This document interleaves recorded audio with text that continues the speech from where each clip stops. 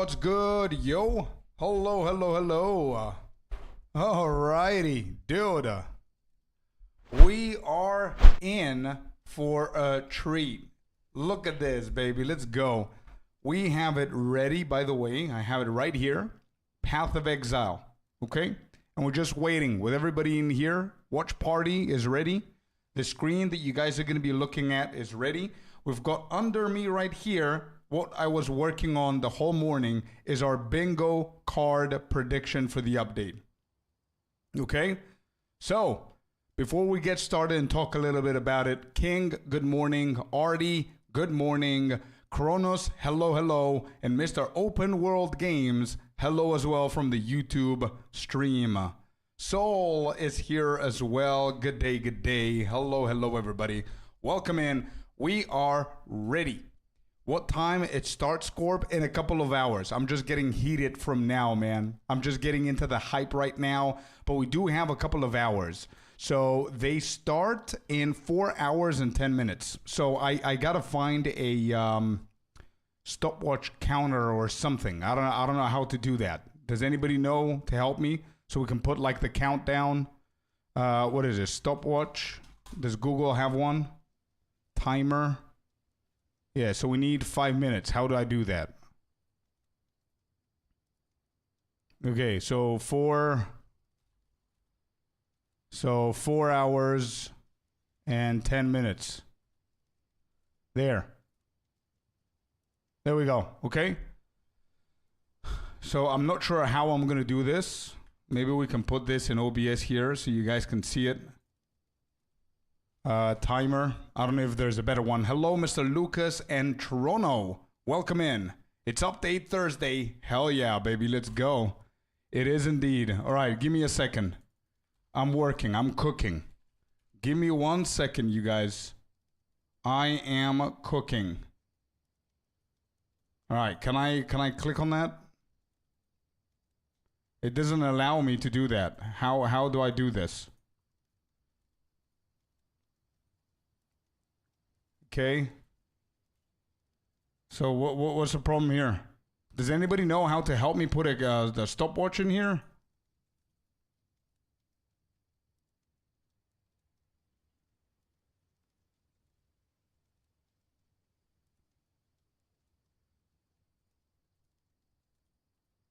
It doesn't allow me to click the warning sign, so I'm not able to put that. Online stopwatch.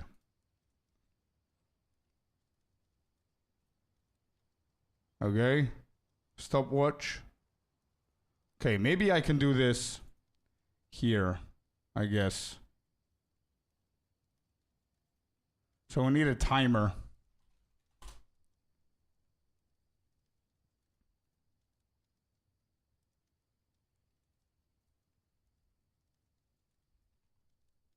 Four hours and 8 minutes.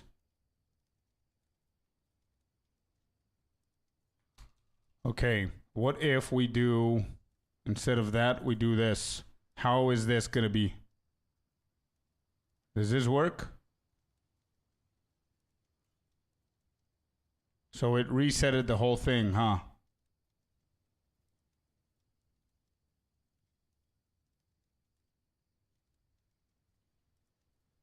Okay, I have a better idea.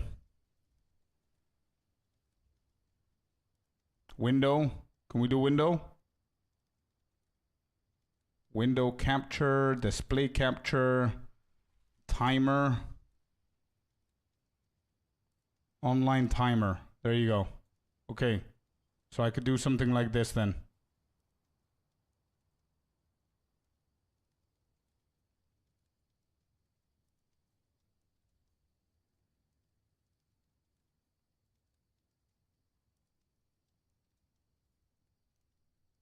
Yeah, it doesn't look good, but there you go. That works. Yeah, there you go. Okay. It doesn't really look very good, but it is what it is, man. Now you know, okay? So we've got 4 hours to go, man. 4 hours to go. We're going to chat. We're going to play. We're going to get ready because it's going to be a hype day, man. Once again, good morning to everybody. King, Artie, Kronos, Open World Games over on YouTube stream. Soul as well. Welcome to the Twitch stream, my man. Toronto, Lucas, and Ria. What's up? What's up? How is it going? I am on my second coffee, by the way. So I'm really, really hyped up. If you guys see under here, there are the bingo stuff, right? So these are all of our predictions that we were doing over the week that you guys were here. If you remember in that big ass list on Word file, I managed that I put everything into a bingo card, and we're gonna be obviously triggering them online, and you guys are gonna see our progress over it as well. So that's gonna be pretty cool. The next thing that I want to do is I want to make sure that we've got the drops enabled as well. And I think the drops are going to start whenever Grinding Gear Games goes live as well. So let me just double check that everything is ready here. Let's see, drops. Let's look for them. Let me show you what I see as well so you guys can look along the way as well. Fun times ahead. Hell yeah, Luca. Let's go, dude. I thought that you were pointing under your desk. No. Right here. Under me right here, if you guys can see, is the predictions of the update, the bingo one. How to link POE account to Twitch to get the reward today. Good question. We're going to figure that out. 1 second. I'm going to open Steam because I think they explained it there. Let me just find Path of Exile. Can I? Path of Exile. There you go. There we go. Yeah. This is my local time. So at 9 o'clock, so exactly in 4 hours and 4 minutes, the drops are going to be enabled. And as you can see, I already have them. So you guys, just by watching the stream, you're going to be able to get the drop. You don't need to go to Grinding Gear Games. And this is what we're getting, by the way. Executioner's Finisher.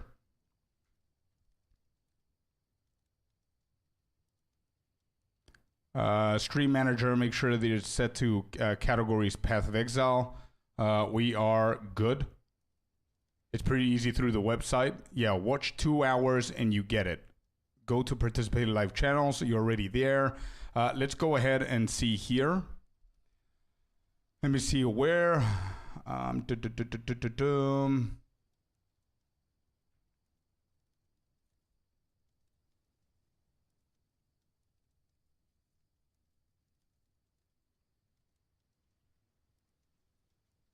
Okay, here you go. Artie, go to the latest post.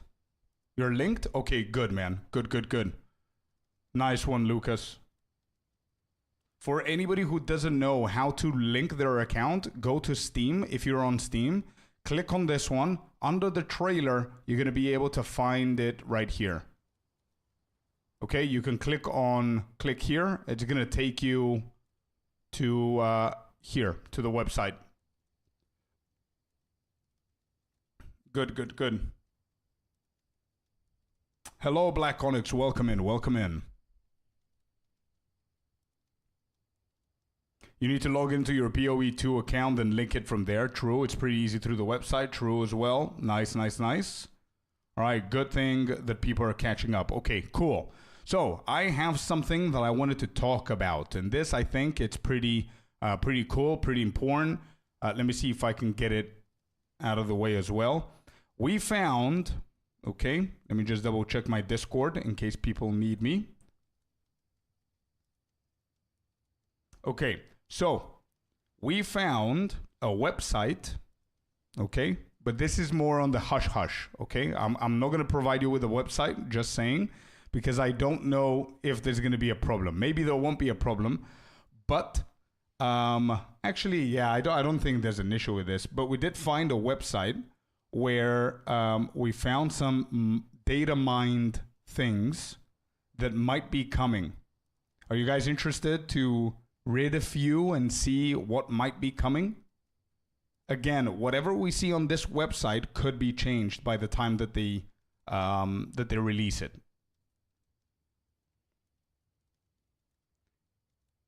The question is, can we get it while watching your stream? 100% open world. The only issue that I'm thinking about is if you're on YouTube, I don't know if it's a YouTube drop. It might be a Twitch drop, but let me prove to you that it's fine. So it says here,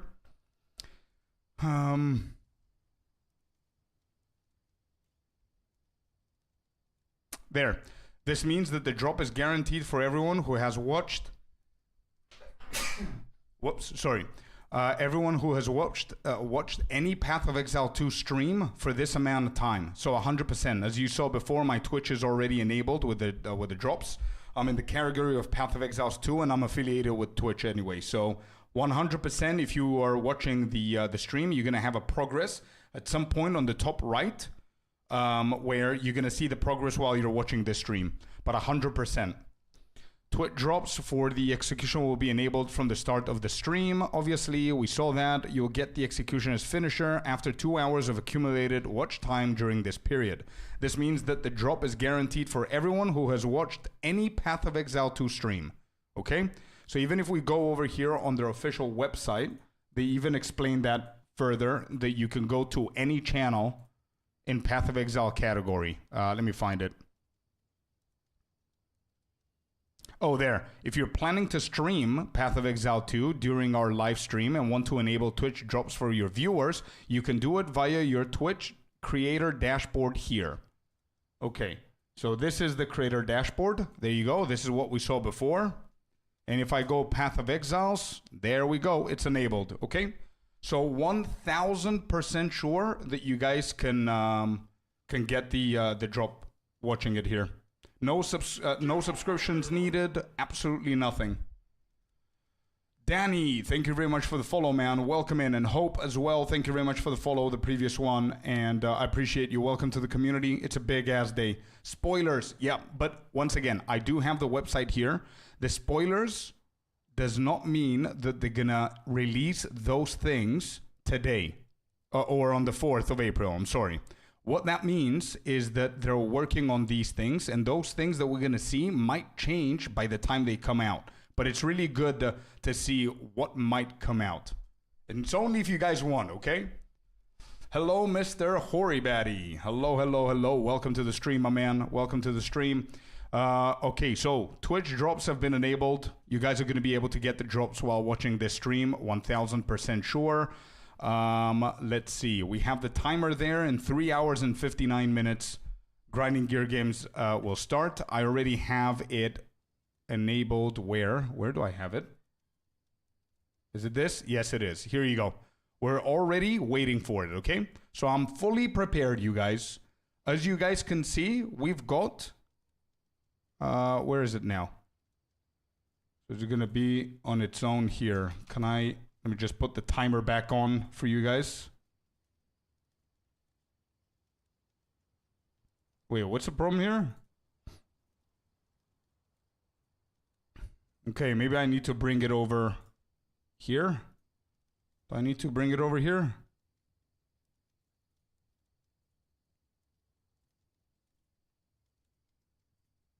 Eh? What just happened there?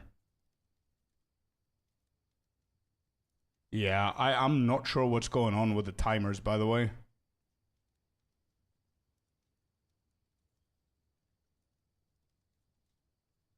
Online timer, there you go. Okay. So if I swap to this... Okay, anyway, the point is that you guys can see that I'm prepared, okay? We're waiting. We still have like 3 hours, 4 hours for it.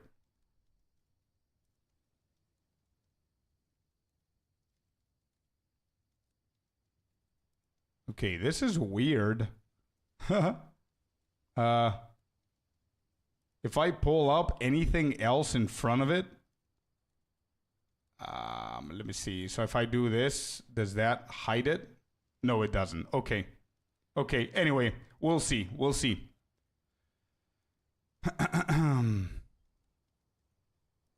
So let's just go back in then and have it here instead. Oh, we have it here. There. Okay, and live stream, and there we go. Excellent. We are ready. Can I get a mirror instead? I know, right? Nice to see the grind is paying off, man. Good to see you. Was looking at playing Path of Exile at some point. Nice, Danny. Yeah, it's a good time for you to get involved into it, man. Today is a very, very special day for Path of Exile 2. We're going to figure out a lot of new things about the new update. And then on the 4th of April, we're getting our new season, our new league. So it's a very, very good time for you to get in. Did you see the sub 8 minutes world record for full Sakemas? Yeah, glitched one. Oh, by the way, I need to tell Glitched. I tried answering to him on my Twitch because he sent me a message with his link. I saw the whole video and I tried replying, but Twitch didn't allow me because I had to verify a phone, and then the phone was connected to a different Twitch account that I have, so it didn't allow me. So I need to get a hold of him somehow. 3 p.m. EST, sweet, hype, hype, hype. Loved your Gemling stat stacker. Got me to 80 plus to enjoy the game for once. Hell yeah, MJ, let's go, man. Thank you so much, dude. A Diamond Stud, thank you so much for using your Prime over here, man. I really appreciate you for the sub. Thank you, thank you, thank you. A sub goal is moving a little bit today. Thank you so much for that, dude. I appreciate you, Diamond. Everybody on YouTube, by the way, you guys can chill on the YouTube stream. Okay, you guys can chill on the YouTube stream for now. We've got 3 hours and 57 minutes. However, I recommend whenever that timer is about to go 0 and Grinding Gear Game starts, I would recommend you guys to come over to Twitch, because here is where the drops are going to be. Like, this has nothing to do with me taking you from YouTube to Twitch. It's not about that. It's about you making sure that you get yourself the drops. Okay? If you want the drop. Love your content, dude. A Diamond, seriously, thank you, dude. Really appreciate your feedback and the kind words. And of course, thank you so much for the Prime. Also, Imagic007, thank you very much for the follow as well. Thank you. I appreciate you. What exactly are drops? I'm going to treat that as a serious question. But drops are enabled whenever there's something big happening in games. And if you're watching enough of the stream, you're going to get something for free in the game. Yeah, it will be. The drops are going to be these ones right here. This is what we're getting today. This one. There. Just getting in. What drops? In 3 hours and 57 minutes. Actually, not seconds. That's hours and minutes. Grinding Gear Games is going to announce what's going to happen in the next expansion, the next update, I'm sorry, and we're going to watch it together. And you guys need to watch our stream here for 2 hours on Twitch, and you're going to be able to unlock for free the Executioner's Guillotine Unique Finisher Effect, which looks something like this. Let's watch it together so you guys see what we're getting today. This is what we're getting today. You see that massive shit dropping on them? Yes, dude.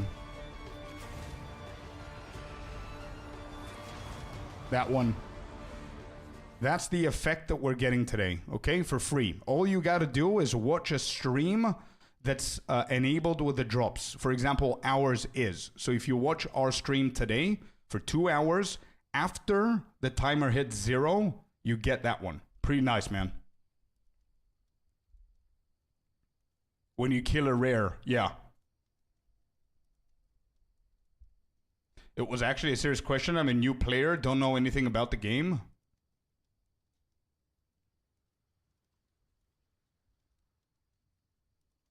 But yeah, fatality, exactly, Saul. Exactly, my man. I've never seen any gameplay of POE. Yeah, dude, it's a fascinating game. It's a really cool game, dude. So update on my Ranger, go to endgame, so looking to swap to your crit build, but I'm struggling to think where to start as it's a bug change of all items and skill tree. Wait, let me just read that again. But I'm struggling to think where to start as it's a bug. Oh, it's a big change of all the items and skill trees. Yeah, you don't need to go transition from your build to the full build, man. You could just do everything slowly. It's fine. Also, what's happening with the timer?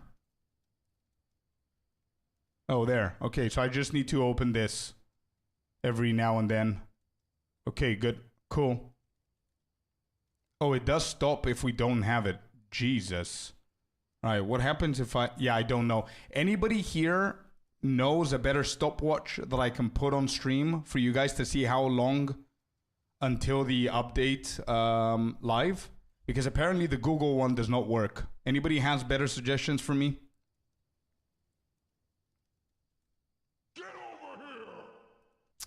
Paulin, thank you so much, man. Thank you for the follow. Welcome to the community, bud. I appreciate you. Thank you.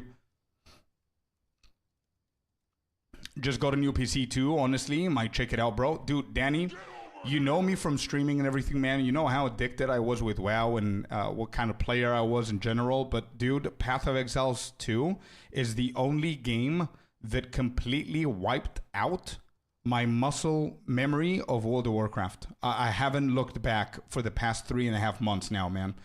Ispalin, I'm really sorry if I'm butchering your names right now, you guys, but thank you very much for the follow. Welcome to the community. Welcome to the hype.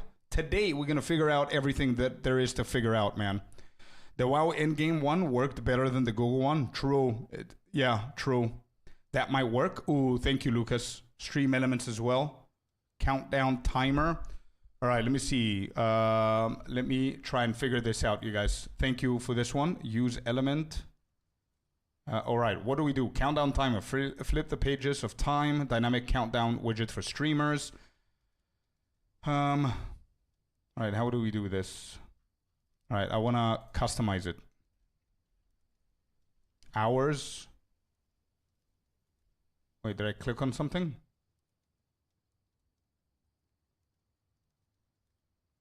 No.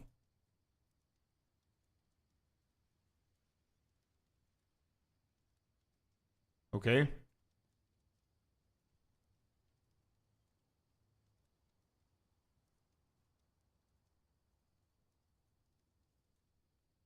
Okay, hours.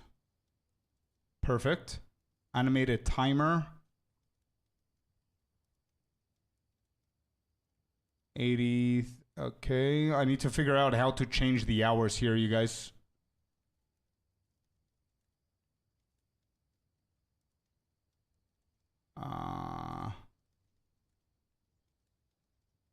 Animated timer. Okay, maybe this is it. 2025. And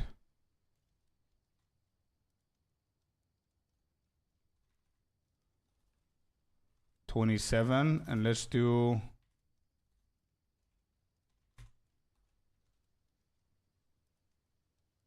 hey, let's go. Okay, we figured it out. We figured it out. Preview. Save.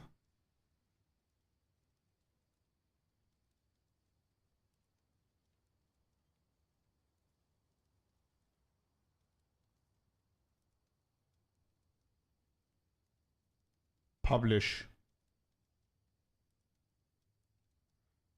Copy URL. Okay, I think I figured it out. 1 second, guys. I want to put a nice little timer for you guys. 1 sec, 1 sec. Please, it's just going to be done once and we're done. Let's call this timer. Lucas, if this works, you're a genius, dude. Let me see. Where is it? Where is it? Oh, okay. I can see something. Hey, let's go, dude. You're insane. You are insane, my friend. Hell yes, Lucas. Is this correct, though? 47? It is correct. Perfect.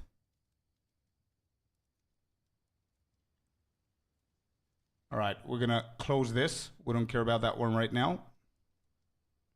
Yes, it's perfect. Okay, I'm going to fix it in a second. I'm going to put it into a nice little positioning there. But let me just see if I can create a browser, fill in the form. Okay. Can I change?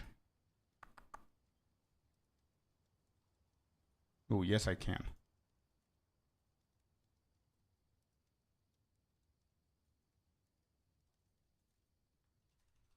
This is just a tribute.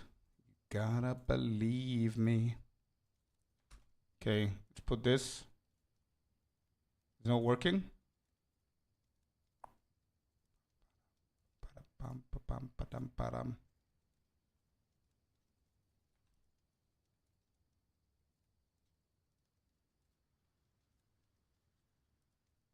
We gotta make it Scorpius theme though, boys. Okay. I don't know if that's going to work, but whatever.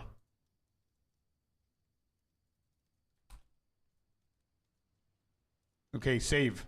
Did that update?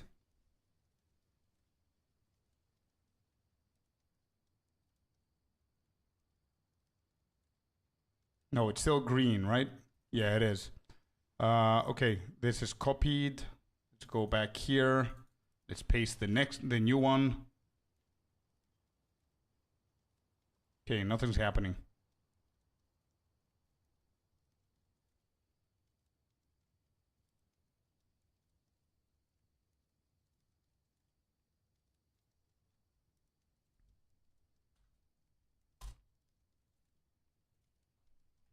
Timer.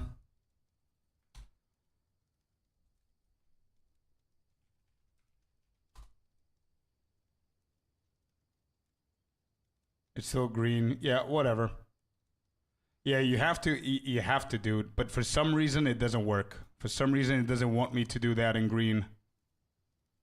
Like I don't know if you guys can see this, but you see this is the timer that I created. This is the timer it's giving me. So I don't know how. I don't know what's the problem.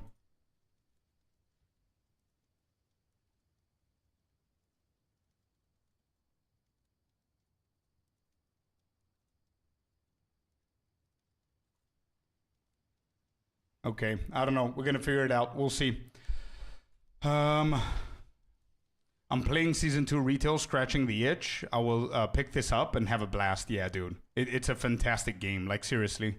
It's such a good game. Such a good game. Okay, what we could do is we could do the following. We can delete this. Okay. I'm gonna keep that on the screen just for now. Actually, no, I won't. Let's delete this one. Let me just click again on this. Let's customize this. There you go. So let's put this in the middle.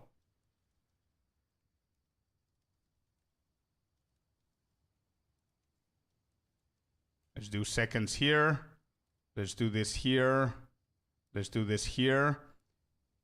I think it's okay. Yeah.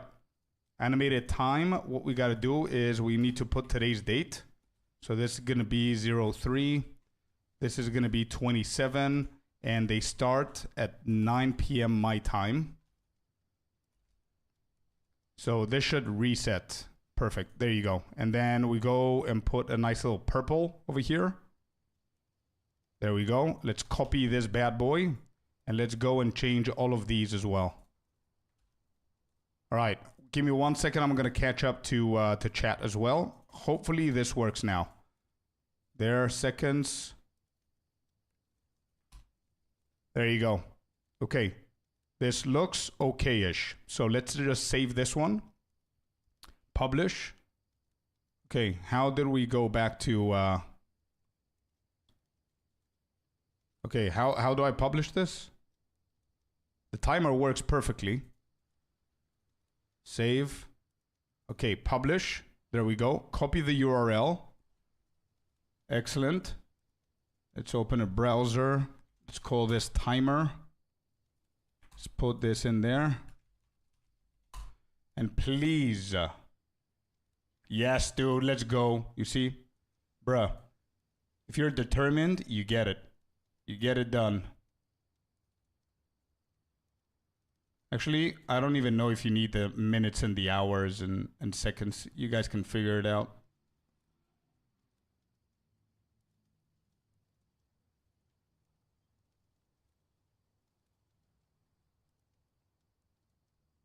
Yeah, we're going to have it here.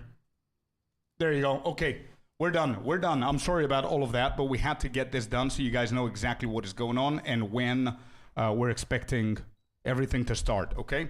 So for anybody who doesn't know, in 3 hours and 41 minutes, Grinding Gear Games is going to go live. We are here to watch party together the new big announcement of the next league, of the next update, of the next season, whatever you want to call it. It's coming tonight. Apart from that, in 3 hours and 41 minutes as well, the new Path of Exile 2 drops are going to come out as well. And you guys, all you need to do is you need to be here on this channel on twitch.tv/Scorpius_ENT and just watch the stream for 2 hours. So it's pretty cool.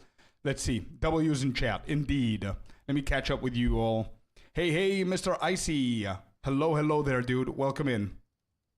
Yeah, Luca, thank you very much for the timer. On behalf of the whole chat, thank you, dude. Once again, iMagic, Danny, Paulin, and Espalin, thank you very much for the follow, guys. Welcome to the community. And Diamond Stud, thank you so much for the Twitch Prime, my man. Hi, I'm following you on YouTube on my smart TV. Is it okay? Or should I watch on Twitch or my Xbox Series X because I am playing the game on that console? Okay, Emmanuel, and for anybody who's watching the stream on YouTube, you guys can chill on YouTube for now. Don't worry about it. We still have 3.5 hours to go. However, in 3 hours or 3.5 hours, whenever it's like 5 or 10 minutes left, come over to Twitch and watch the stream because it's a Twitch drop. Right? So you want to be on Twitch, make sure that you're linked so you can be able to get the drop by watching the stream. There are all of my social channels is at the bottom right side of the screen. So if you're over on YouTube, you should be able to come easily over to Twitch.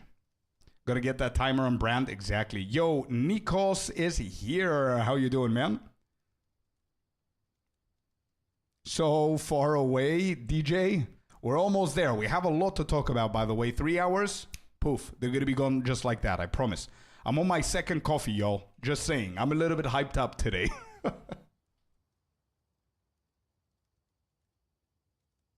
So, let's talk about the elephant in the room, okay? The elephant in the room is this right here. This is our official predictions of what might come. Some are far-fetched, some are small enough that they might happen, and some of them are mandatory for them to happen, okay? And all morning, underneath my screen right here, you guys are going to be able to see the bingo book while we're watching the live, and I'm going to be tagging them. Look, if I click on that, boom, you're going to see it under here as well. You see? Under right here, you see that tagged as well. So let's see what they're going to announce. Whenever they announce them, I'm just going to be doing this live and we'll see how many we actually got. Okay? So I'm very excited for this bingo predictions and stuff. Anybody who wants, I don't drink alcohol, but Hori said it yesterday. Anybody who wants to do a drinking game on their own and have some fun, but please, with moderation, whenever we hit one, you guys can just drink something. Okay?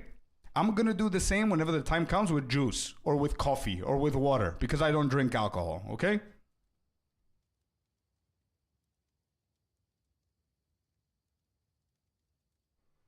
So let's talk about what we have in our bingo book here. Okay? So number one is my favorite one of all. I honestly want this to happen. I don't care about anything else apart from that one. Okay? Everything else, obviously, I'm excited for them, DJ. Don't get me wrong. I'm excited for the auction house and all that stuff. But crafting is a must in this game, okay? So we have the crafting first. And we're really excited to see if they're actually going to do something with crafting. So anything they improve in crafting, we hit that bullseye, okay? We have the crafting. I want to explain every single thing in here just in case anybody doesn't know what things might mean, okay? So when we say crafting, we mean any kind of update that might come that improves the quality of life or the quality of crafting in the game in general. So that's number one. Fingers crossed for in-game auction house. Been a pain lately getting gear with the season ending and a lot of people taking breaks. I agree, yeah. And played some POE1 and the crafting is amazing. Thank you, dude. Exactly, my man. Exactly, DJ. POE1 is goated when it comes down to crafting.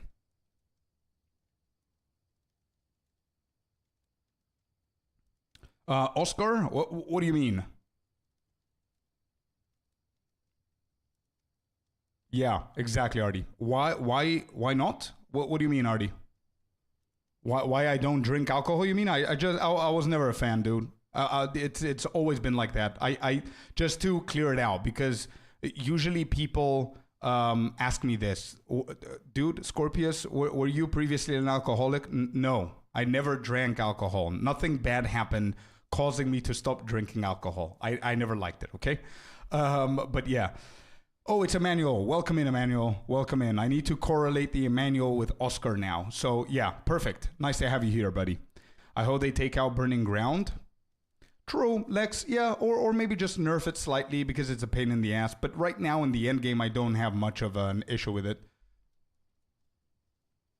The lack of inventory space on your character, I hope they increase the stacking amount of the currency you pick up instead of capping at 20.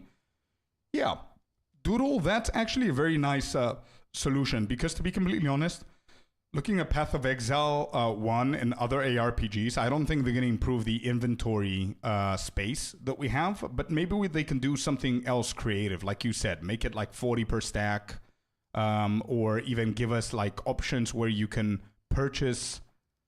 I don't know if this is a good idea for me to say this out loud, but maybe the least that they can do is actually no. I'm not going to say it out loud. Nope. I don't want more microtransactions. Never mind. Scratch that. I think you all got the point of what I was about to say, but no. I'm not going to say it. See you later. See you, Oscar. See you, man. Thank you very much for being here. Don't forget to follow the stream, by the way. Don't forget to follow the stream if anybody hasn't followed it so you can be able to find it quicker. Afi, by the way, thank you so much for the follow, man. Welcome to the community. Thank you, dude. I'll be on the tea for the bingo. Nice. Not a drinker either. Same as you. Never really bothered with drinking. Exactly the same thing, Lucas. Same here, man. Never drank any alcohol. What I know over the years. Yeah. I'm not lying. Burning Ground, not an issue. For mana only spark. For others, annoying. True. Well, to be honest, even for the Invoker Monk is not an issue. But again, it's very high end game. But you're right. I think 98% of people are going to have issues with Burning Grounds. When do drops drop? The drops will drop when the drops are enabled installing, which is going to be in the timer that you see at the very bottom of the screen right now. 3 hours, 34 minutes, man. It's going to start, and then you need to watch our stream for 2 hours consecutive so you can be able to unlock it. Risey says, what do you think about making something like an old D2 when you play solo command like players X something? Yeah, I like that idea. Yep. I like that idea. I think somebody else said it yesterday, and I said the same thing. I think it's going to increase the difficulty, which is good. A lot of people, myself included, would want an increase of difficulty, and that's going to help with that 100%, Risey. But think about this. I would rather prefer them to bring new content, like fresh content and other stuff to keep us busy instead of that for now. But if they just give us that option as well as new content, even better. Ideal. Perfect. I want to mix a Path of Exile 1 crafting and currency slamming that's actually efficient. Same here, Lex. I want crafting to be as, I don't know, as active as possible. I prefer the herb instead of alcohol. I don't do neither of those things, but I understand why, I guess. We'll see. Let's go. Yes, installing. Let's go. Okay, so we covered the first one. Second one is Lex. Thank you very much for the follow. Welcome. So people are coming from the YouTube streams all the way to the Twitch streams. Good, smart, because it's a Twitch drop. Don't forget. So if you're watching the stream on YouTube, whenever the drops start, you're not going to be able to get the drops if you're not watching on Twitch. Just letting you know. Bear that in mind. But you don't need to rush, by the way. We still have 3.5 hours. Don't worry. Anyway, these are mixed up, by the way. These are not priorities. It's just lucky the crafting got number 1. Anyway, number 2, we have endgame map search box. This isn't a big deal, as I said.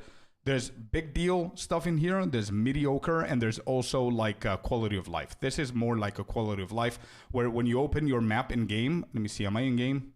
I'm not. I'm going to get in the game. But for anybody who doesn't know what I mean is whenever you open your big ass end game map and you start pathing towards something, you know what would actually help? And a lot of people haven't thought of that. Look at this. So imagine now you are somewhere over here. Okay. And you want to search for all of the biomes that have breaches, for example. or even better, like something like quality of life. Like I want to see all of the maps that I already slapped quality of life with. It would be nice to have somewhere here a search box somehow where it's gonna glow or they're gonna become red or something like that, so you can see where you haven't been, that you have high quality or at least some quality. You know what I mean? That's what that change is. I don't know if that's gonna make sense or not, but we'll see. Cheers to the non-alcoholics. Hey, let's go, open world. Let's go.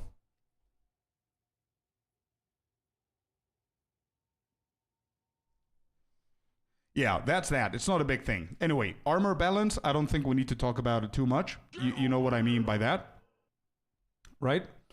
Edson31, thank you for the follow. Welcome to the stream. Hello, hello, hello. Welcome to the community, man. Yeah, so armor balance, we want to see something that's going to buff up the armor a little bit. Because it's one of the worst, actually it is the worst defensives. So, I don't know, a lot of people, I don't know, what do you guys think? A lot of people say that there's no chance they're going to do that. They don't want to balance the armor. And Stalling is here as well. Welcome in, dude. Thank you very much for the follow. I appreciate you. Welcome. Open World Games here. Edson. Nice. I need to try and remember the names. I hate that endgame map. Every time I check what juiced up locations I have to spend 5 minutes going around the whole thing. Exactly. That's exactly why I wanted this, like a potential solution to that problem, King. Do you have any other ideas on how we could do that? Like, wouldn't it be nice to just be able to search for something, like search for quality of items, let's say, and then have them glow, or search for savannas specifically, and it's going to show you, like, glow up all of the savannas around. Like, I'm sure that they can create something to make it a little bit more easy to find stuff.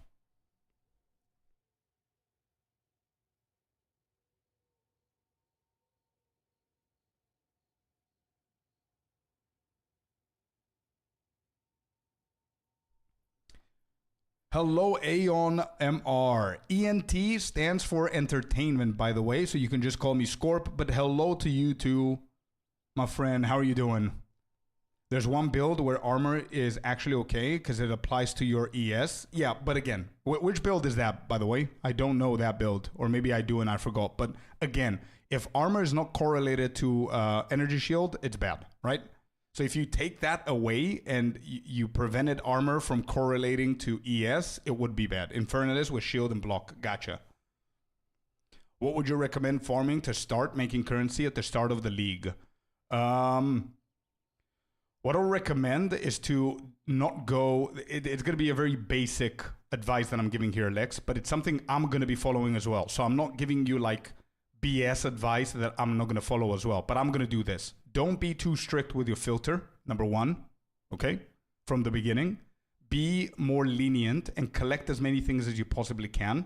What I would advise you to do is this. I actually sat this morning and I purged my whole stash and I just got it ready for whatever, just so I can show people. But this is what I have. I have two different quad stashes, premium stashes. One of them is specific to One Divine for now. But in the League Starter, Lex, what I'm going to do is I'm going to have this at the very top.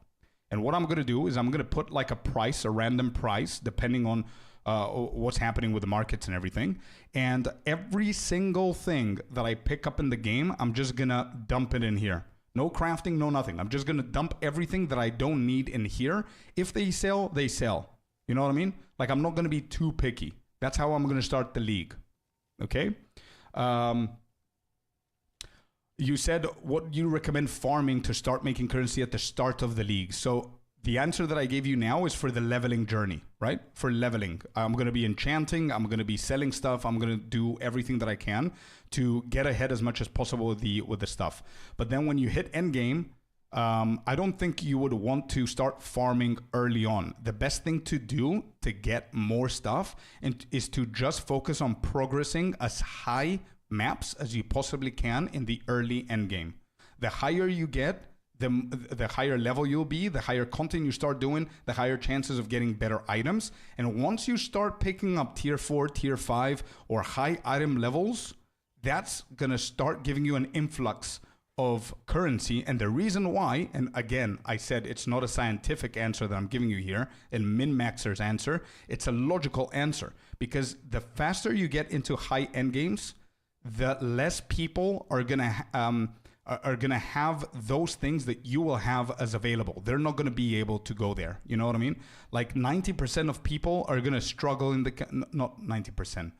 90% of people probably are gonna be behind you when it comes down to the progress if you speed run through leveling and endgame and going as high as you possibly can. So chances are, whatever high item level item you get, chances are you're gonna be able to sell it.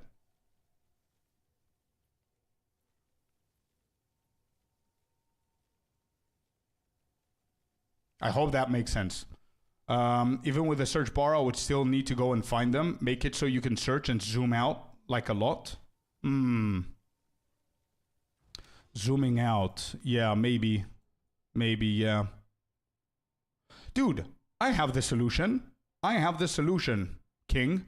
Search box. Let's combine both of our ideas. So zooming out would be nice. But imagine this. Search box, right? Let's say that this was a search box, okay? And at the very top, instead of quest, it says search. You click on it and you type Savannah. What it should do is under here, it should list every single Savannah map that you have. And when you click on it, it immediately takes you there. Like imagine you're here, you click on Savannah number 1, it takes you. It's this one, for example. You click on the second one, boom, it goes here. Then it clicks on the third one, zoop, it goes all the way here. And the same you could do for quality of items and stuff like that. How amazing would that be? All right, grinding gear games, you need to watch this stream, man. We have so many good ideas. Like, I'm not even kidding. I think this is a really, really good idea. How do we get to connect with them? This is my second great idea, I think. This one and the one with the biomes as well. At the GGG, that actually sounds good. Yeah, I'm surprised as well. But we did it, dude. That's a very good idea. How do we pitch this idea now? Okay, I'm going to take notes, dude. I'm going to take notes. And we're going to pitch this, okay? So here we go. So, quality of life update for endgame world map. Okay? People have issues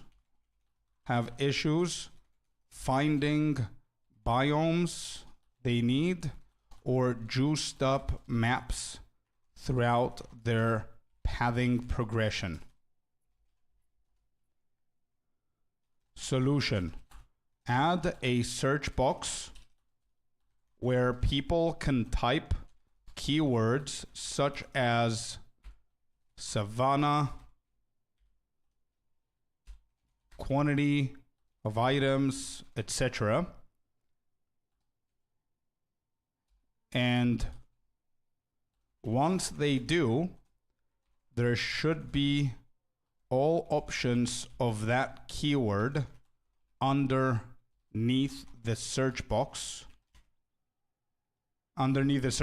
When people, for example, if there are 32 savannas open, then the results will appear as 32 savannas under the search box. When players click on one of the savannas listed below, the camera or whatever, the camera will take them there. I think that's it, right? I think this is a very brief, stupid way of saying it. The cameraman. Yeah, the camera will take them there. Yeah, so this works for all of them. Cool. Then we have the other one. I think I have a better solution for this. Let's just go over here. One sec.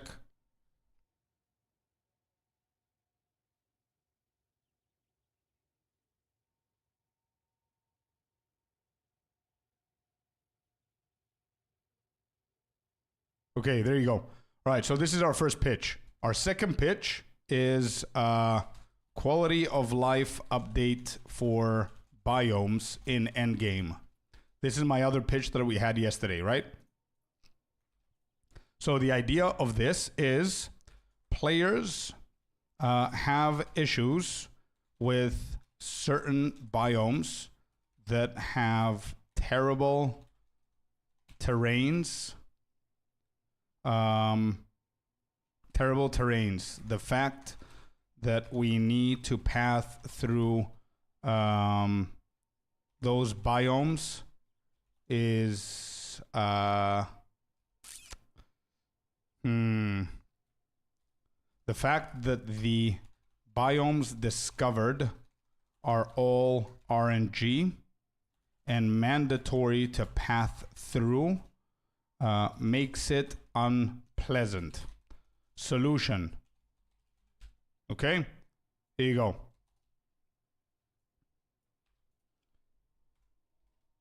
Issue. Let's put it here.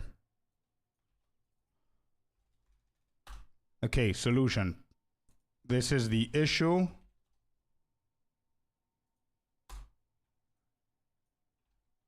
Whoops. There.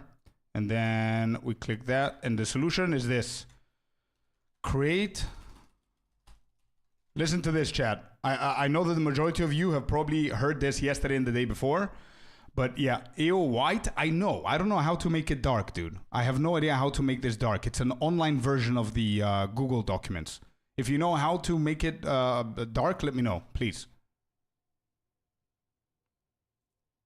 Okay, so here's the solution for the biomes. Create an item or items that have all the biomes on their name. Similar, let's put in brackets, similar to the cards in POE1. What are those cards called? Does anybody know what those cards are called? Is it divination cards? Or is a specific card called divination? What are those cards in Path of Exile called? Divination card? Okay, so POE1 divination card.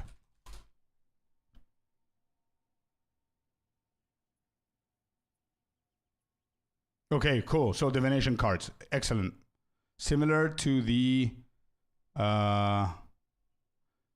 actually, not similar. A good example would be the divination cards in POE1. Imagine a card called...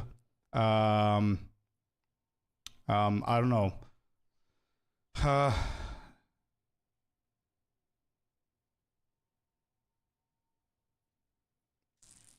What would it be called? Yeah, whatever. Called Card of the Forests.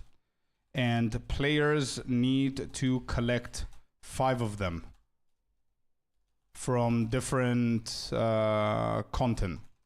When they do, they can merge them to create the forest card, which is one of the biomes in the endgame maps. If a player encounters a mandatory Val Foundry or Val Factory, parentheses, which are the worst, they can slap the forest card they got and change the layout of their path. How beautiful. Dude, I'm typing this and I'm getting excited, bro. This is so good. Dude, this is such a good idea.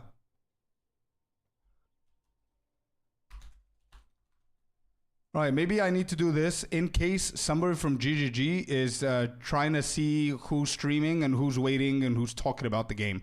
So, hello, GGG. If you're here, listen. I've got ideas, man. I've got a lot of ideas, dude. Amazing shit, okay? But yeah, I think this is a very, very good way of fixing this problem. I'm not saying that the card idea is the best, but the point behind the card idea. If they want to do it with like tokens or with any other currency or items, I don't care. It doesn't matter. Like, I'm not stuck on the cards thing. But these two are very good ideas. Anyway, let's continue.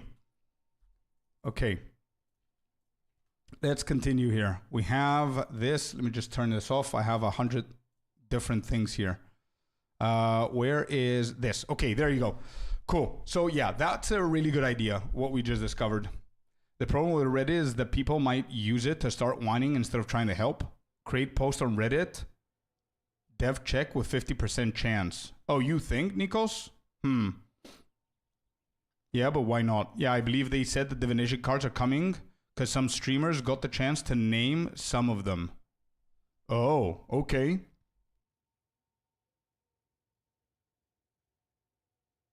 Okay, listen what I'm going to do, guys. I think if I create an email and send it to Grinding Gear Games, I cannot prove, if one day they do my ideas or they create my ideas, I cannot prove that it's my ideas just off of an email. You know what I mean? So I think what I'm going to do is I'm going to wait for tonight. Let's see what they're going to talk about. If they don't change any of those two things, I'm going to create a video separate of my ideas as if I'm speaking with Grinding Gear Games. And I'm going to post it on YouTube. You guys do your thing. Let's try and get it viral and blow up on Twitch or on whatever. And we'll see. We'll take it from there. I think that's the best way to do it. You need to be a popular streamer for them to even look at you, I guess. I don't know. Add to that email that Aeon needs the Temporal Lord's portal. Yeah, Aeon needs the Temporal Lord's portal, and Artie needs a mirror. I remember that. I remember. Anybody else needs anything from GGG, by the way?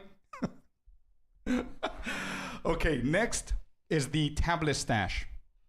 Once again, this is just a small quality of life, but a lot of people are asked for it. So I don't know if I'm expecting anything, but we'll see. Okay, so tablet stash. You need all the omens, new league, right? So I need a new house. Wait, a hideout? I can arrange that with Grinding Gear Games if you want a new hideout. But Hori, maybe we'll need to discuss it separately because you need to give me some tricks on what to do. Yes, Asmongold, Gazi, DN, and others got puzzle boxes, and if they solve it, they get opportunity, name divine card, and create some item. Ooh, that's nice. Yeah, that's cool. Imagine if we've gotten that puzzle box and we did it together on stream. That would be awesome. Maybe one day, man. We'll see. Let's not jump too ahead of us here. I love the shrine hideout. It satisfies my need for symmetry. Yeah. Okay, let's go. Next, tablet stash. We talked about it. New content. Here, I didn't want to put too many words here, but new content, I mean anything that isn't what we currently have right now, right? So that could be something like Blight, or what are the others? Bestiaries, or anything new content. Uber bosses count as new content, like more bosses and stuff. And I'm not talking about putting a boss in the current maps. That's not new content, okay? That's just one extra minion. That's it, okay? So new content, obviously. We're expecting to see that. Then fix expeditions. When I say fix expeditions, I mean maybe what they could do is make them faster instead of that explosion, slow-ass thing that happens with no rewards and everything. I don't think that they're visually pleasing. I don't think that they're satisfying to do. I don't think that they're exciting. I don't know. It's just me, I think. I don't know. I don't know.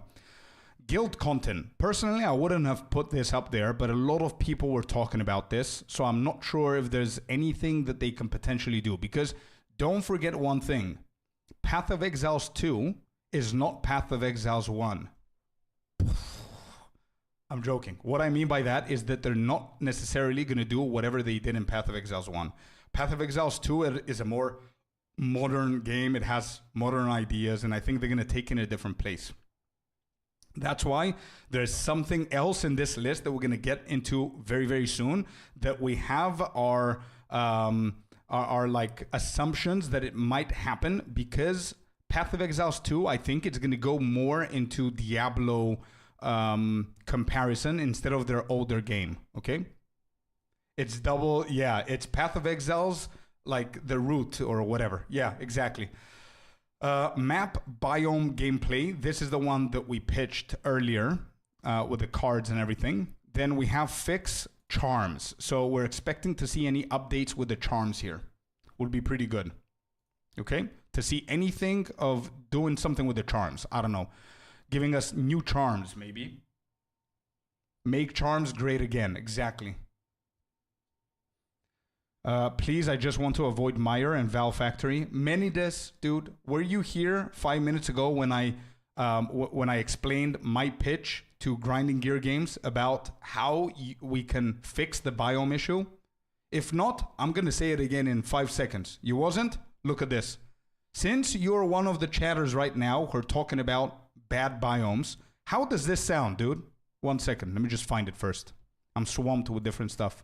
So, the issue is, here you go.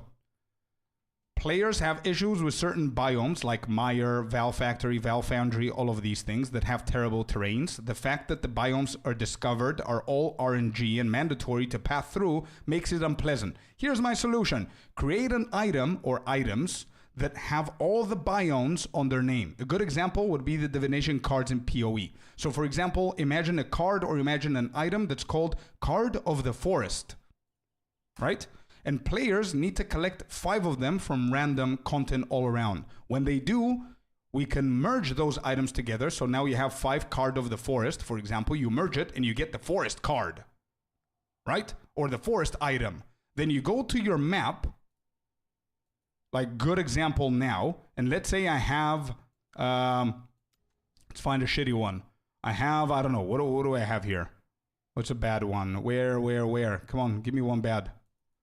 What is happening? Where are all the bad ones? So, yeah, crypt. Let's say we've got the crypt, but we want to do this, and it's a shitty one, and I don't want to skip the juice that I did.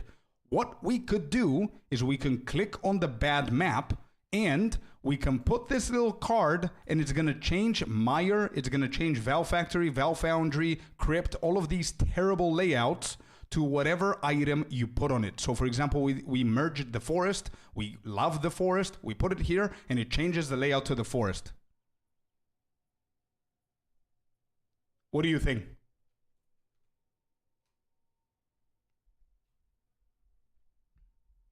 Exactly. There's 4 slots. Totally support this. Insert the map plus the biome you want. Exactly, dude. Yeah, we can skip that part. I'm not... Dude, listen. Already over your 5 seconds. True unheard. Good day, man. Welcome in, dude. Welcome in. We can skip whatever part. It's fine. Love that with the biome idea. Yeah, I think it's a great idea. GGG, if you're here, just... Yeah, go back on the VOD and listen to what I had to say because I said it twice. I'm not going to say it again. But yeah, I think this is a really good idea, man. All I can do as a player is give them my best ideas, our best ideas combined together, just 5 heading and cooking. And then they are paid to create, to be the creative department. Okay? It's fine. They can figure it out. But this is the idea that we want. I love the fact that you can manually change the biomes without relying on RNG. I love that. But you're right. 5 is a little bit too much because of the inventory.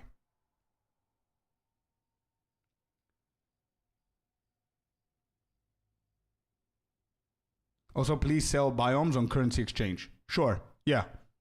That could be a thing as well, man. For sure. Yeah.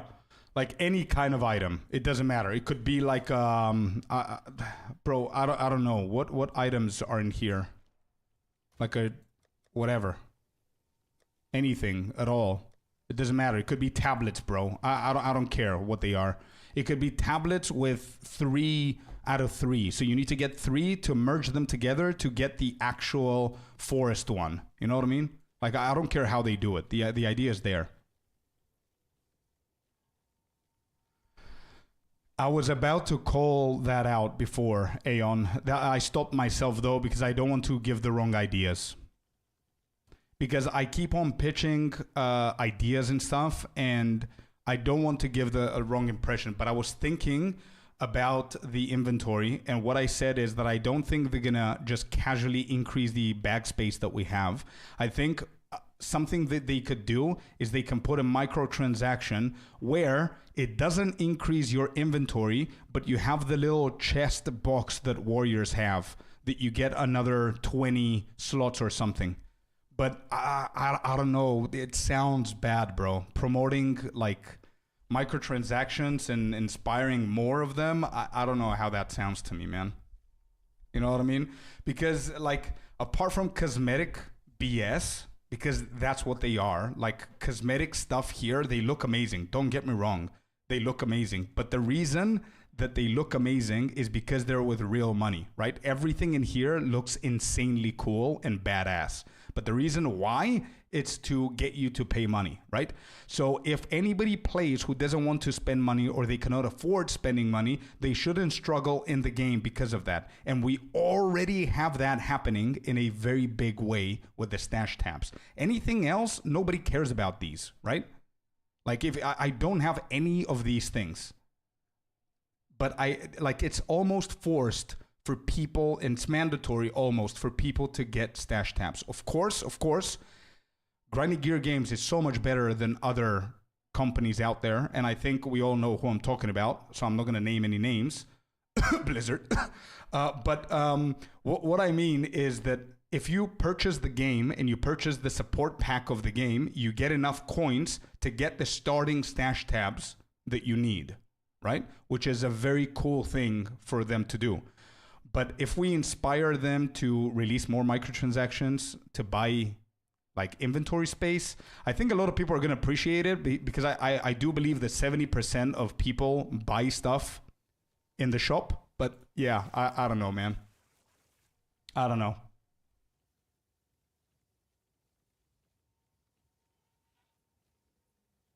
Just have a stash tab for it? Exactly, Lucas.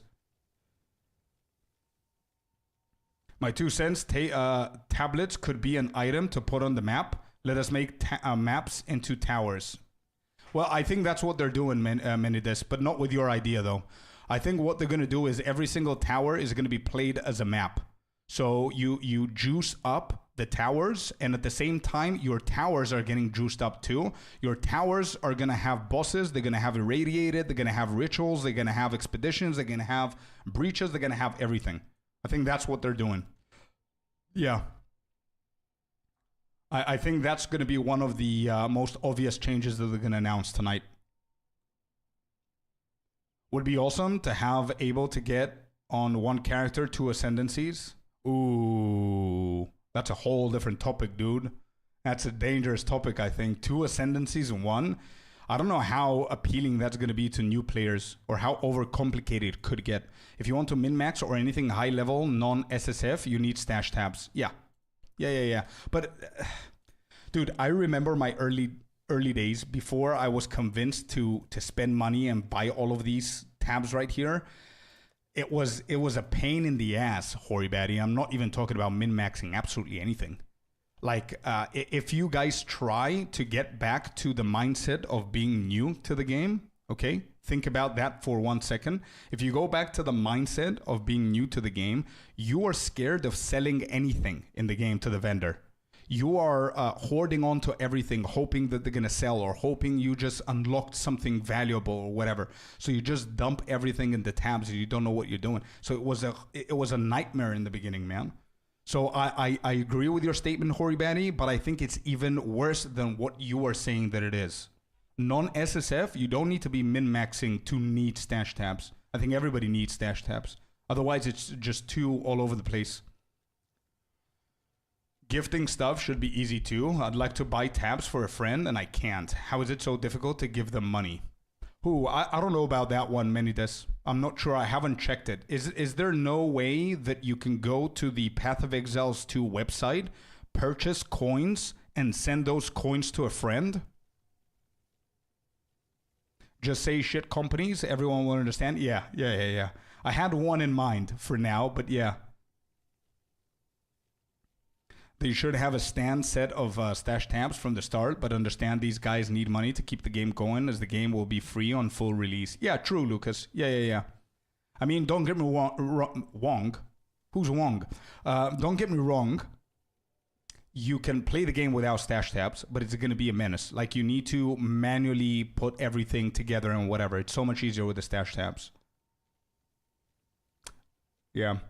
Like, it's not, I think what Horibaddy was trying to say with the words min-max and SSF is that it's not pay to win to buy stash tabs, but it definitely is the biggest quality of life that money can afford in this game. It's insanely big. That's what I mean. Anything else in their shop isn't, apart from what I discovered the other day. This thing here is pretty cool. Like, it's not like anything close to stash tabs. But where is it? Where's my wish list? This thing. Telling you how long it takes you to run the maps and everything is pretty cool. I really like that one. Breaches at those tiny tower rooms. I know. I don't know how they're gonna fix that issue. But yeah, I can see an issue already. There is no way to gift. Yeah, that's not. Yeah, true. You're right, man. You're right, Menides. Maybe they should enable where people can buy tokens, not tokens, sorry, but coins for their friends. That's going to enable more sales for them as well. Hey, Richard. Hey, dude, welcome. Welcome.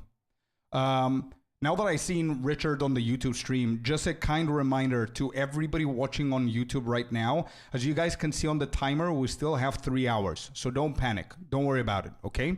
However, just before the timer hits 0, I would suggest you guys to hop over on Twitch and come and join our stream on Twitch, because the drops are going to be Twitch exclusive only, okay? So if you're watching the stream over on YouTube, you're not going to have any progress towards the drops. If you watch my stream on Twitch in 3 hours when they start, and now we're below 3 hours, let's go, you're going to be able to get yourself a free drop. So just a reminder.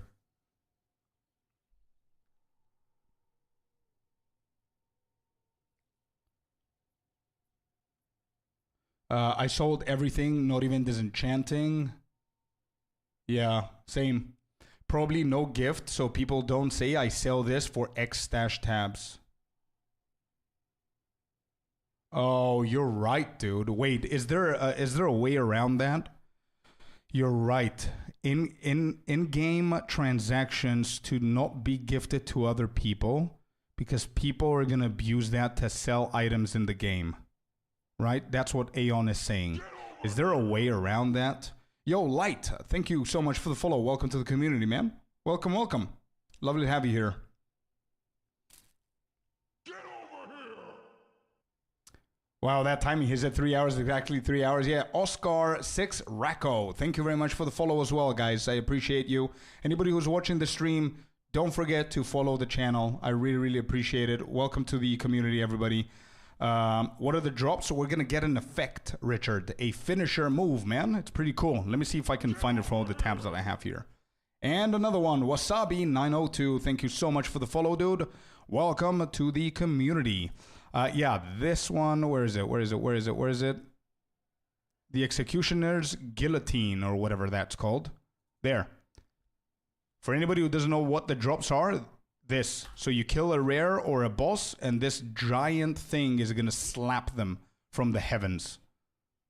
That's the effect that we're getting. Boom. That thing. I think they preview. Yeah, there you go. This one's better. Yeah, so that's what we're getting.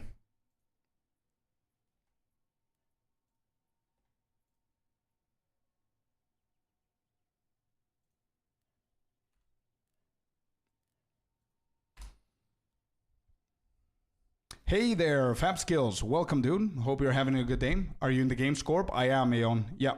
You can give points to others, but you have to do it through support of GGG. Oh. Wait, really? How do you know that, Lucas?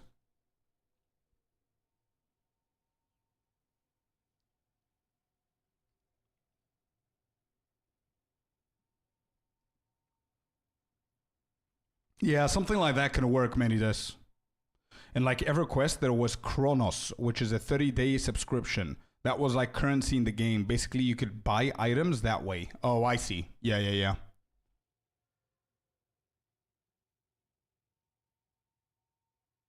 Fab Skills, there's a way around that, bro. So for anybody who's here and they're worried they're going to miss everything, after the stream tonight, I'm going to put everything together in a nice quick video, and I'm going to release it on YouTube. You guys can see and catch up with that one probably tomorrow. I'll try and do it tomorrow. But Fab Skills, if you have a meeting on that hour exactly, you can keep watching our stream. Put the volume at the minimum that you can without muting it, though, so you can count for the drops, so you can get yourself the drops. After I get massive advantage 1-2 weeks in, I'll share my build. I cooked up with you. Okay. Yeah, okay, Hori. Cool. Yeah. I think my meeting is over by 3 p.m. EST. Didn't know the reveal was today. Yeah, Wasabi. It is. It's in like less than 3 hours now. They're going to start. But again, for anybody who's not going to be able to watch it, once again, I'm gonna have you guys covered. Don't worry about it. If you're not subscribed on my YouTube, make sure that you do, because that's where everything goes up. All of the leveling guides. Expect a lot of leveling guides in the new league. A lot of endgame guides that are going to help you as well. I'm linking the YouTube channel right now. And once we get all the information, that's what I'm going to work on tomorrow morning. And I'm going to release a full video tomorrow on my YouTube channel of everything that they talked about and everything that's coming to the new league. So you're going to be able to catch up very quickly. But so you don't miss the Twitch drops, make sure that you keep watching our stream tonight with the volume at 1% or something, just so you can get the drops. But don't worry about it. It's not 1 day drops, by the way. I think it goes on for how long? For a couple of days? I think for a week.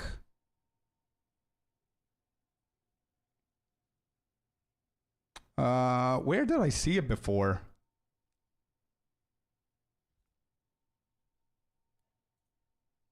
Where is it? 27th.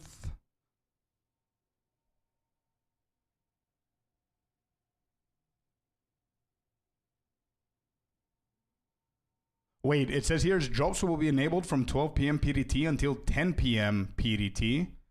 Or March 27th, 2025, 7 p.m. UTC until March 28th. Oh, shit, dude. So it is like a day. So it is like a couple of hours. It's not a week. Never mind. My bad. So you guys need to be on the stream tonight for 2 hours at least. You need to complete 2 hours watching our stream so you can get the drop, okay? And for that to happen, you need to be on our stream and make sure that the sound is on. Do not mute it, otherwise it might not give you progress for it, okay? Richard, welcome to Twitch, man. Thank you for the follow, man. Thought I followed you here, now you do. Thank you. My level 78 Witch Hunter with shit gears destroying same map as my Spark. Oh, wow. Let's see what they're going to do with the Witch Hunter, Hori. Maybe it's going to completely change the whole thing. Guiltiness, thank you.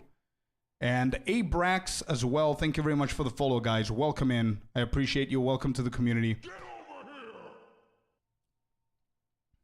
Can you check something in game that bothers me a lot? Try to disband a guild and check the message that will pop up. Wait, I can't though. I can't do that because I'm already in a guild and I don't want to do that. We need that guild. Is there a way that you could do it and you can send me the message so I can see it? All right, where was the thingy now? Oh, here. Okay. Just quit your job priorities. Exactly, Unhurt. So it in POE1 with the gifting of points through GGG. You have to send them all your account details and the person's account details. It is rather slow though. It is a way though, man. It is a way. It's okay. I see. I found out about contacting support for gifting through Google when I was searching how to gift a buddy a stash tab. It's what people suggest on forums. Well, listen, if it works and it's a little bit slow, but it's safe, that's fine. That's fine. I love the game, but starting to lose patience with the lack of customer support. 4 emails over 2 months and no response. Interesting, Sketch Ninja. What happened? Can I ask what happened? Why do you need to go to support? Did something bad happen? Like I heard a lot of bad cases of hacking and bot hacking and stuff like that, and they don't reply. I've only had 1 encounter so far, and the encounter with their support that I had was I started getting contacted as a content creator in the very, very beginning when Path of Exiles launched. I got like 4 or 5 emails of all of those bot websites that they sell currency for real money, like RMT transactions, right? And all of that stuff. I was being contacted with a lot of emails from a bunch of them. And what I wanted to do is I put all their names and all their websites in one email and I send it to GGG. Now, I don't know I don't know if they care about this enough, but I did what I thought was best for the game. I wanted to save the game a little bit, you know, just a tiny bit at a time. And I got an answer after a week. Like they just said, thank you, we're gonna check with it or something like that. That's the only interaction that I have with the customer support, but it did take a week. Can you tell me when the drop will be available? Yes, Ted. Ted, also, thank you very much for the follow, man. But the drop is going to start on the timer that you see on the screen. 2 hours and 51 minutes from now. The drops will begin in 2 hours and 50 minutes from now when Grinding Gear Games goes live. And we already have the bingo predictions that we have, and we're going to watch the stream together. So you guys hang around here on Twitch for 2 hours after the clock hits 0, and you're going to be able to get yourself the drops as well.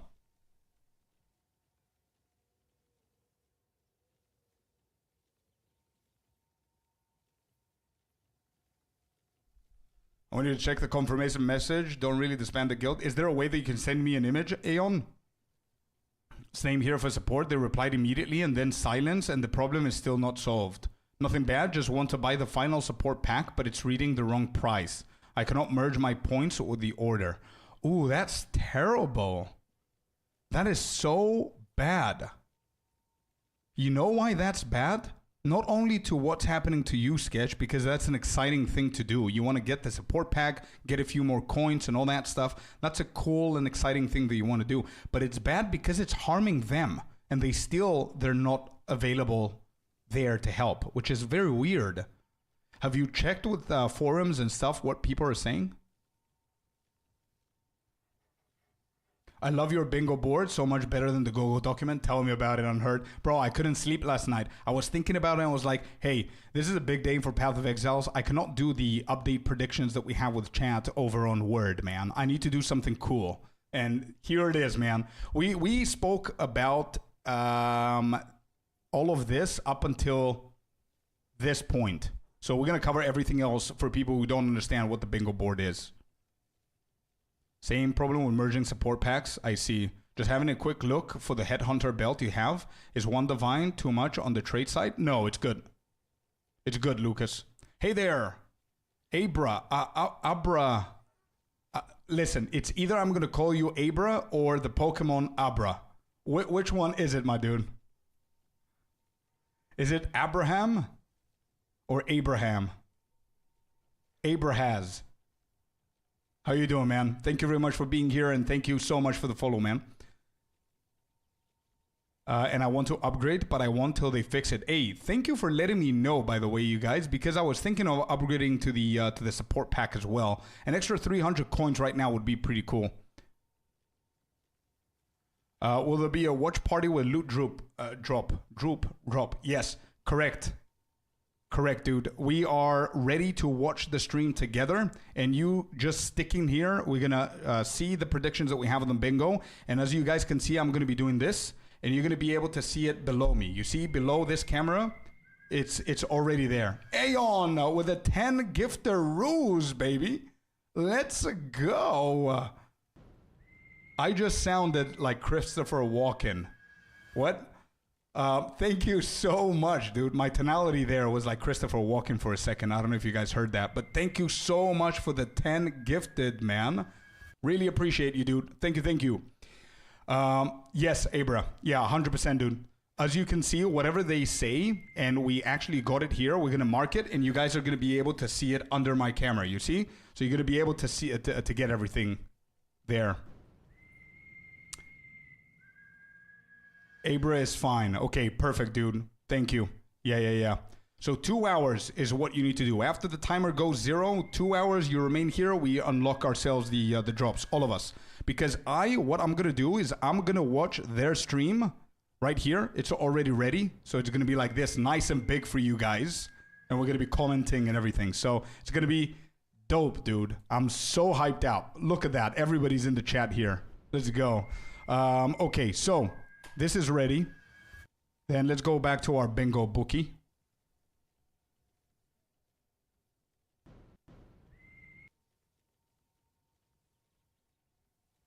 Thank you. Aeon, dude, thank you so much, man. I thank you for all the answers, man. Nah, dude, it's honestly my pleasure. I love doing this, man. But thank you so much for the 10 gifted, bro. I haven't checked the forums. That's a good idea, though. Go, Christopher Walken. Yeah, dude. Let's go. Hey, who got the 10 gifted, by the way? I love reading the names of the 10 gifted. DJ Zenith got it. Osgore got it. Aaron got it. Saul got it. Richard, Click, Menides, Risey, Fab Skills, and Sieni Shepi. All 10 of the gifted subs from Aeon. Thank you on behalf of all 10 of them. Do your best, Christopher Walken. I gotta have more cowbell, baby. Nah, dude, I can't. It was just on the moment. Like, I was speaking, and from my excitement, I got that tonality, and I just reminded myself of Christopher Walken. Great, I'm going to prepare my TV then with the Twitch app, so we don't need to watch the official POE2 stream for the Twitch loot, right? Yeah, correct. So for anybody who's asking that, it's a very legit question, but here I want to show you so you guys just chill and not be worried about it, okay? We're fully prepared. Every single Path of Exiles 2 streamer can give you the drops. It's not exclusive to me, and it's not exclusive to Grinding Gear Games. And this is right here, as you can see, they say, here, you will get the Executioner's Finisher effect after 2 hours of accumulated watch time on any channel with drops enabled. And as you guys can see here, as a streamer, we have, where is it? Path of Exiles. There you go. We have it enabled. So 100%, Abra. 100% you can get it from our stream. Okay, let's keep talking here about this. So we talked about the charms. We want them to fix the charms. Fixing the charms, in my opinion, means making them more animated in a way so it can feel better. Also making them more valuable, like giving us more benefits from the charms. And even creating new charms would be also very nice. Like increasing, I don't know, they can do something with this and with the omens, upgrade omens. These two, I would love to see, like stuff like, so you know how you have an omen where you activate it in your bag and it prevents 75% XP loss, or you activate it and you don't lose health or something like that if you're about to die. Imagine you have charms or omens. Whenever they're active, you get more experience, let's say 25% more experience whenever that's active, and there's going to be a goal where when you reach that goal, it gets deactivated, it gets like, poof, it's gone, and you need to get another one. So for anybody who's played Path of Exiles before, you know, Path of Exiles 1, sorry, you know the way that you upgrade, not that one, I see, what was the name of the mechanic where you find certain things and then you enchant them onto your gear, and it gives you like a target where you need to kill like 150,000 mobs, minions. And when you achieve that, you get something. What is that mechanic called in Path of Exiles 1?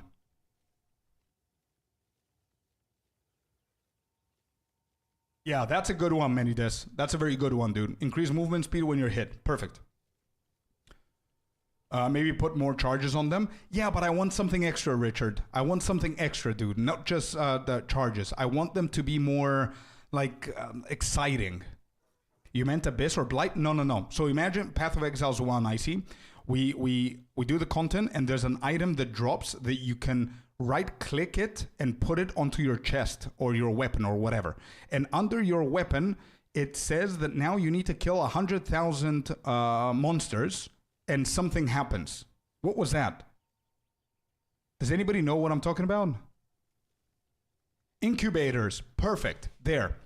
So for anybody that doesn't know what I mean by the incubators, let's go. I have another idea. Hell yeah, dude. Third idea. We have another idea here for Grinding Gear Games. Where's the... Anyway... Incubators in Path of Exile 1 are items, for anybody who doesn't know, I'm going to explain what I mean here, okay? Incubators in Path of Exile 1 are specific items that drop when you do any kind of content. You can then take those items and enchant, in brackets, it's not an enchant, but enchant or add them enchant your gear with them. Those items will now put a mini quest onto that specific item, gear piece that you need to do. For example, kill 100k monsters. When you complete it, you get XYZ reward. Okay? Why it's important that it's on every single piece of gear is because the amount of gears that you have, the amount of pieces that you have, you can slap on all of them. And now you can be running with like 8 different quests, right? At the same time. And it's going to give you a reward once you hit that bracket. So imagine this idea, right? But with charms or omens, right? This might sound a little bit weird, but imagine this. Omen of experience, okay? When active in your inventory, you gain 30% more experience. Limit to, let me just give you an example, a decent example. Our current experience is 2 billion. So let's say we can put this limit to there. There you go. There you go. That's a brand new omen right here. What do you guys think? And this is just one. You could do omen. Yeah, you could do, let's say, omen of experience. Then you could do omen of rarity. When active in your inventory, you gain 45% rarity on items found. Limit to, let me think about this. Limit to, listen to this. This would be cool. Limit to 10 hours. Done. What do you guys think about this?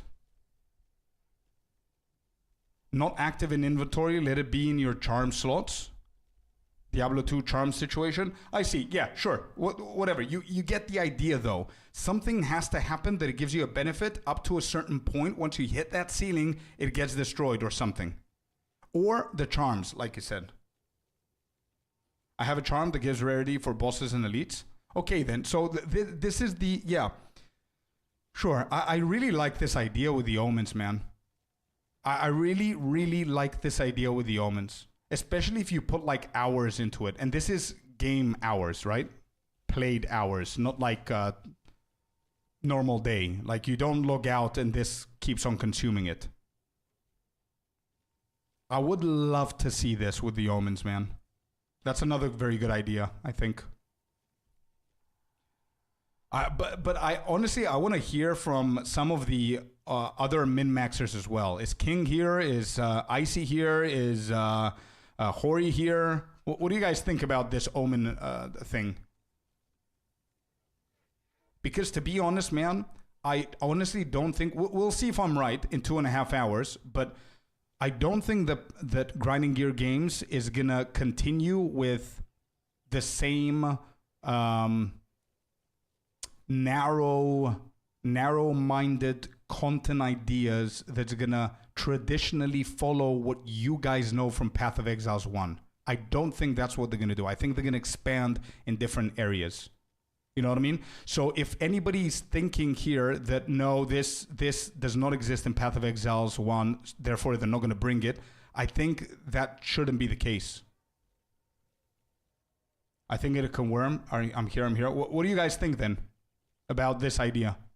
Like King, Hori, Icy, you guys know the incubators in Path of Exiles 1, where you put it in the gear and you have like a milestone that you need to reach for rewards. Imagine if that thing was combined with the omens and they create an omen of experience. When it's active in your inventory, you get 30% more experience and it's limited to 1 billion, let's say.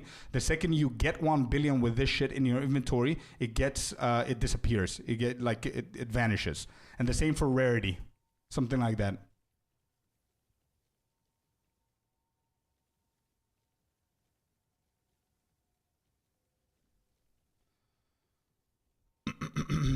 I like the idea. 5% all rest for one hour could be a situational choice for some players and hardcore masochists. Yeah, that could be another good idea, Minides. You're right. I think Omen of Experience would be nice. Omen of Rarity would be cool, but could stack with Charm of Rarity. I don't think they do it. Yeah, but bro, what's the problem, right? I mean, let's say Omen of Rarity stacks with Rarity Charm. Simply put a cap of 200%, and that's it. That's what I believe. Like, if they cap it to 200 and they officially say anything above 200 is diminishing returns and you shouldn't do it, then who cares if you cap it? If you choose to cap it, you cap it. Like, for example, if I have a character, let's say I strike monk build with 155% rarity, okay? And now I want to hit my 200%. Instead of sacrificing my damage and my defense, I get this bad boy, dude. And boom, 45%. Boom, I'm at 200%. That's it. Deal. Let's go. You know what I mean? That's going to give us so much freedom, I think. Or I'm just making shit up now that makes sense with the example. I don't know. I think it's a good idea.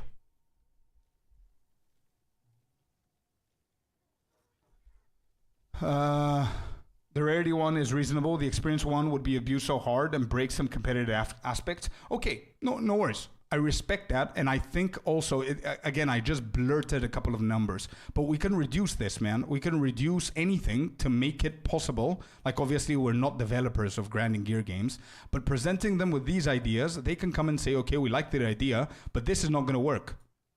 We could do 1 hour. We could do this for 10. So min-maxers are not going to see this as an opportunity to exploit it, and you can only do one per time, whatever, right? So it's not going to be easily exploited, but you're going to give the casuals and the more mediocre players something else. You know what I mean? Because don't forget, the game does not exist only for the min-maxers. I mean, min-maxers are probably 5% of the whole population of the game. You know what I mean? I'm more of mean mode medium player. Right. Honestly, from this update, I'm expecting more endgame bosses and content like Legion and Blight. Right. Okay. Any new currency? I hope there's new currency if it involves the crafting. That's what I would love to see.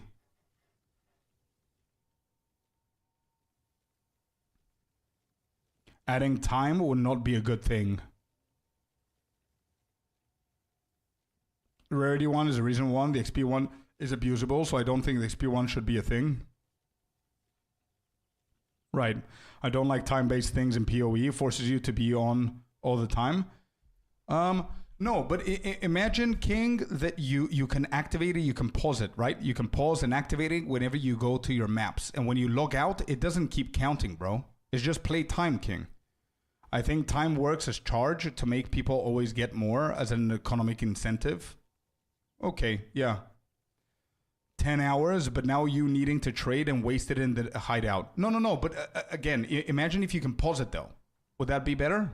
There was a lot of backlash from the boat league just because of the time-based mechanic. Right. Min-max is easy to do, but time-consuming. We treat it like runes. If you want to trade charms, you lose the one in the slot. Yeah, that could happen as well. Sure. Yeah. That's not bad. The standard Blight and Legion currency and maybe Scour orbs.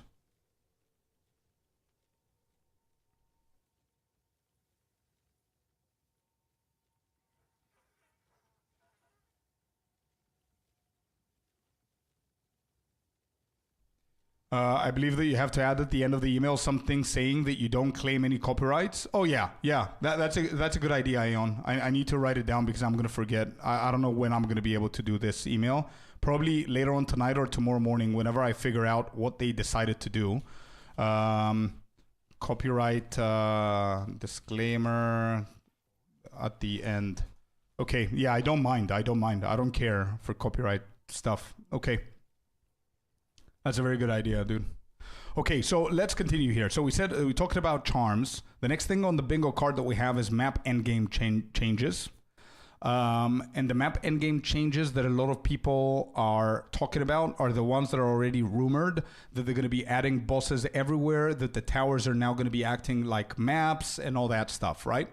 I'm not talking about the new content that King was talking about a second ago, which is like Blight and stuff like that. Hopefully we get something like that. But yeah, next, I would love for them to fix this, dude. Like, please, I don't want to be playing depression maps for another 3 months. Please, dude. Like, I really need this not to go, just fix it somehow. Make it more enjoyable. I'm pretty sure that so far they've heard about this, right? It's not unknown. Fix depression. Exactly, dude. Nah, they need to fix that fog, bro. It's not fun. It's just... It's not. Like, all the art, everything that they do, it just goes colorblind mode, like 1954 in like a second. They will turn that gray fog. Yeah, maybe I'm not the one to pitch this idea. Like, yeah, no, I don't want rainbows and colors and sparkles and stuff like that. I just want it to be visually appealing, that I feel that I'm playing this game, because it's so beautiful. Like, the game is so detailed, it's so cool, and it's so shitty whenever I need to run 24 hours fogs, man. It's so annoying. Guys, see you later. See ya, Abra. Thank you very much for being here, man. See you later, buddy. Also, it makes the PC work even harder. Yeah. Maybe give 2 retries for Citadels. For Citadels, I think that can be fixed. Do I have it here? 1 second. I think I have something here. Here it is, Richard. This is going to fix what you said. Not specifically for Citadels, for all of the endgame maps. Like, do something about the death punishment.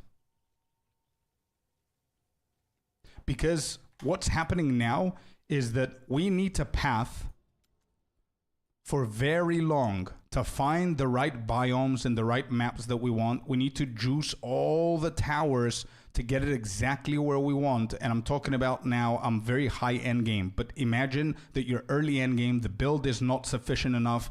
You're not a min-maxer, by the way, brackets, okay? You're not a min-maxer, you're a new player, you're enjoying the game, you're getting into the game now, and you're ready to slap, okay? I'm not saying reduce the difficulty. That's not what I'm saying. What I'm saying is give people more chances and allow people to be more patient with the game. If you go in and with one mistake, you just kick them out after everything they've done to get to that point because they didn't see something hitting them or because their build is not effective enough or whatever, give them a second chance to get into the same map and clear it this time knowing their mistake. Give them a third chance to learn what they did wrong. I'm not saying minimize the difficulty. I do not think that this game is hard enough. I would love it to have harder options where it's not mandatory that you have to go through them. Just people can select harder options for more loot. I would love that to be an option, but don't punish people for Yeah, exactly, King. Yeah, so you die. What I would love to see is what Path of Exiles 1 has, I think, where you die in the map and you spawn back to your hideout, and as long as you have a portal open, you can go in and do it again. But if you die multiple times and you don't have the portal to get in, well, you just lost that area. It is what it is. You should have been able to complete it. You know what I mean?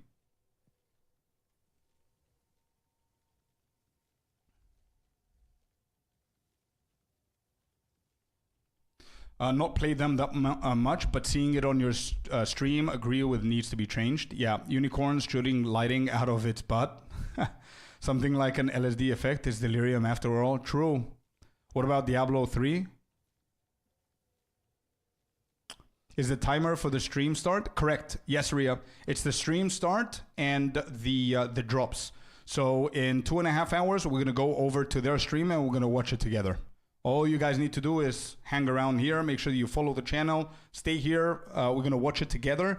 And probably it's going to go for 2 hours. But we need to watch 2 hours so we can get the drops. Whimsical level with unicorns, true. BJRK, thank you very much for the follow, man. Welcome to the community. Appreciate you. With as many bugs existing that can kill you, I agree. Yeah, dude, I think it's make it harder but less punishing if you fail. Like they need to not necessarily tap people at the back when they fail, but give them a second and a third chance. That's what I think they need to do. We should have more chance while mapping, not just one death and over. I agree 100%, Oscar. Yep, exactly. Whimsydale. I had to Google the name. It's been a while. Oh, yeah, the Whimsy area. Yeah. Leatherneck. Thank you very much for the follow as well. Welcome to the community. Hope you're having a great day. Scorpius D3 has a special area with loads of currency. Maybe P2 can do that. What do you mean? Can you?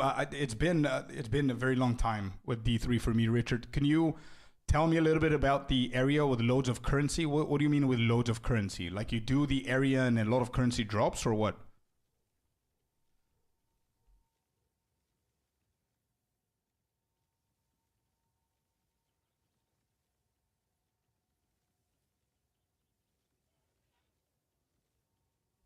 Imagine Aeon, you're absolutely right, by the way. Aeon is saying one of the problems that I had as a noob was the ground effects. I couldn't see them through all the sparks or grenades, or I could see the canopy of the trees. Can they add an icon above your head when a ground effect is active on you? Yeah, that's actually a very good idea. Having like a little broken thingy above your head. But also don't forget that needs to trigger over and over again if you're standing in them. I think the best thing to do is to visually enhance the ground effects, which I think they already worked on it somehow. But yeah, Unhurt is right. I did the same thing. I turned the little HP bar above my character, and I cannot play with this, by the way. I cannot play with this. I cannot look at this health. I look at right here.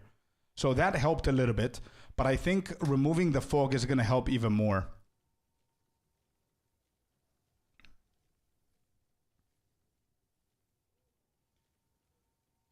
Minions are killing me mostly. Yeah, Oscar. Yeah. I think second or third chances would be cool.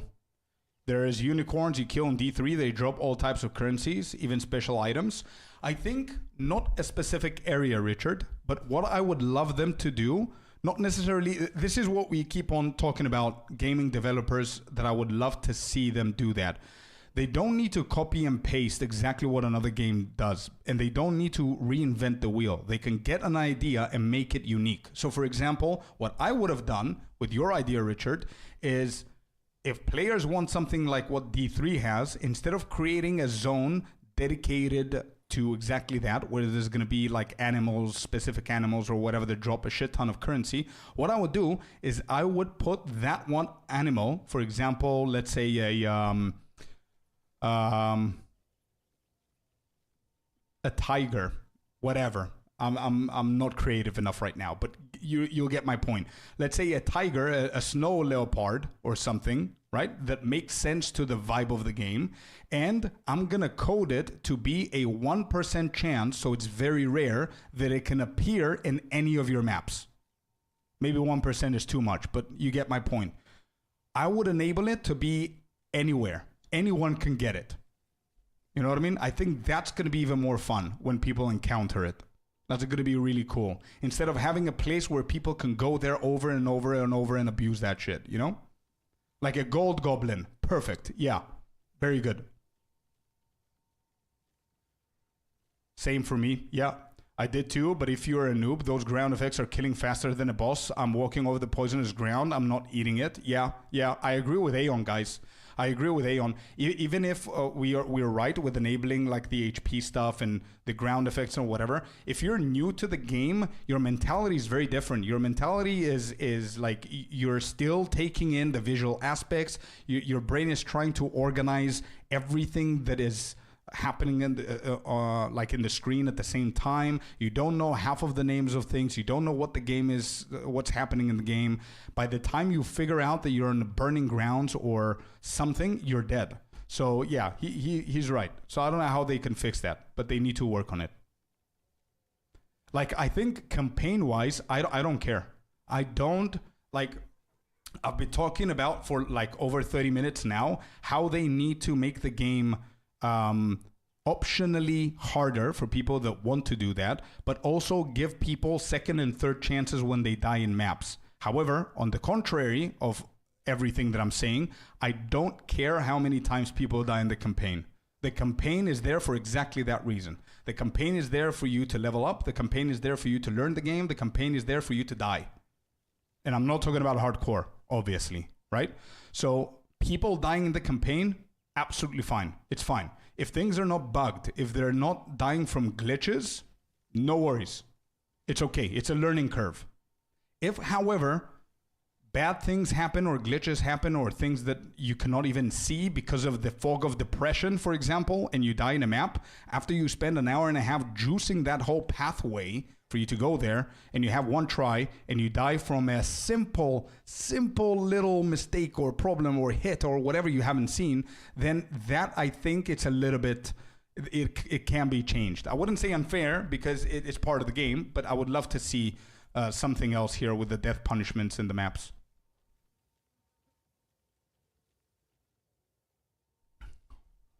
It's a chance to appear. Yeah. Goblins are weirdly a very fun mechanic. I absolutely love them, man. I think they're really, really cool. I would love to see something like that.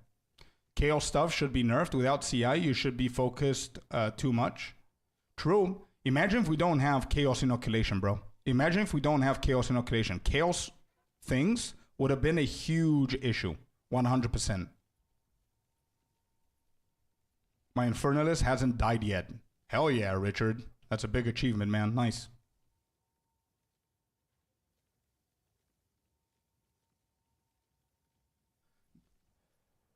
The campaign teach me to keep rings with resistances for specific bosses. Yeah, that's a very good point.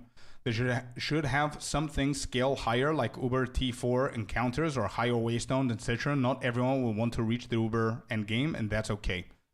I agree 100%, Hori. In my opinion, they should also give more chance to find main bosses while mapping to have more chance to fight the pinnacle boss. That as well, yeah. And if I could make it better, Oscar, they should do that, but I don't think increasing the amount of citadels is the way to do it. I think increasing the amount of different content that you can do to find them would be the way to go, in my opinion. Okay? Okay, so next, we said this is another very, very small quality of life thingy. It's not even a quality of life. It's just like an aesthetic thing. I don't know if they're going to do it. We only have 4 of them, I think. Everything else is microtransactions. Somebody also said about the hideout. It would be cool if you can find them while you're doing the campaign instead of the end game. And I agree with that. But it's a minor thing. We'll see. I don't know. This one, it's kind of going to be a huge ass thing if they decide to do that. I don't think they're going to do it in this expansion. But yeah, I don't know. This is a third flask. Imagine if we get a third flask. And if we do get a third flask, imagine if we get more flask options. So for example, flasks that trigger movement speed or flasks that trigger resistances or things like that. That would be pretty cool. We spoke about the punishment. We spoke about the omens as well.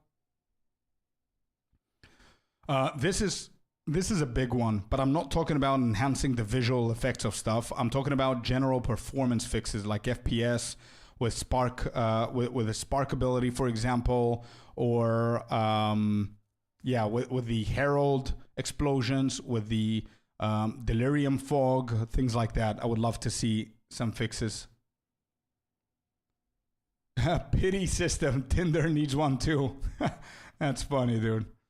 It exists unless your name is glitched or Horibadi with corrupting ingenuity. Yeah. Lag kills should be forgiven. True. But if it's in the system of hardcore, it's very hard for them to do that, man. Unfortunately. We've seen that in WoW as well.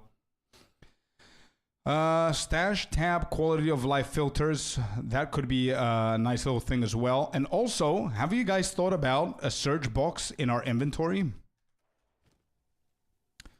Would that, do you guys think, again, it's a very small thing, but do you guys think that would be a nice thing? So imagine if you have to put all of your maps or something in your bag, and then you want to search the ones with quantity of items, you can't. So you need to hover into every single one of them or put them separately here and then search.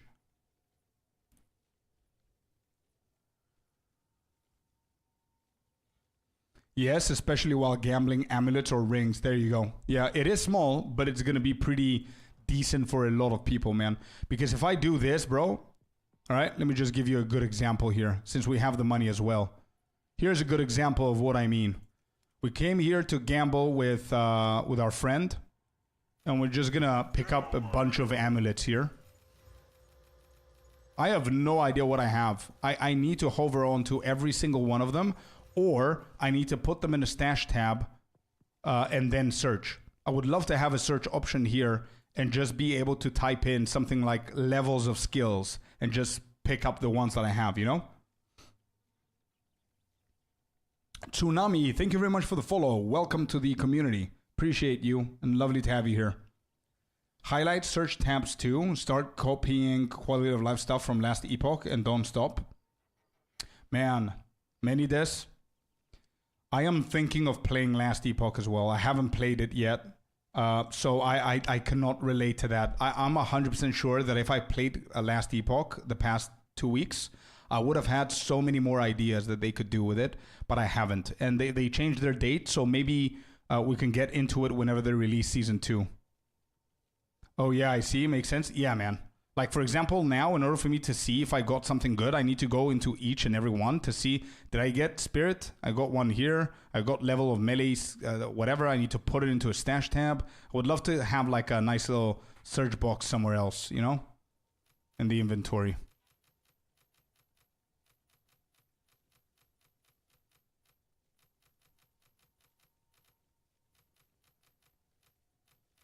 And highlight search tabs too. Wait, with the word highlight, I actually thought of something as well. Imagine if you can just click on a button on the keyboard on the console, and then you hold your left click with the mouse, and then you drag, and whatever you dragged, let's say I click from here all the way down here, all of these items, whenever I release, they're going to go into your inventory, and vice versa.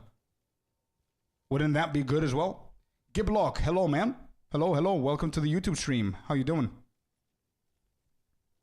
I recommend giving it a try. I won't oversell it. It's a different flavor, but it's a nice break from POE, and the quality of life is really appreciated. I see. Mass moving items. Yeah, so for example, imagine now I want all of these moved to my inventory so I can sell them. So I need to click control and just click on each one individually. The same goes to the vice versa, right? It would be nice to, let's say, hold on to one button, hold on to the left click, and then just drag up till here, and it's gonna put everything in the inventory, and then vice versa. I think that would be cool. Anyway, that's something that I thought would be pretty cool. Then this one is a very big one. I want to see if they're gonna do something about this. Ascendancy resets, dude.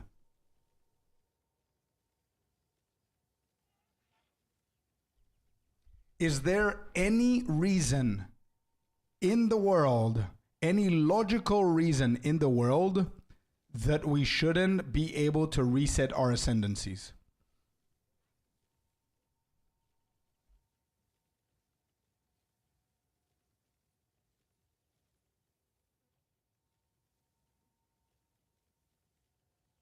Yeah, Richard, that's a cool idea as well. But I think with the drag and drop kind of thing, or hold and drag, it gives you a little bit more control of how many you want. Because out of all of those, maybe you only need 4 or 5 or 11 or 7, something specific, you know? Class fantasy and identity, I'm guessing. I can see arguments for both.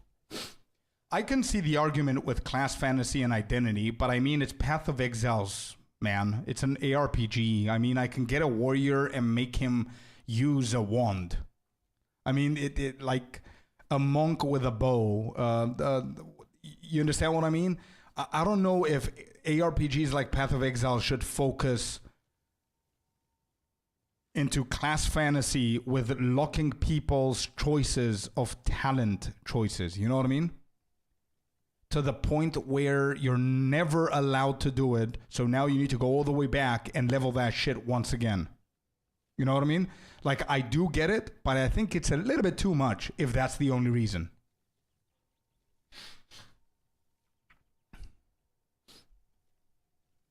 Like, class fantasy, I would understand. For example, a sorceress, no matter what you do, she's not allowed to equip a two-handed hammer. Okay, I get that. That's fine. But yeah, ascendancy resets, I don't know.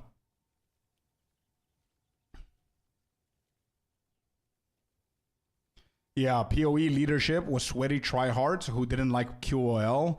That's the answer. They want friction. Resetting ascendancy is too soft core.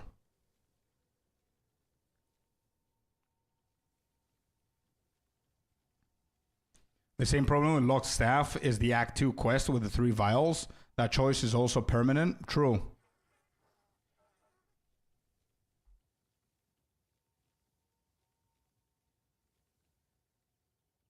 Get over here!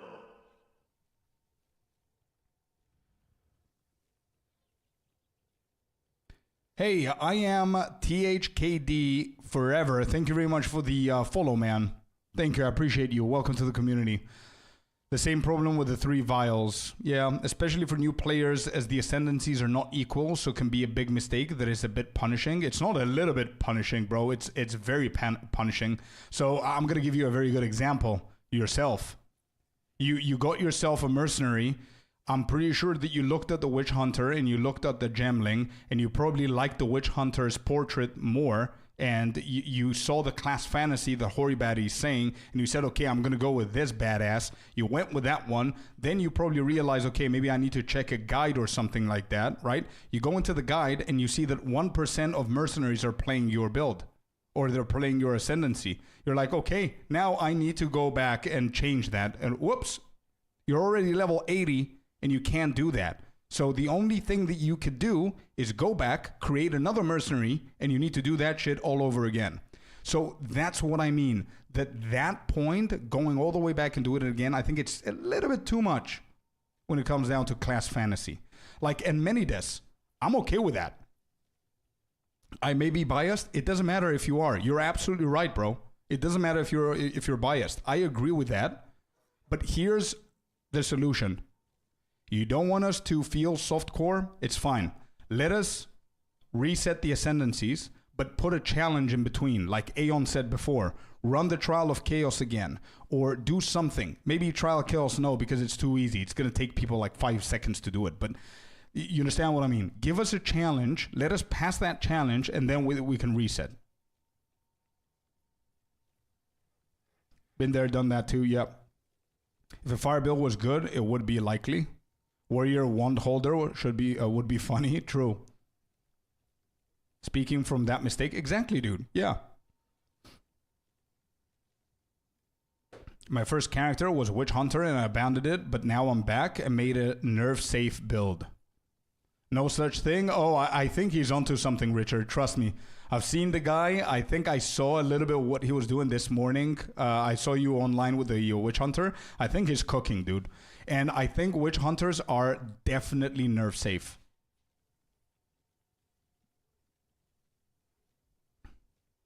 I want a monk with dual access shooting sparks. You might get something similar soon. Let's see.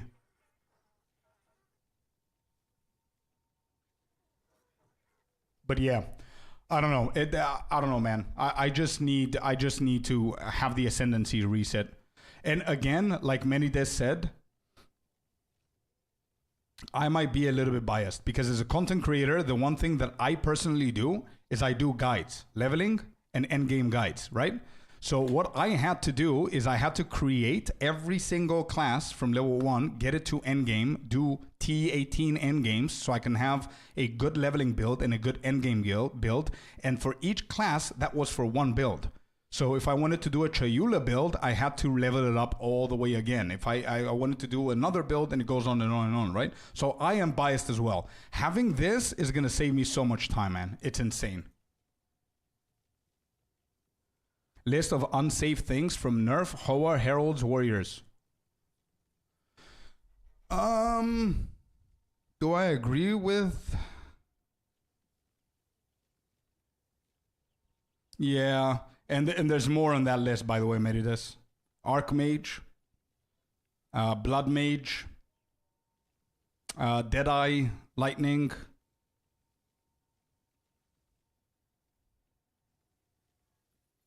Talking about the campaign, let me do the campaign with my first character and give me a button to skip it for my rest of my characters. Oh, Aeon, you just came into my alley, dude. I don't know if Icy's here, but if he's here, his witness that I've been complaining about that for the past 3.5 months. I'm not even kidding. But again, I am very biased to how I work with the game. Because my job is to create guides for you guys, leveling, endgame, whatever. So it's a pain in the ass for me to have to pass the same campaign 12 or 16 different times. You know what I mean? But I don't know. But I'm with that. That's why I didn't put in the bingo card, because I feel that it's a little bit too personal. Yes, he kept complaining on that one, but still went through it. Yeah, well, what am I going to do, man? I have to. It's fine.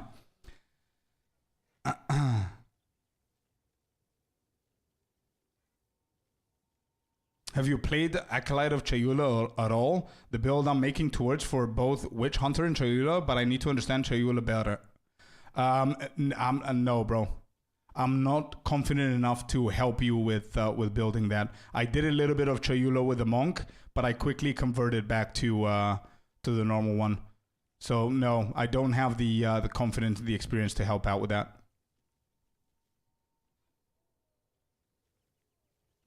Also have Ascendancy previews to see if you like it. Ooh, that's good, Richard. Yeah, I like that.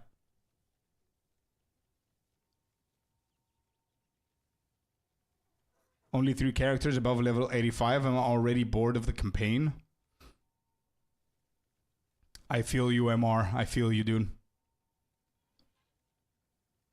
How would you level up new characters or start at some level? Yeah, that's the question that I'm asking myself as well.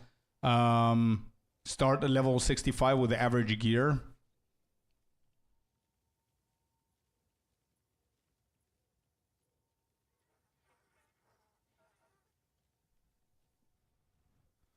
I don't know about that level 65 with average gear kind of thing. Yeah, I don't know. And by the way, I don't think the next thing that I'm going to say is going to be good news for you, Aeon. But don't forget that probably, maybe not this update, but very soon, we're going to get this as well. What we see is not even, it's probably half of the campaign that we're getting. Just saying, okay? We're probably going to get Act 4, 5, and 6 soon. Maybe not tonight, but soon. So, yeah. Just hang in there, dude. Now, trying Ascendancy is half the problem, because you gotta pick a class. Lost Ark does something cool. They have a training area. You can pick any class and try it out. Yeah. Yeah, I remember that for Lost Ark. It is a cool idea, but I don't think that POE is the kind of game that's going to do something like that, to be honest. 65 is the level you finish the campaign. Not necessarily, depending on the person, but yeah, let's just say average-wise, yeah. Let's say it is. Running 12 chapters over and over again, yeah. Okay, I might have a better solution. Because I don't think they will ever do create a new character. Yes, put a name. Yes, okay, here you go. You're in the world. You're 65. You're ready to go in the end game. I don't think they're ever going to do that. So what I think they could do, and I think would be a nice idea, is to get like a buff with all of your ults. If you've done the campaign once with your main, you get a small buff of increased experience gained. And maybe you don't do normal and cruel. Maybe you do Yeah, this is going nowhere. My idea is going nowhere because if you have experience gained, how are you still need to do all 6 acts. The only thing is have experience gained and only do 1, 2, 3. Yeah, I don't know. I don't know, man. Finish the campaign 8 times.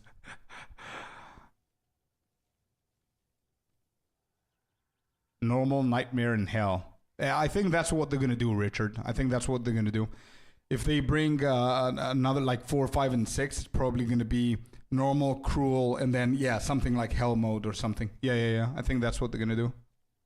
Okay, let me just finish up with this one. So we talked about ascendancy resets, campaign expansion. We just touched a little bit on that. I just want to see if they're gonna do it tonight or not. I think I agree with King. I think all they're going to do is endgame changes, new content, a little bit of new content here and there, some nerfs and buffs. I think that's... And the class says. Fix strong boxes. That's a big one that I would love to see. I like the idea of strong boxes. I really like the idea of strong boxes. You know why I like the idea of strong boxes? Because I played Path of Exile 1.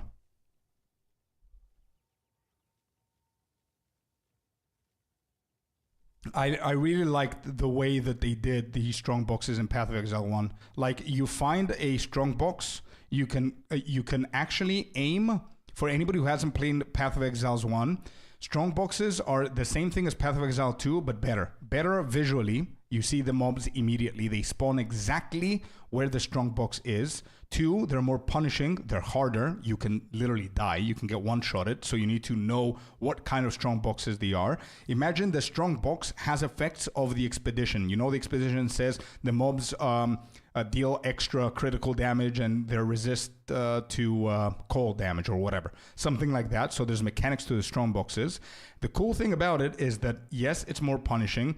Yes, there's strategy involving the strong boxes, but they're more visually pleasing. They're more frequently beneficial with rewards. And the last part, which is my favorite part, you can focus on playing only strong boxes in POE1. I love that. You can juice up your maps the way that you juice them up to find more rituals, to find more breaches, to find more whatever. You can juice them up to find more strong boxes. And you go into a map with like, I don't know, 8 different strong boxes. And those strong boxes can drop like insane shit if you juice them up, right? So I think I would love to see something like that with strong boxes, man. Don't nerf Gemling. I love that class. We won't be nerfed. I've prayed and lit enough candles. Oh, many days, Richard. Yeah, I don't know, man. I really hope, again, I said it yesterday, I'll say it again. My mindset is I really wish that they don't touch a single build. I don't want them to nerf any build. I don't care. Spark, Archmage, attribute stacking, I don't care. I want them to focus on fixing the game and let people have fun. If they have a broken build, who cares, dude? Let people have fun. Whenever we have the full release, then focus on balancing shit when you know that the whole game is perfect. Or as close to perfect as possible, you know what I mean? That's my mindset. I really hope that they do that. But if they decide to start nerfing, I think that attribute stacker is going to get hit. It's my opinion. I really hope that they don't. But if they decide, Archmage is not going anywhere. I don't think that Archmage can hide. I think the attribute stacker is going to get smacked.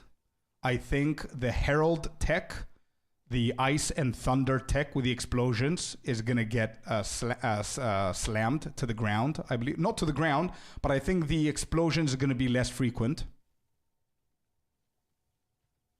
Look at Elden Ring. Every broken build got nerfed at some point. Always nerf. I hate it. Well, yeah, Fabs, I agree with you. But think about this. Elden Ring has to do with balance in the game. Has to do with how difficult the game is. And if you break the game, that's not the point of the game. So they need to, put you again down and say, yo, guys, chill. We need to balance this. Path of Exile is not like that. Path of Exile's point is for you to zoom. It's for you to have fun. It's for you to break shit if you're dedicated enough to build the right way, to calculate the right numbers, to get right with all the caps, the resistances, the this, the that, to mathematically check things and whatever. So if you figure it out, it's okay. I think it's fine. Path of Exiles is that type of game. But I also agreed with Naliv as well, Naliv QT. I think at least some builds should be buffed. I agree 100%. Grenadier Mercenary should be buffed, I believe. That build is awesome. I honestly don't care what people say. I love that build, but it's extremely underwhelming. Grenadier Mercenary is insanely cool in my eyes, but it's very underwhelming. They need to definitely buff up Witch Hunters, I believe. Warriors need a different kind of buff. They need to feel a little bit more satisfying when doing maps. Like, I don't care about the bosses. I know that warriors are insane on bosses. They're insane on leveling speed and everything. But there's something missing with warriors. And I'm pretty sure that all of the warrior mains are going to say the same. They're clunky. Yeah. But yeah, I don't see the point, man. I don't see the point of nerfing builds. But if they go that route, there's a lot of builds that are going to be nerfed if they see it that way. So if you finish the campaign, then farm a new character. You then start a new one at, say, level 50, but you have to get your ascendancy points for the new chapter. Yeah, I don't know if they're going to go that route, man. I seriously doubt it. I don't think so. Actually, Richard, you're going to be surprised, man. You will be surprised, dude. If you follow a good guide, warriors are the fastest, probably, I'm not going to say the fastest, but they are one of the fastest classes to level up. I'm not even kidding. And if I'm not sure if you checked the recent race, I think a warrior has won every single race in POE2 speedrun. But again, we're just talking about speed leveling. I'm not talking about satisfaction and how it feels, because it doesn't feel amazing. It feels okay-ish, but it's definitely at the bottom of my list of gameplay.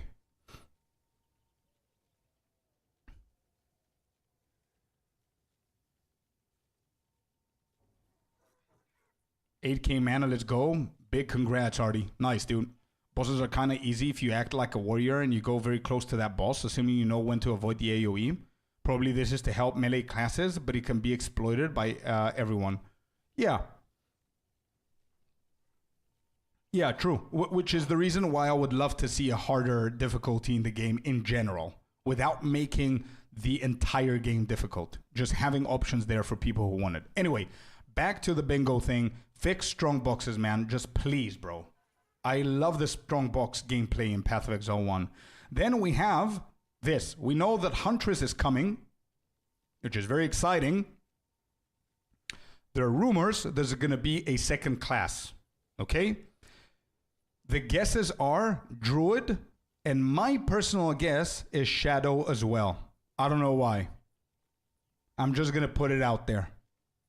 Maybe we're getting Druid, maybe we're getting Shadow, maybe we're getting 2 classes, maybe we're getting 3. I don't think it's only going to be a Huntress. I think we're going to have 2. Assassin class? Yeah, like Shadow. Yeah, but I mean, Shadow in Path of Exiles, you can play it with a bow as well. You can play it with elemental ailments. So it's not like a rogue per se. But yeah, you can. Are they doing something? They said a reset? Really?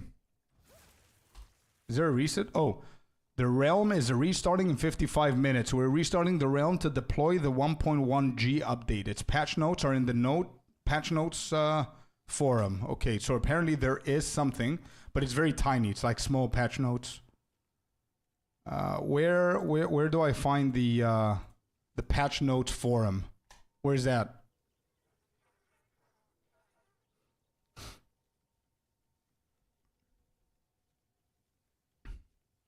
1.1G, they're trolling at this point. They are indeed, but maybe it's just like small fixes and everything, but I don't know where to find them. Where do I find them? I don't think it's here. What is this? Oh, there, okay. Forum, news, Oh, patch notes. Let me try and find this. This is not it. Like 22nd of March. Oh, this is Settlers of Kalgun. What? This is POE1. How do I go to POE2, bro?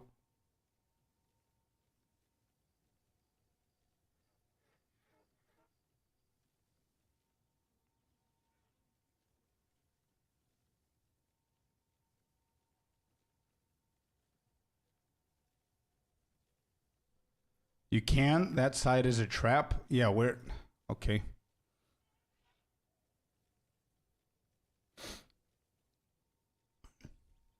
Same shit here. And same shit here. So yeah, can somebody link me the patch notes? Oh, is that it, Tsunami?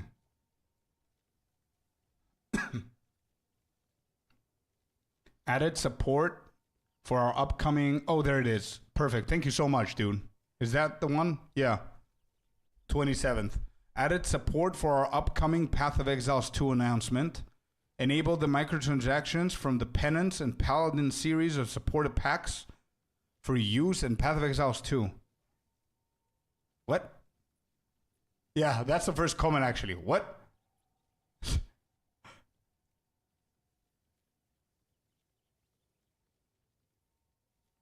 We didn't. I save it. Wait, are we talking about the same thing that I think we're talking about, Hori? The one that you sent me this morning? Yes? No. I left it for last. Let me just finish up with the bingo one, and we're going to go over that one as well. Okay, so we said that there might be a second class. I don't know about a third, but yeah, we'll see. Hopefully it's one of these two.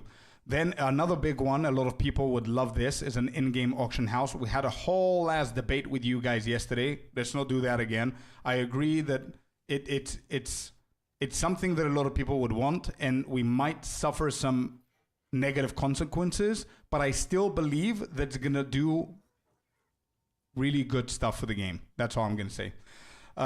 This is another prediction, as we said, nerfing builds, sorceress, monk, ranger, etc., like gemlings and whatever. We'll see. This would be a really cool thing as well, to have a death recap to see what's happening. It's 2025. They have to do it no matter if they don't like it. Yeah, I agree with you, man. I agree with you.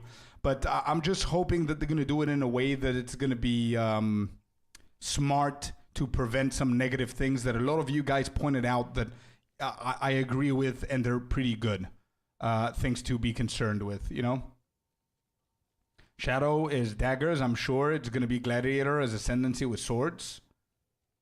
Druid and hunters. Yeah. And then this, dude. I shit you not. I've had this with Icy on our mind for a couple of weeks, because you remember what I said, that Path of Exiles 2 might not be following the prototype and blueprint of Path of Exiles 1, but could be following the prototype of a more modern game, like let's say D4 or whatever, where you get extra stuff and side things that POE1 doesn't have.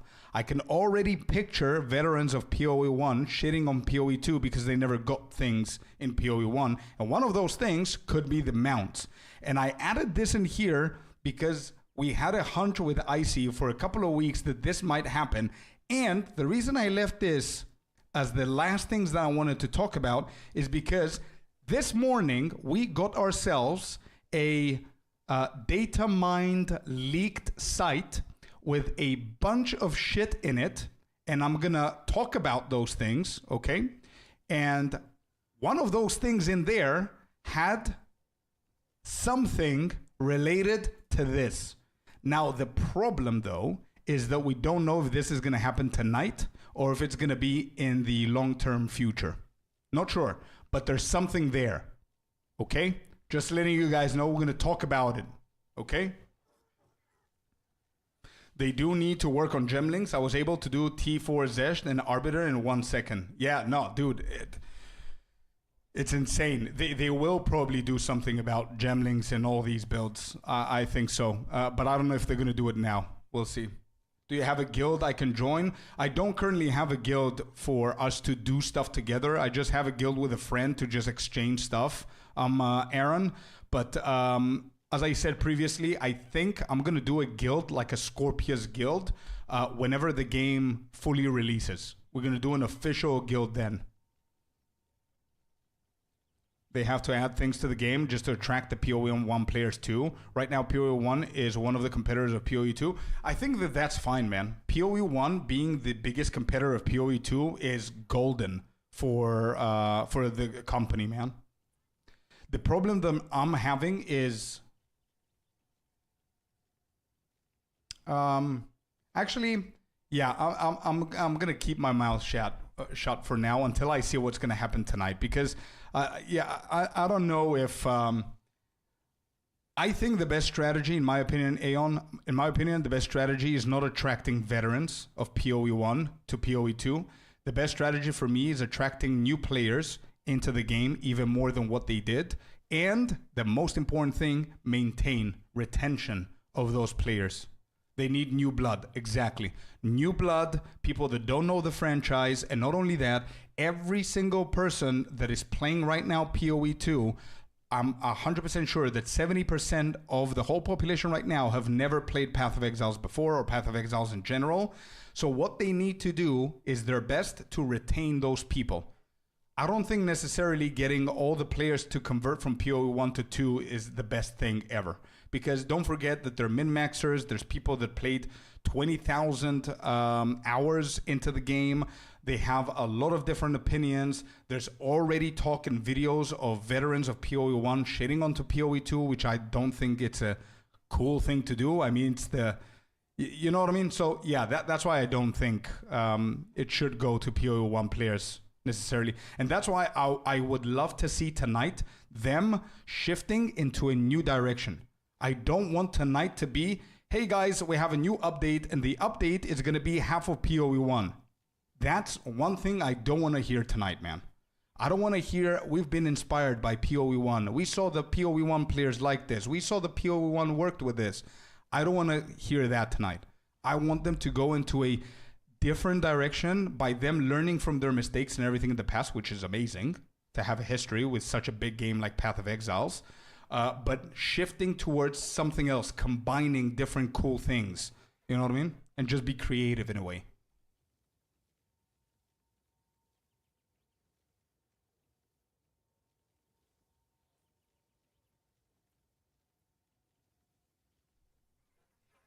Attracting new players, so just casuals, so they have to make the game easier.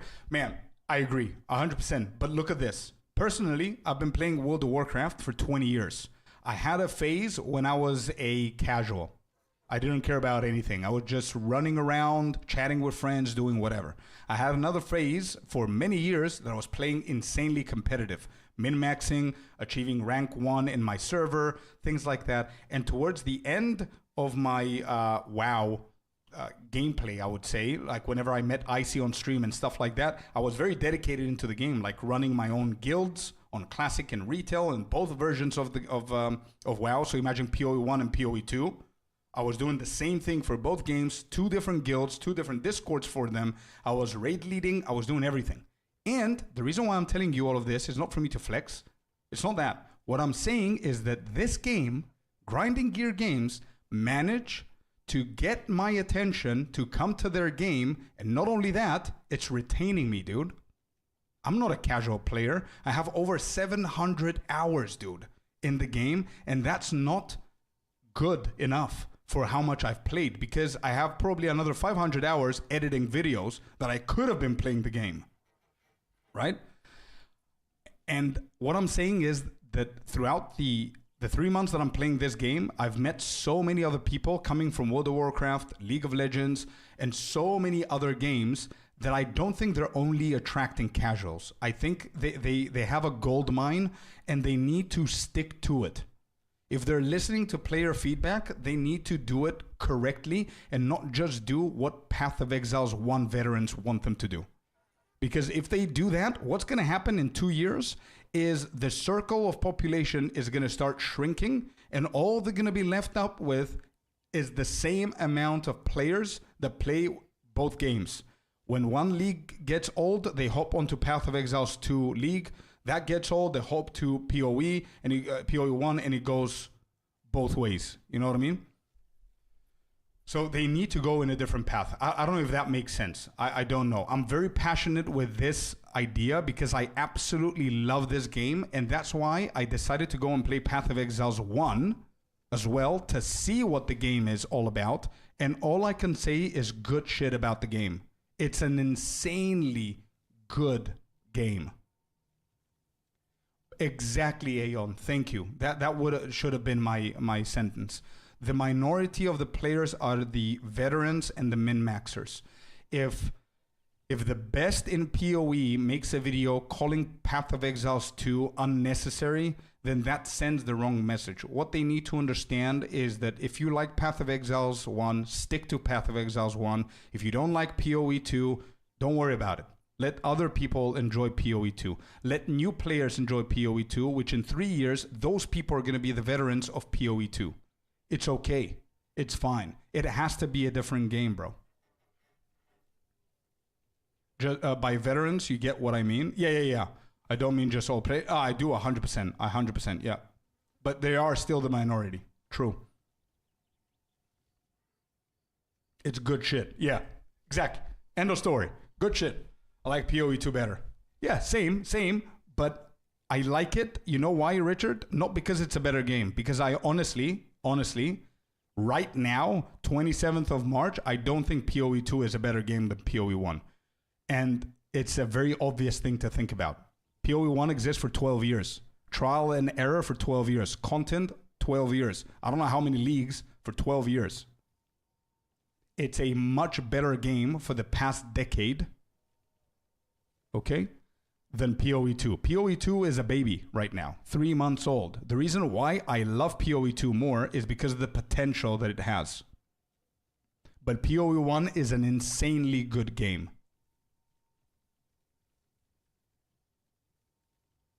Imagine that PoE2 managed to get me back to the ARPG. Man, me and you together, brother. I mean, I remember, I don't know, I see if you remember, but I think I got gifted Diablo 4.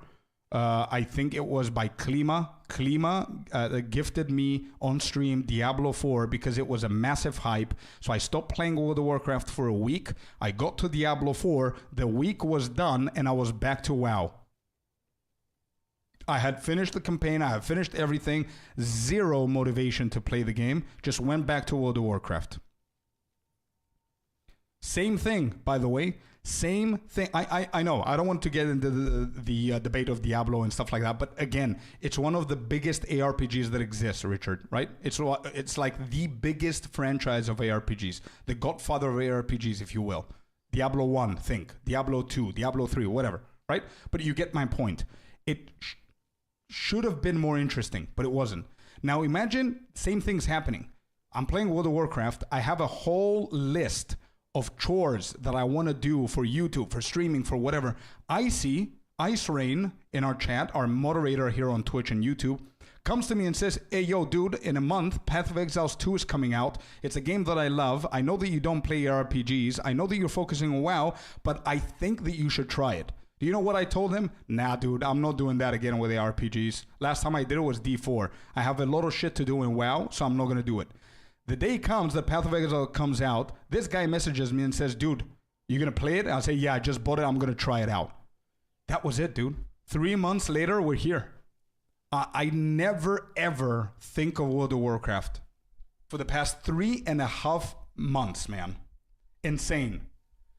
So whatever it is, Path of Exiles 2 is doing it correctly. Grinding Gear Games is doing something right. All I am saying is that I don't want them to make mistakes and go and shift towards a copy-paste kind of Path of Exiles. I'm happy I made you addicted to this. Yeah, dude. 100%. WoW sounds like an abusive relationship you got out of, and PoE2 was the knight in shining armor. 100%, Hori. Yeah. I'm always going to say it, by the way. And one day I'm going to say it to my kids as well. When my kids ask me what is the best game in the world, I will reply without hesitation, World of Warcraft, for me. Because I started playing 2004, end of 2004, 5. So it doesn't matter if you don't think that WoW is the best one. For me, it is because it was my childhood, right? For me, it's going to always be that. But you know why it's the best game? Nostalgia. Nothing else. Nothing else. If we talk about systems, probably Final Fantasy has better systems than World of Warcraft. If we're talking about community, probably Path of Exile's community is better than World of Warcraft's. And it goes on and on and on and on and on. I'm not going to go into technicalities. The reason why WoW is the best game for a lot of people, our age and older maybe, is because of nostalgia. That's the only reason. And that's what made it an abusive relationship, Hori Batty. Exactly what you said, dude. Yeah, true, Icy. Toxic, yeah, yep. I saw the beginning of the campaign, how you choose a character, the first level, etc. And here I am. Yeah, true. Same, man, same. Hey, Icy, did you and Scorpius play other games together? We did play for years. For like 2 years, I think, World of Warcraft. He was with me. We were playing some PvP, raids and stuff. Then we played some League of Legends together, I think. Lost Ark, Diablo. Whatever I was doing on stream, Icy was with me, man. POE2 community can be very toxic to new players. Classic min-maxers. I'm one of those, by the way. Wait, you're one of those what? People that are toxic to new players, Aeon? I had to stop playing WoW as it was taking up way too much time. So when it went cold turkey, it's like a drug. Yeah, I met him in game. True. I agree with you, Lucas. Min-maxers, not the toxic ones? Okay, good then. I was about to prepare a whole monologue of why you shouldn't be toxic to new players, but good. Min-maxers, it's cool, man. We love them. Love the dedication, dude. But yeah, I think there's always going to be toxicity in games. Okay, so, guys, 1 hour and 35 minutes. Holy shit. I've talked my way for 2.5 hours right now. We've got 1 hour and a half. Just a reminder to everybody before we go to the next topic. We finish our bingo card thingy. Before we go and see some of the leaks for future updates, I want to remind you guys, in an hour and a half, we're going to start watch partying, grinding gear games, and their reveal of Dawn of the Hunt, which is going to be the new season, the new league, the new update, whatever you want to call it. You will also be able to get the drops. Now, if you're watching the stream on YouTube, make sure that before the timer hits 0, you're fine for now, but before the timer hits 0, come and join us over on Twitch, right? Twitch.tv/Scorpius_ENT. You can find it in the description. So you can be eligible to get the drops, because the drops for Path of Exiles 2 are exclusive to Twitch. Just saying. I just want to remind you, okay?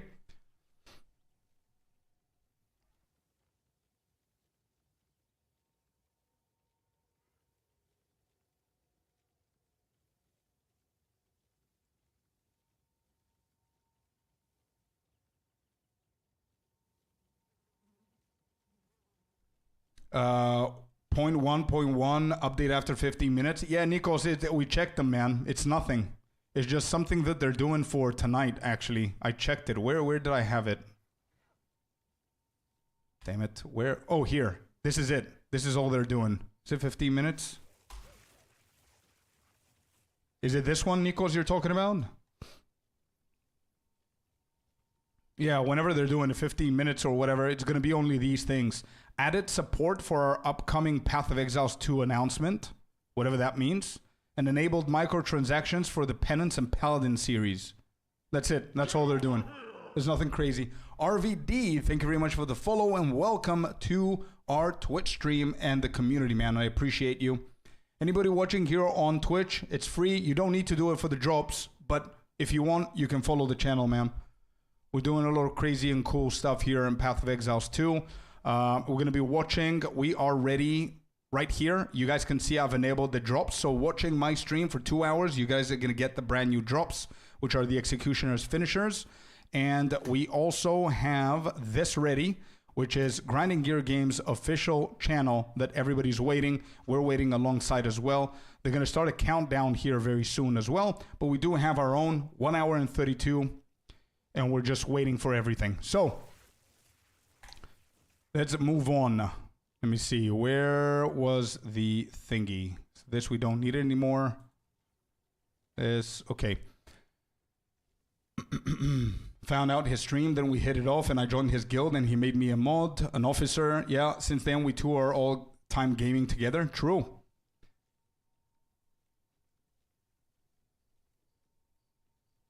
Now we put our bets. Hey, you can. I don't know. What is the bet? Like if I hit, I don't know how many.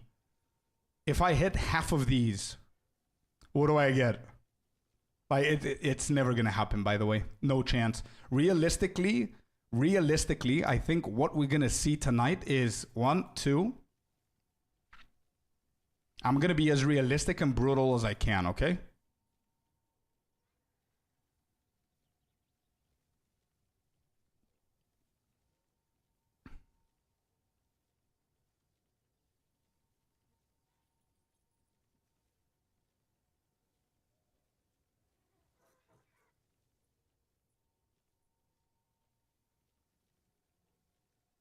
This is what I think realistically is gonna happen right now.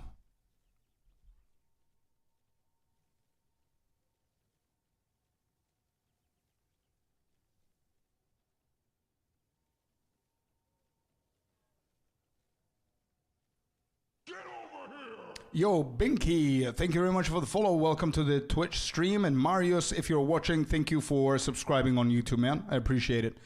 Yeah, I think realistically, this is what we're going to be seeing tonight. I don't know if you guys agree or not. King, you said that you think these are the things that we're going to see. I don't know if you agree with this. But maybe we're going to get something about crafting. I don't think it's going to be perfect, but it's going to be okay.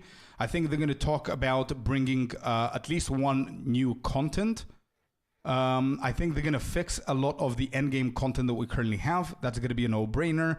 I think the big surprise is they're going to bring a second class. They're going to talk about nerfing a few things, but not directly, maybe indirectly. So players are going to be okay with it, but still it's going to be a nerf. That's my prediction. And then they're going to talk about a lot of generic performance issues that they're going to fix. That's my prediction. Yeah, it's going to be a little bit underwhelming, but that's what I think realistically is going to happen. Cropes, thank you very much for the follow as well. Welcome to the channel and the community. I appreciate you guys being here. Welcome in, welcome in. We have only an hour and 29 minutes. But yeah, this is it. Ideally, I would love to see like a few more here and there. But yeah, we'll see. Alex Pugs as well with a new follow. Thank you so much, man. Welcome to the community as well. Happy Thursday to every single one of you guys. It's a big ass stream today. Big news for the game. We're 1 hour and a half away from watch partying this. And I'm really, really excited. So all you guys need to do here is stay on the channel on Twitch and make sure that you follow the channel and just stick with us. We're going to watch Grinding Gear Games talk about everything they're going to do, and we're going to see how close we're going to get with our bingo book. And then, while watching for 2 hours our stream, you guys are going to be able to get the brand new drop for watching it for 2 hours. So pretty cool stuff, man. Alan, how you doing, dude? Stretchy, baby. Let's go. Stretch up, guys. If your posture is like a little gremlin, fix that, okay? Fix that. We want to be healthy and hydrate, by the way. Hydrate, everyone. Let's go. Let's be healthy enough for this one. Okay, so now, Hori, are you ready, dude? Am I allowed to show this, like the whole website, or should I just take screenshots and show one by one? Like, I don't want to expose the link of the website. You know what I mean? I don't know if I'm just overprotective.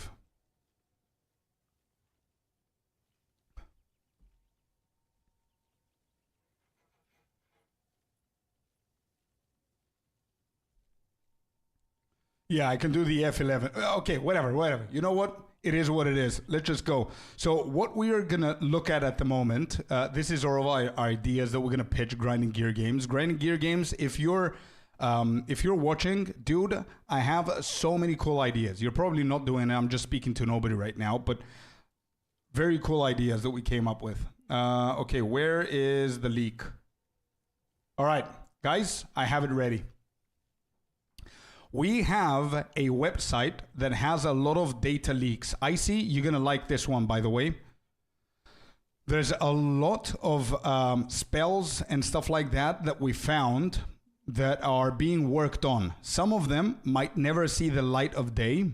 Some of them might be completely changed from what we're going to read right now. And some of them might be even announced tonight. I think I already see one that I'm absolutely sure we're going to see it. Okay, you guys ready? Here we go. Look at this, dude.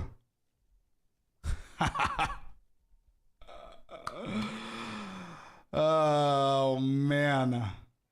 Okay, so here we go. So listen up, you guys. I'm going to show you the one thing that makes me the most excited out of everything, okay? Forget about these. These are just abilities we're going to check one by one to see what they do. Like I can see Claw Rake. So obviously this is going to be a druid thing. Maybe it's going to be a bear form. Maybe it's going to be a tiger form. Something like that. But these are a lot of the things that we might see. Now, the thing that makes me the most excited is this right here. Let me see if I can find it. Where are you, dude? No? Did I skip it? Oh, here it is.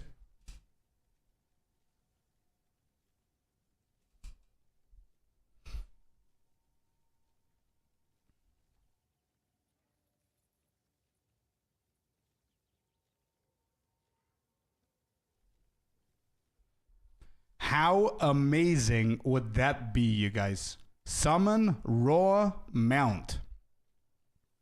Apparently this is a spell. Once again, okay? Once again, this could be changed.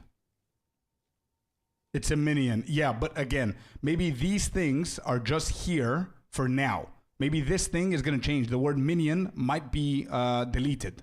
It could be like a buff, persistent. Just that. Maybe they're just taking like templates from different stuff and just adding stuff and then fixing them. I don't know.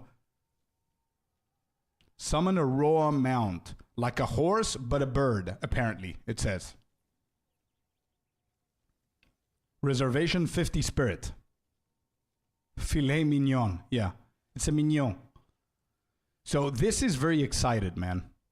It's very, very exciting to see what they're going to do with this.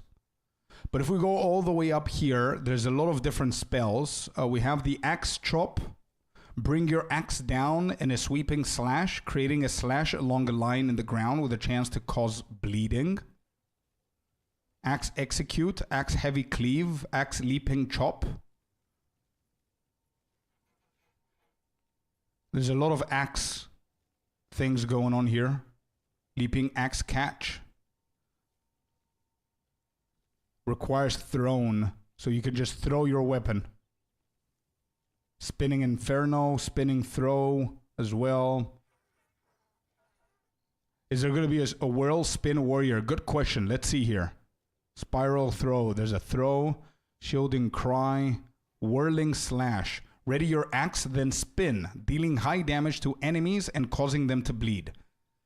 That could be something they're installing. Once again, disclaimer. These are data mined like things that we found that could be changed to completely different stuff. But it's a good place to go and see from there what they're going to do. But again, they might completely change it. But it seems that they're working on something with spinning. Then we have Blazing Lance. Throw a spear. Ooh, this is what I'm saying, that there's a few of them that make sense for us to get them even tonight. Like the Blazing Lance with the Huntress. Throw a spear, leaving a trail of fire in its wake, burning enemies. Then throw a second spear, causing the trail of fire to expand outwards, dealing high damage. Modifiers to the number of projectiles fired only apply to the second spear. This is going to be a pretty cool ability there. Then we have a support gem, I believe. Supports persistent buff skills, making the buff they grant more powerful. 30% more buff effect. The ones with placeholder icons are probably for the far future. Wait, what are the placeholder icons, bro? What are that? What's that? What is DNT, by the way? Is that something obvious that I'm not understanding? What is DNT? Revive killed mobs. I think we can find it, dude. That's why I wanted to check these with you guys. Like the DNT. No DMT. DNT. Like, does it mean do not touch? We need more support gems and also more gems in gem stash tab. True. I agree. What if the Huntress can have a rapid puncture flurry type gem like Rogue in POE1? That would be really cool, dude. Do not test, do not tickle. Okay, we're gonna go with do not tickle. Okay, anyway, let's see. Blazing Lance. This looks like a cool one that we can get. Then Infusion. This empowers your buffs and everything. Chance to freeze. Which this is what I'm saying. It's weird that this one is green. And it has to do with freezing stuff, right? Support skills have 10-20% chance to freeze. Then DNT's Claw Rake. Does that give us any information for the Druid? And again, there's a placeholder here as well. Perform 2 upward slashes, causing massive claw marks in the ground.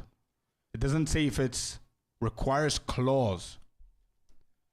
Dude, is that a potential new weapon?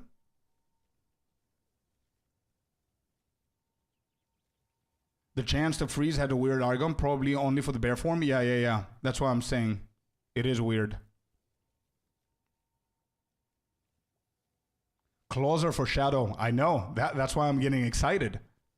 Because according to this, if these things come very, very soon, and daggers, yeah, I might be right, dude. I might be right speculating that they might release tonight either the Huntress and the Druid, or the Huntress and the Shadow, or the Huntress, the Druid, and the Shadow. Which means we're going to get swords, we're going to get daggers, we're going to get claw. 3 new weapon types. Okay, let's see. Claw Rake, we read that one. Deadly Herald, a brand new Herald. Supports Herald skills. What is this? A support gem for Heralds. Never mind.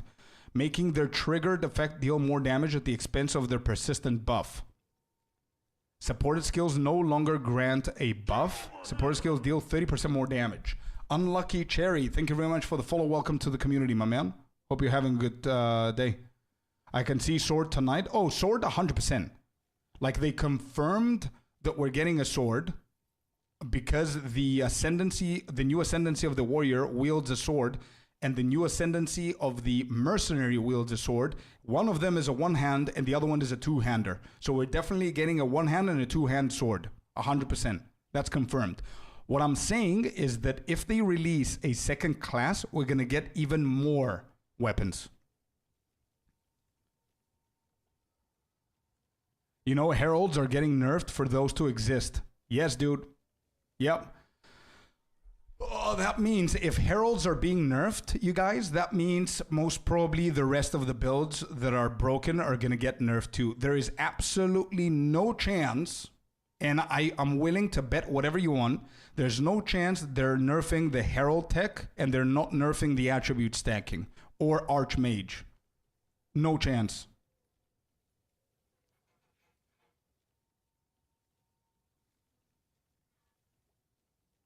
It would make sense for 2 classes to drop just praying. Yeah, same here, installing. You can right now, due to supports, make heralds chain. Yeah, true. The nerf I see happening to heralds is that heralds cannot be triggered by other heralds, only by attacks. Well, if they do that, that means that the herald tech is going to be nerfed. Therefore, Invoker Monk is going to struggle. Actually, Invoker Monk is going to get nerfed directly with that change. The Deadeye is going to be affected by that change as well. So you can do the chain. Exactly. But that's what I'm saying. If they thought of nerfing the Herald tech, they're going to nerf other builds as well. That's what I'm saying. Do you honestly think that they're going to come tonight and said, guys, obviously we had to implement some nerfs. The nerfs are going to be on the Herald tech. Okay, cool. Next slide. I don't think that's just going to be it, man. So with Gemling, yeah, Monk is just going to suck, to be honest. Well, Here's the thing. I'm a monk main, and I'm really saddened to see this because I'm scared that my monk is no longer going to be viable, at least the Ice Strike. But you know why I'm happy? It's because I'm okay with them like directly nerfing the Herald tech, which means that Ice Strike Monk is going to get hit. But what I want to see is I want them to pay closer attention to the second and the third ascendancies that monks are going to get. Because don't forget, guys, there's a chain of causation here. We might get nerfed. Monks, sorcerers, the spark build, your favorite attribute stacking build might get nerfed. But don't forget that every single class is going to be getting a new ascendancy. Don't forget about that. And we have another ascendancy that in each and every class, it's been shit. So for example, the mercenary is obviously going to get probably is going to get nerfed as well. Gemling Legionnaire with the attribute stacking. But Witch Hunter needs to get buffed, and Mercenary is getting a third ascendancy. Okay? Then a Monk Invoker is insanely good. If they nerf the Heralds, it's not going to be that good, but we have the Chayula Monks, and we're going to get a third ascendancy. So we'll see. I'm really excited to see what they're going to do. Exactly, Aeon. Yeah, the majority of my builds have been around the Ice tech as well. The Ice and Thunder. I don't think they nerf it too much. Dude, Icy, if Hori is correct, and I think he is, all they're nerfing on the Heralds, bro, is not the Heralds themselves. They're going to nerf so one Herald does not trigger another one. And that's immediately nerfing every single build that's using the chain. Because Deadeye Ranger and Monk Ice Strike, the point is you have Herald of Ice and Herald of Lightning with the exact opposite support gems of each other, so you can trigger them so you can have the explosions. If you can no longer trigger them, well, now you have an issue. Now the build might not be playable. There's a tech around that. What, the Pulsey Ring?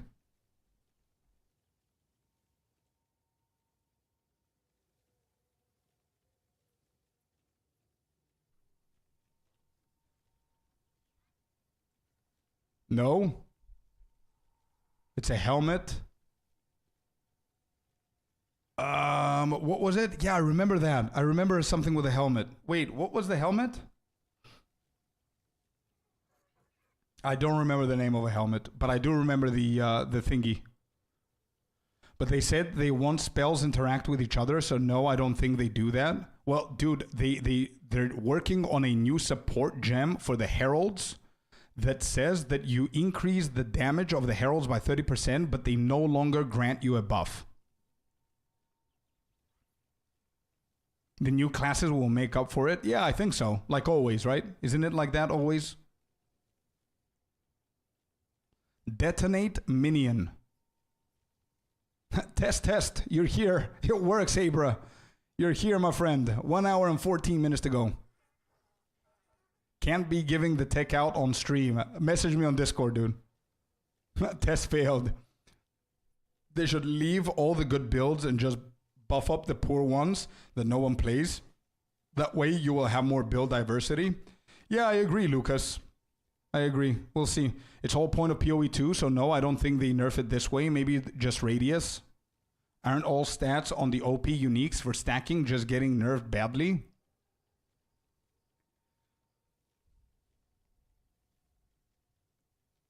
I don't know if they're going to do that, man. We'll see.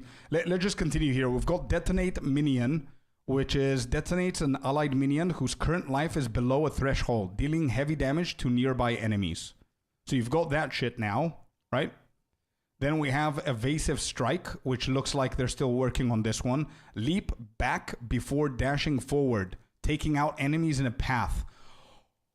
Bro, this looks like a shadow ability. Come on, dude. Are we getting shadow class tonight as well? Or maybe this is for the Huntress clause, maybe even Druid. But dude, this looks like a cool ability, man. Is it Huntress? You think so? You think so? But with claws, dude. It's not with spears, Richard. It says claws. And claws is a weapon.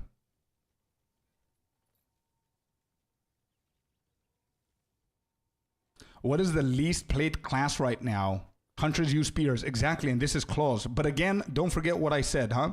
Don't forget what I said. These could be temporary. It has a placeholder on it, so maybe they just copy paste the templates and they change it later on. Maybe the requirement is spears, not claws. We don't know. We're just speculating now, right? It's data mined. It's nothing confirmed here. Just I want to make this very, very clear. I think there's like a website that shows which builds are the most played, the most popular, and which are the least. So I'm not sure where to find that, but I think they have it officially somewhere. Anyway, can somebody send me the link? Can you send me a link, Icy, please?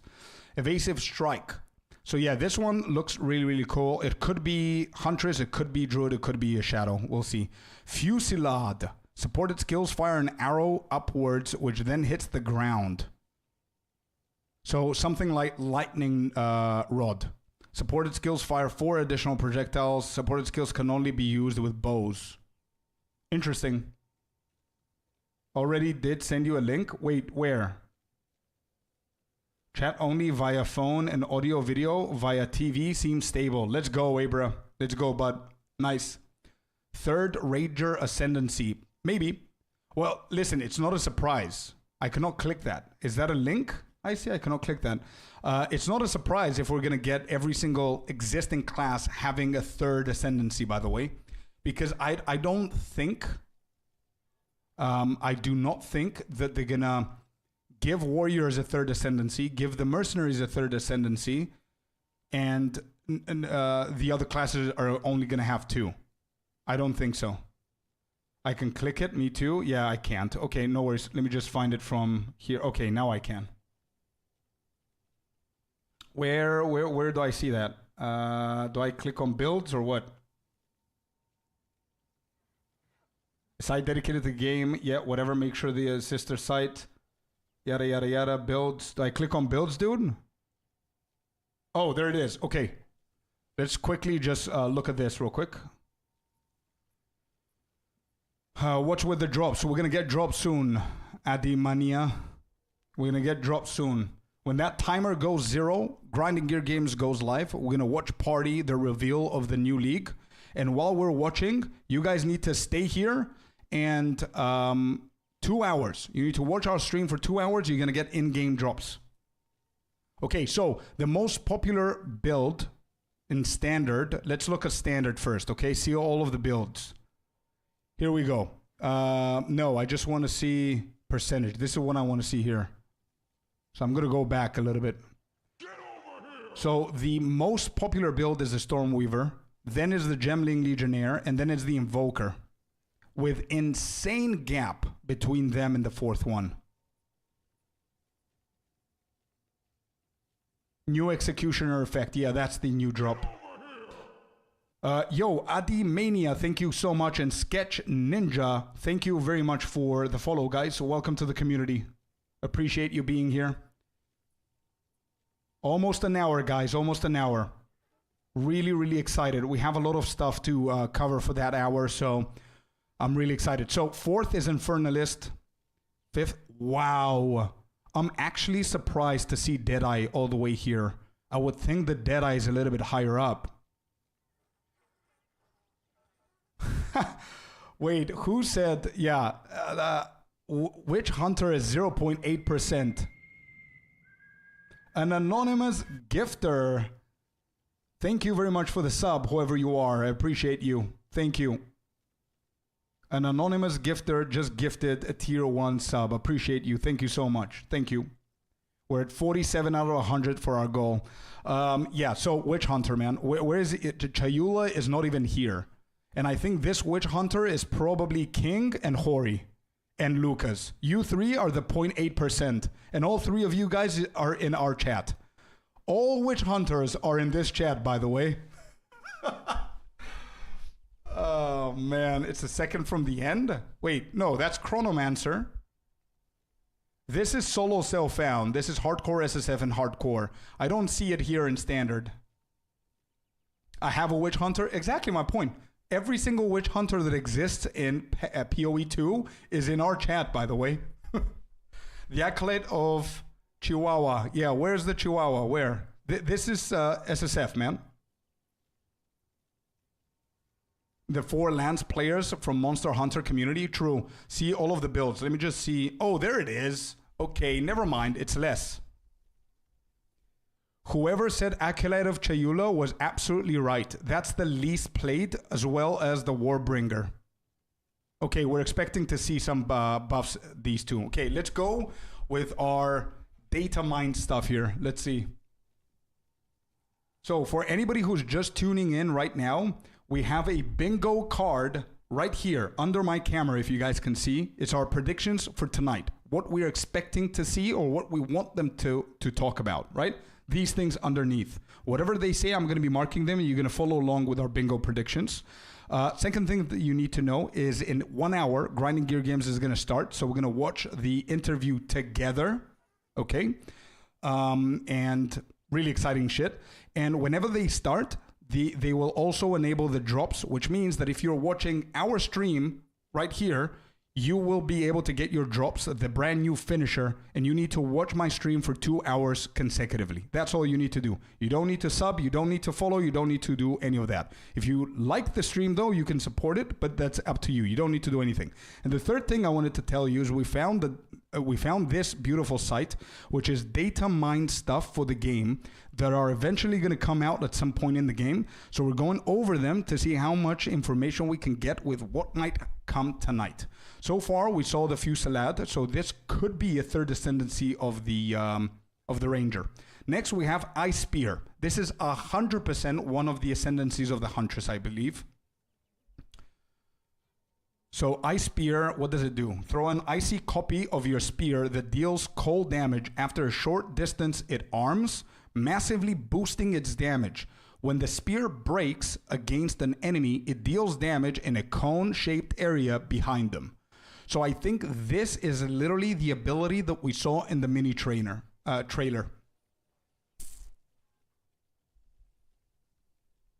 If you pick some skill, you will see what people usually build around it. Yeah.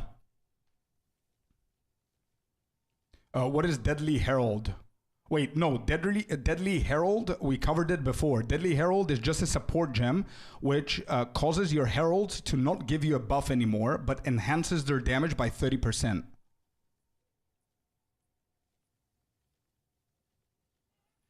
Yeah, for linking your account, just follow the link that the guys provided you in chat, you guys, and connect your account there, and then all you got to do is just watch our stream. That's all. And if you guys, because we're streaming on Twitch and YouTube, if there's anybody on YouTube, make sure that you come to Twitch because this is a drop that's exclusive to Twitch. So you still can chill. We still have like 1 hour, but whenever the timer gets closer to 0, just pop over to Twitch and yeah, watch through here. Okay, so Ice Spear is definitely the one that they showed in the little trailer. Then we have Rapid Assault. Rapid Assault. It says AoE melee strike. Spears again. Performs a series of fast stabs. So the base is +6 to melee strike range. Final strike is +12 to melee strike range. Nice.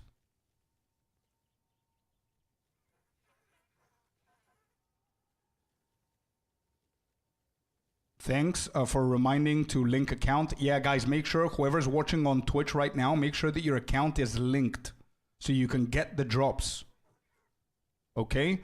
We have the links in the chat right now. Make sure that you guys follow that.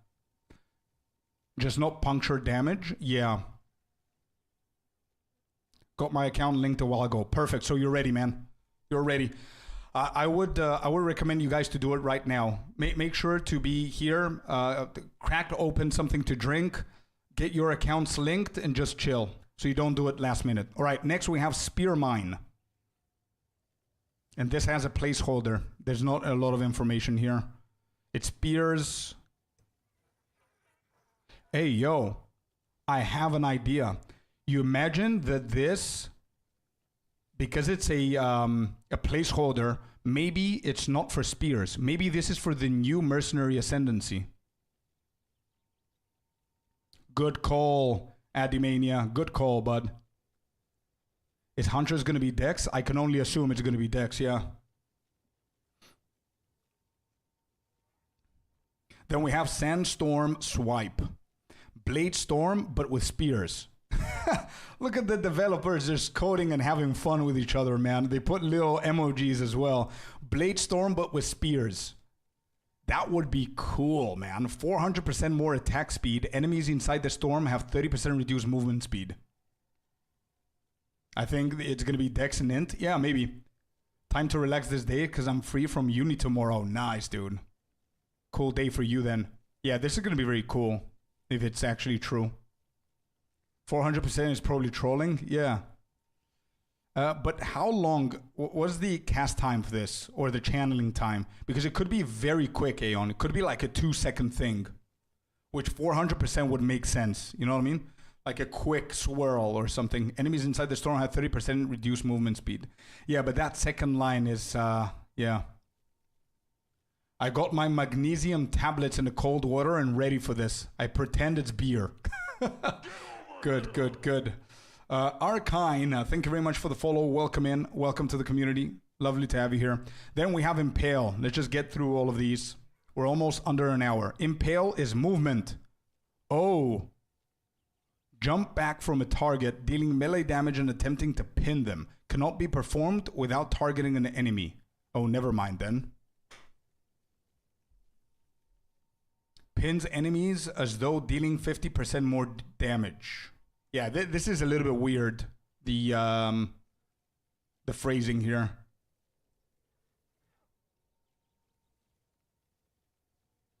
What do you mean to link our account? Please explain once more. Yeah, no worries. Give me a second, guys. Let's make sure that everybody's linked. So if you go over on this website, let me see, are linked, blah, blah, blah. Yeah, this is correct. I'm going to post the link to this once again for all of you guys to make sure that you check it out, okay? So this website, read through it, and it's going to help you understand what you guys need to do so you can link your accounts. There you go. That's the one on Twitch. I'm going to send it to you guys over on YouTube as well. But I really suggest you guys on YouTube to come over to Twitch so you don't lose the, so you don't miss the drops. There you go. That's the link. Check that out and read it out.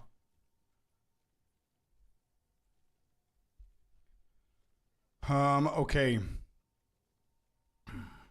Where were we? Melee? Yeah, it looks like it. Where is it? Impale? Was it? Yeah. It says attack, AoE, melee, strike, and travel. So I guess jump back from a target, dealing melee damage and attempting to pin them. Cannot be performed without targeting an enemy. So I guess if you're in melee, you do that and you shoot back so you can then have momentum to do ice spear and stuff like that, right?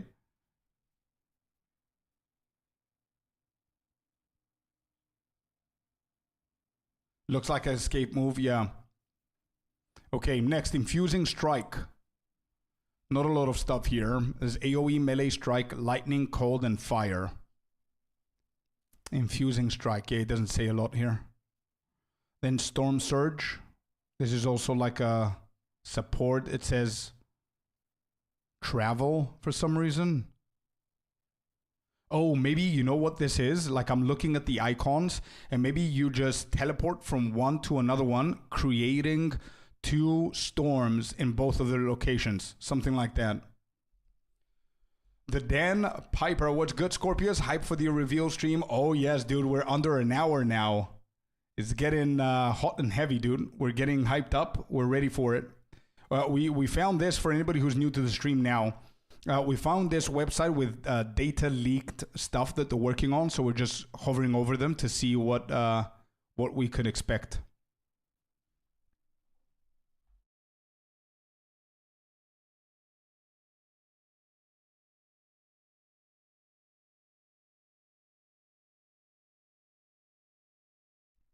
What was your favorite name for a character? Either Bonkamong for my monk or Emotional Axe for my warrior from POE1. Yo, both of them are really cool, dude. You should save both of them. You might want to level both of them, so keep those names. They're nice. Bonkamonk is really good, though. Spear skills looking pretty fun, true. Or sounding pretty fun, I would say. Yeah. That one looks dope. Yeah, Spear Field. Stamp the ground, causing multiple spears to burst out of the ground in front of you in a large area. The spears remain for a duration or explode when enemies touch them. This is going to be pretty cool, I think. Then we have this one, which I think is going to be a main ability. 100%. Throw a single copy of your spear. When it hits an enemy, it bursts, firing bolts of lightning at multiple other enemies within a large area around it. I think this is the one that we might have seen in the trailer as well, or something similar to it. Yeah, this looks like a goated skill that all the builds are going to be running, I think. Exactly, Dan. Yeah. Bruh, this just, I don't know, man. This is just really exciting for me. I don't know if, I really hope that it's not a minion. I really hope that it's what I think it is, because honestly, I already have it in my bingo card. If you guys see underneath, I already have it at the bottom left side. I have mount. So, and then I saw this. I don't know if it's going to be what I think it's going to be. Imagine if we get mounts, dude. For picking up stuff, yeah. And then we have Whirling Slash. Perform a circular slash that kicks up a spinning storm of wind and dust around you, slowing enemies and binding them in its area of effect. Leaving the area unleashes the swirling storm, causing it to deal damage. Movement speed is kind of useless, though, if you add mounts. Yeah, but I don't know what this is, then. I don't know if they're just trolling. I don't know. I heard this is for the Ranger, where they get to ride and shoot bow on it without movement speed reduction. Right. It's 50 spirit reservation, but again, it might be just a template they're gonna change. I don't know. Be able to attack, or I don't know. Yeah, maybe. I don't know. All right, we checked all of these. Then we checked these. Let's go here. It says minion. Bind Spectre. Captures the spirit of a defeated monster, allowing you to summon it as a minion. There you go, my witch mains. Here it is. This is what you asked for. This is what you get. How about that, you guys? How about that? Now, think about that. You kill a rare, you use this, and you summon the rare for your pet. Yep. I might go minions if they fix AI. Spectre's going to be go crazy. Yeah. Someone like a horse donkey that carries stuff that drops. I hope so, Lucas. That's another thing that I'm thinking about. Yeah. Is the command arise? No. Wait, what command? No.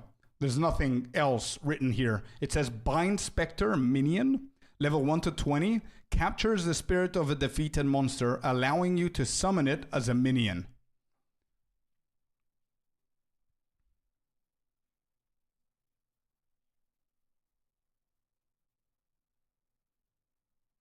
Only for white gray mobs, maybe. Yeah, true.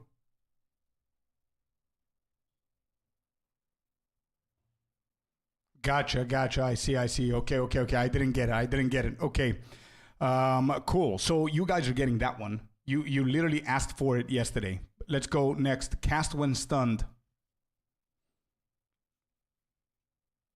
While active, gains energy when you are stunned and triggers socketed spells on reaching maximum energy. Okay, interesting. So it's like cast on shock, but it's cast when stunned. Gains 50 energy when you're stunned. Triggers all socketed spells and loses all energy on reaching maximum energy. Has 10 maximum energy per 0.1 seconds. Yeah, right. That's good with a good stone charge. True.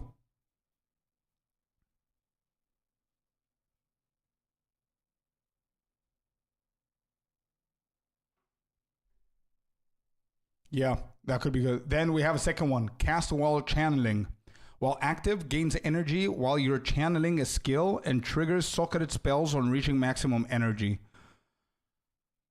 Wait, could this be then? This is going to be paired with things like Mana Tempest, right? Or the Perfect Strike, the Warriors one.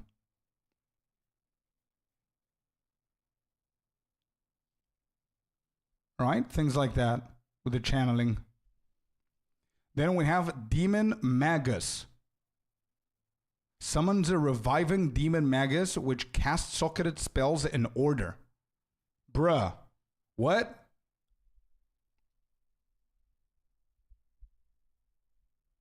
Yo, what is this, dude? What is this, dude? This sounds insane. Summons a reviving, dude. So you can revive that shit. Demon Magus, which casts socketed spells in order.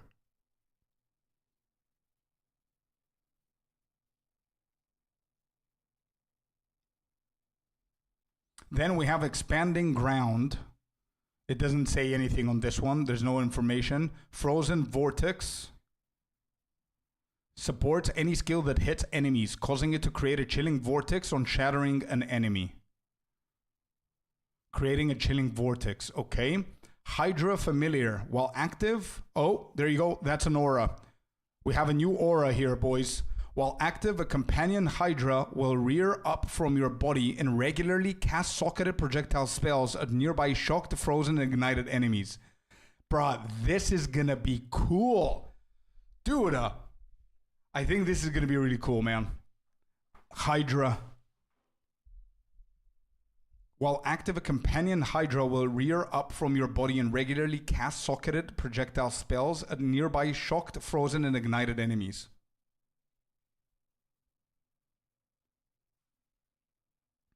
I hope they release the Druid 2 and another cat. Yeah. Socketed spells.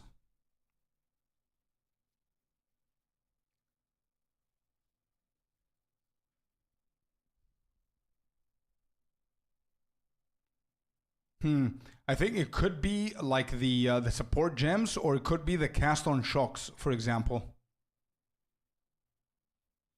The Hydra is just like the one in Diablo. Yeah. Then we have Invocation.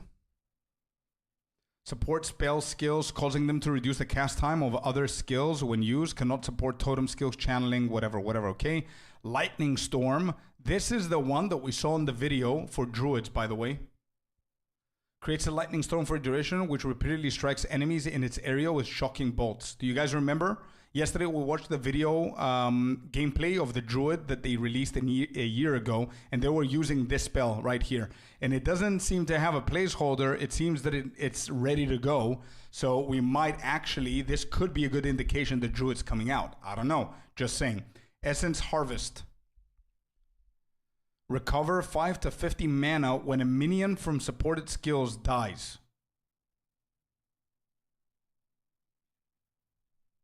This required a lot of int.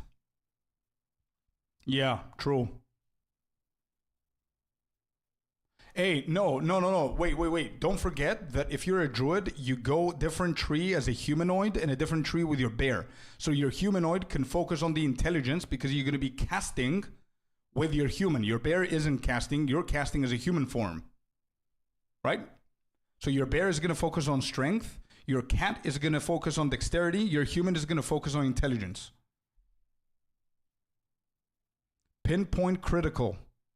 Supports any skill that hits enemy, causing it to critically hit less often, but deal more damage with critical hits. 50% less critical hit, 30% more critical damage bonus. Rolling Magma.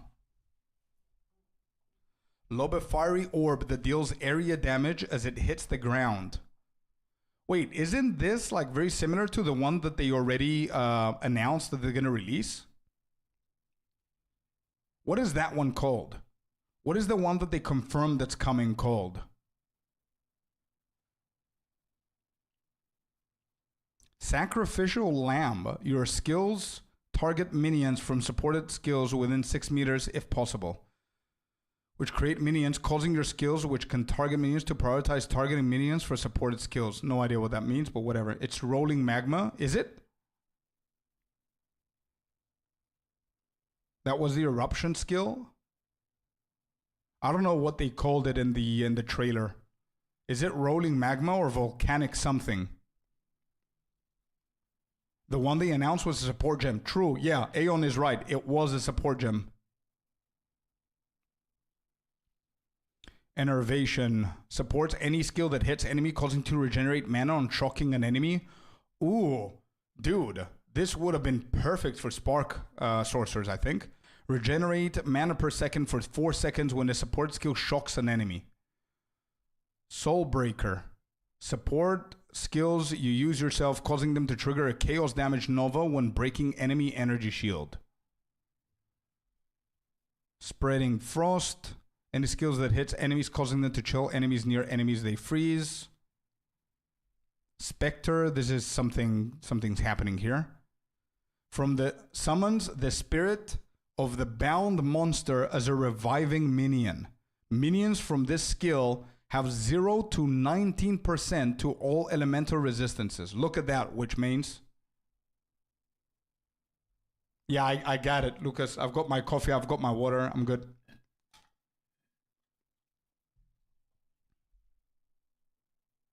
Yeah, true. We do need more content for sure. That's whatever let them die, the minions on Demon Dog needs it. Yeah. Want it in POE2, my babies. And then we have Greater Lightning Bolt. Call down a shocking bolt of lightning to strike enemies in a small area. It doesn't say anything else. That's it.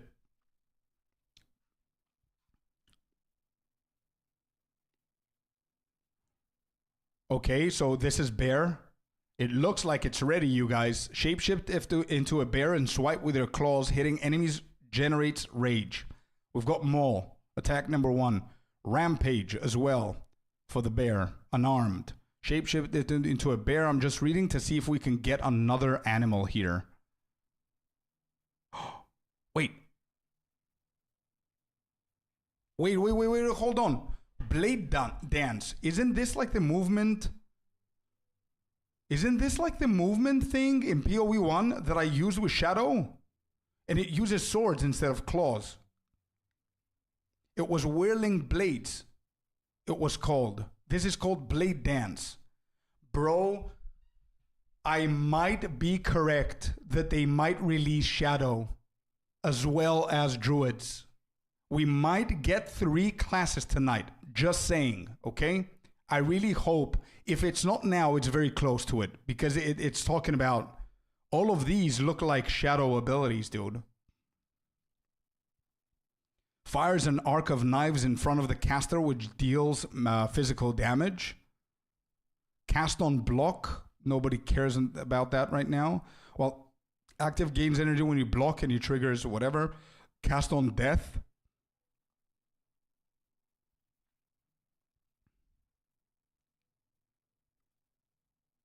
Definitely sounds like Shadow class, yeah. I hope it's 3 new characters to farm. Thing is, as the Druid being ready for like over a year because of the video demo from 2023. Yeah, true. Cast on damage taken. Combo knife throw. Yeah, true, Hori. Will help. Combo knife throw as well. Deal 7 to 10 physical damage. It leaves a lingering blade in the ground for every projectile fired. Oh, cool. Maximum 40 lingering blades can be left in the ground, and then you can click in it again and take them all, or no? This is like Xayah in, what's her name? Xayah in League of Legends that does that? With her ulti?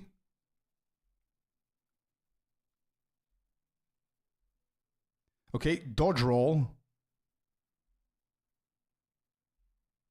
Look at that. Look at this. 3.7 meters to dodge roll distance. This spell's cast speed cannot be modified.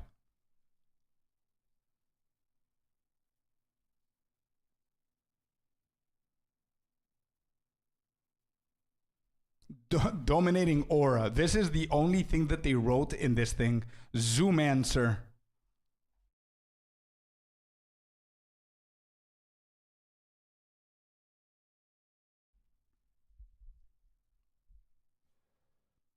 Ferocious roar. We've got the bear and trigger warcry skills. Cool.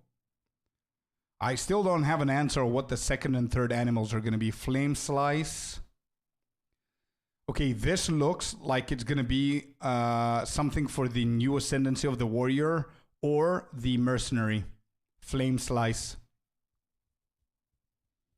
Lycan minions confirmed the zoo strat. Yeah, dude, there you go. Zoomancer.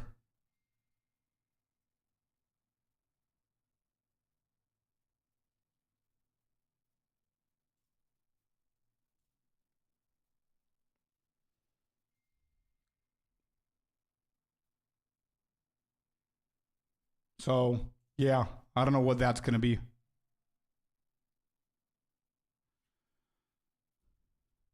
Should be Merc, weak arms for a warrior. Yeah, but don't forget, 1 second.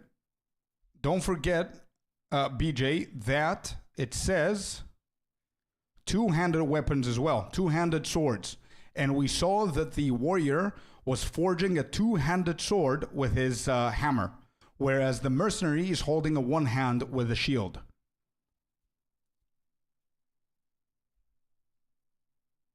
Oh, weak arms. Yeah. I just got it, what you said, BJ. I just saw his arms. You're right. Weak arms for a warrior. True, it has to be the Merc. But yeah, 2025, who knows? You're right, dude. You're right. You're right. Also, Alan, just to let you know, because I cannot type now, obviously, I saw your message, man. I think it has to be from your side, because I just checked my side, and it seems that everybody can type normally. I don't know. Does anybody else experience issues with the chat right now? Because I have a buddy that says he cannot type in the chat, or the chat is not loading. Maybe you need to refresh, dude. I don't know. The chat's working fine so far. But thank you very much for the feedback, though, dude. Imagine one of the new forms is a cat so you can escape the enemies. No, I don't want to imagine that, Aeon. Nope. I want a cat so you can obliterate everything. I cannot type in chat. Let's go, Gramps. How's it going? Welcome in. No problems here. Nope, all good. Guys, thank you for confirming. I appreciate you. Travel form and wow, true. Does someone know when the servers are back online? It should be back, dude. No, they said a quick restart. Ria. Anyway, they're going to start with a big event in 39 minutes. So, Scott, thank you very much for testing, dude. Now that Scott typed on YouTube, once again, I want to make it very, very clear. If you guys are watching the stream on YouTube, please make sure that you come over to Twitch. Not because I want you here, but because you're not going to be able to get the drops. The drops are exclusive on Twitch. You won't be able to get it on YouTube. So make sure that you get over here. Make sure that you're connected to POE2 site, so you can be eligible to get the drops, okay? It's starting in 39 minutes. Just letting you know, big hype. So I'm new here, been lurking for like 30 minutes. Could you please introduce a little bit this channel? Or is that nothing people do on Twitch? I don't watch normally, but heard about the drops, so I had to. No worries, man. Sure. I don't know if people do it, but it's no harm, really, right? So what we do here, it's personally, I'm a YouTuber, I would say, that does guides for POE2. So leveling guides and end game guides. I cannot even speak now. I'm too excited for the update. Here's my YouTube if you want to check it out. And obviously we do some streams. What we do is we just have fun, right? We play the game, we level up, we go end game. This past week, we went crazy on grinding maps as much as we can, pushing our build to crazy extensions to see what it's capable of doing. And if you want to join Discord as well to see what we managed to achieve this week, that was pretty cool. We managed to crash the computer with how much loot we got to drop from a single map. So it's pretty cool. But yeah, that's basically it. What we're doing right now is we are checking potentially new abilities that might come to the game. And in 37 minutes, the The official Grinding Gear Games is going to talk and have an interview and Q&A, and they're going to reveal what's going to come into the new update. We're going to watch it together. Underneath here, as you can see, we have our update predictions. I put a lot of stuff. A lot of the things probably they're never going to come tonight, but we'll see how many we can get right.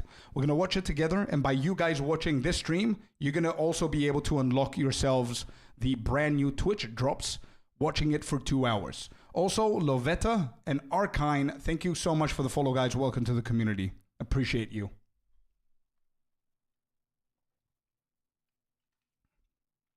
Tiger for some burst damage. Yeah, cat form.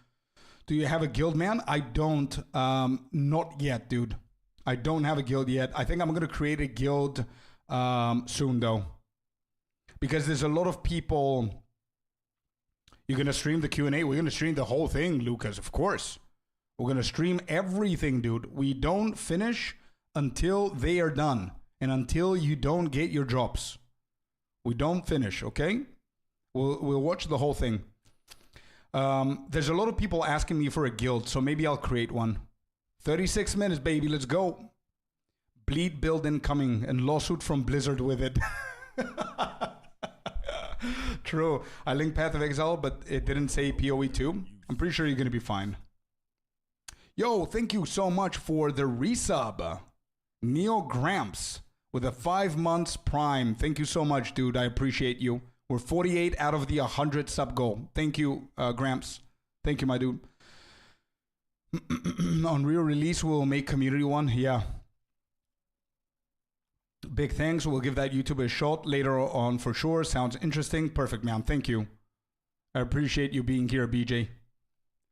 The anticipation intensifies. It does indeed. We can turn the one we have into community one. Just change names anyway. Yeah, we could do that, man. We could definitely do that. 100%. More and more people are asking for a guild anyway, so we can do that. Okay, let's continue here.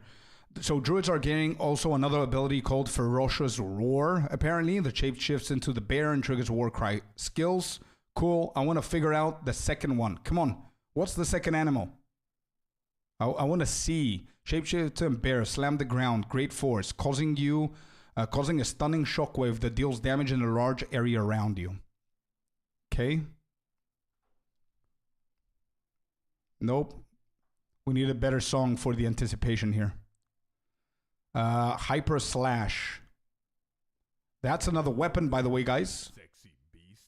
Hey, thank you, Leatherneck. Thank you very much for the prime as well. I appreciate you, man. Thank you for using your prime. Thank you, thank you. Knife Flip. Fires an arc of knives in front of the caster, which deals physical damage. Like a nice little cone of AoE. Not bad. Reduce projectiles. Leaves a lingering blade in the ground. Yeah, not bad. So this is going to be a whole build. A whole build. The lingering blade build. Mark my words. You're going to see, guys. If Shadow is coming out, lingering blade build is going to be the next thing. Every single spell that looks like a shadow spell, for anybody who doesn't know what shadow is a new class that I assume is going to come very soon in POE2. They have it in POE1, but for example, Blade Dance, Blade Nova, Combo Knife Throw, Dodge Roll, all of these sound like shadow spells, and all of them have the lingering blade on the ground where you just do a couple of combos, there's blades on the floor, and then you press something and the blades come back and you deal insane damage or something like that. Then we have the meta bow totem. Summons a ballista totem which uses the socketed bow or wand attack skills. Nice. So this is very similar to what I used with the shadow one, the totem. Duration 8 seconds. Axe slash. Mace. Sword slash. So we're getting swords for sure. Bow shot. Claw stab. A hint for a new weapon, guys. This is big. This is big. This could mean, very well could mean that we're getting a third class with claw weapon. Or it's just the druid who can also put claws. Claws assassin? Exactly, Fabs. Exactly, dude. But there is also dagger here. And flail. Actually, never mind. This doesn't confirm everything. They just have everything here. What else? What else? What else? Ring of Blades. No information. Shadow Ambush. I mean, bruh. Come on, dude. Come on, bro.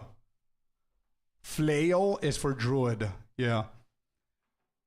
Dude, guys, come on. Shadow Ambush?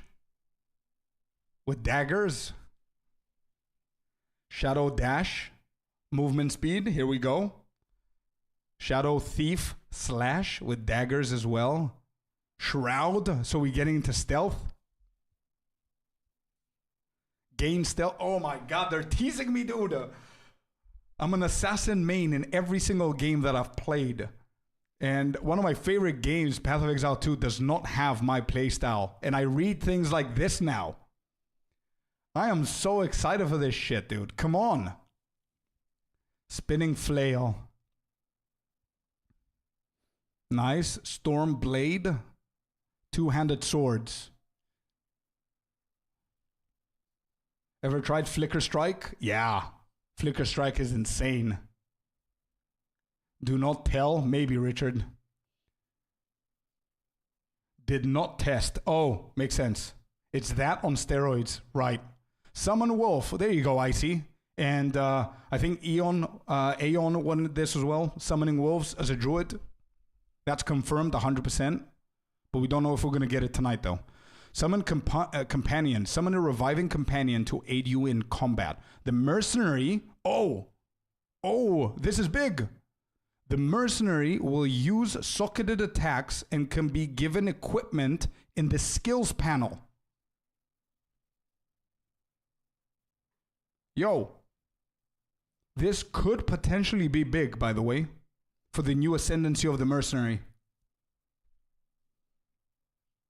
It's animated guardian. Right. D2 Merc downloading patch still. Wait, really?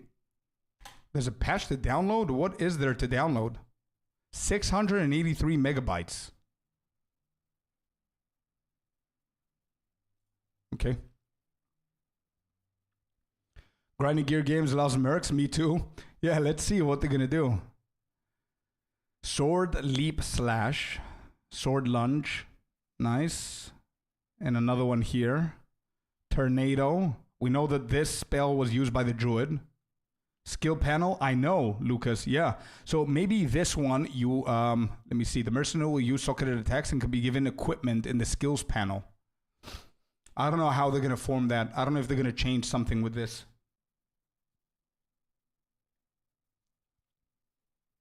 If you can and give him equipment, it's GG. Yeah. True. Detonation. Here you go. Okay, there you go. That's as simple as they wanted to phrase it, man. It detonates stuff. That's all it does. Do you need to know more? Like, who cares about numbers? It's just stuff.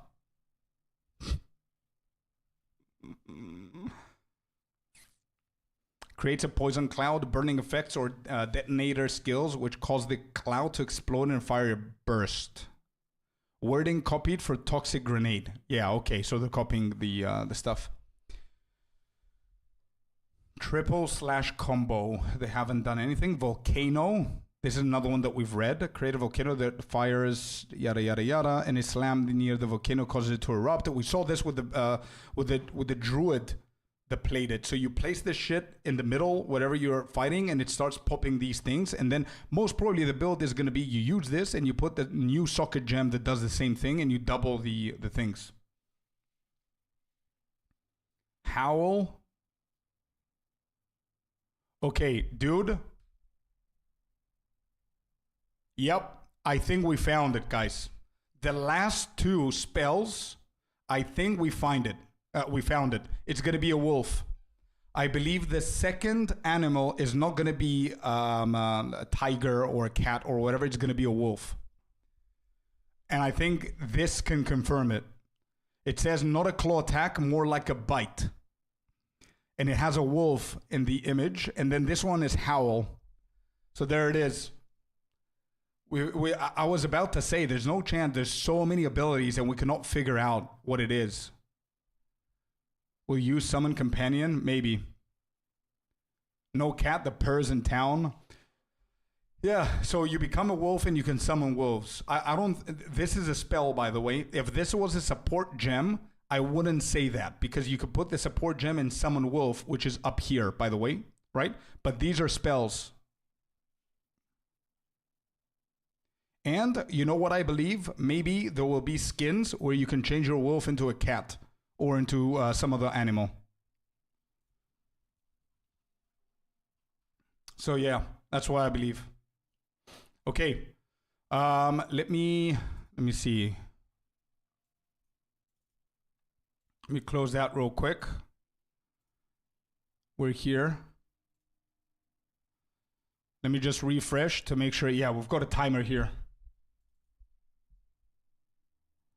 Drop info.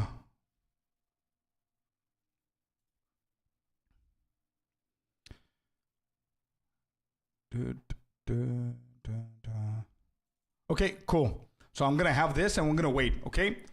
So guys, give me 2 minutes. I need to go to the toilet real quick. Be right back and we're gonna chat a little bit more. And it's 26 minutes. I think they're gonna start a little bit early on as well. So give me a little bit.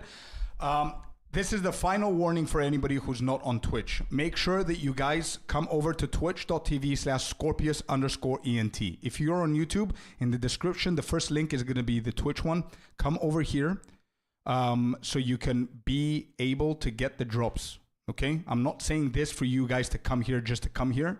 But if you're watching on YouTube stream and you want to get the drops, you're not going to get them. You need to come over to Twitch. It's an exclusive Twitch drop. Okay? For anybody on Twitch, all I got to tell you guys is make sure, A, that you're linked and you're ready, okay? Make sure you go and get some popcorn and some beer, whatever you want to do. And let's just wait for the final 25 minutes. We have a few things to talk about before they start.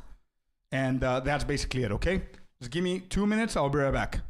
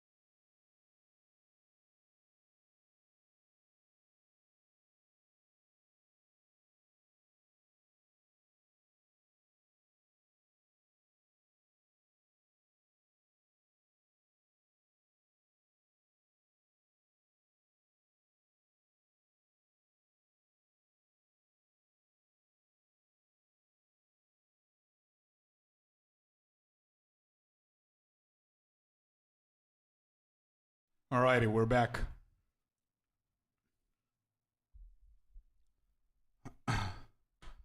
We are back, dude.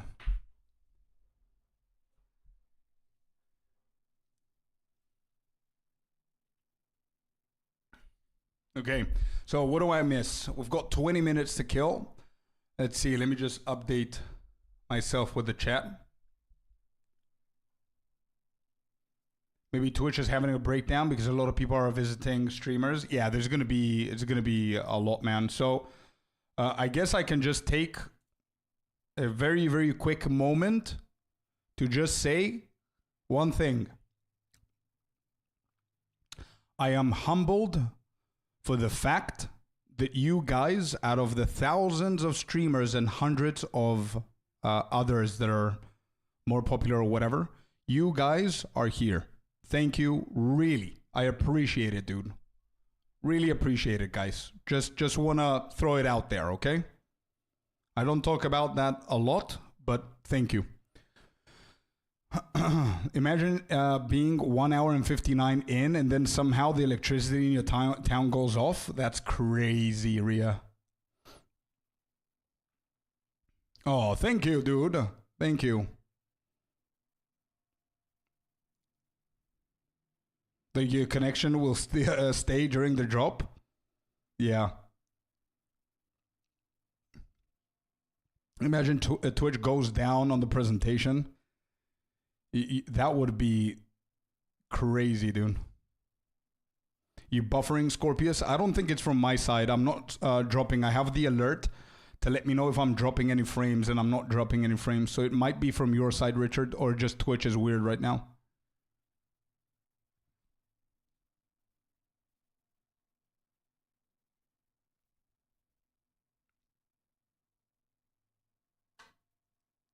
Thank you, guys. Thank you. You're far too kind. You're far too kind. Thank you so much. Thank you. Abra, I'm really happy to hear, man. Anything you need, let us know, okay?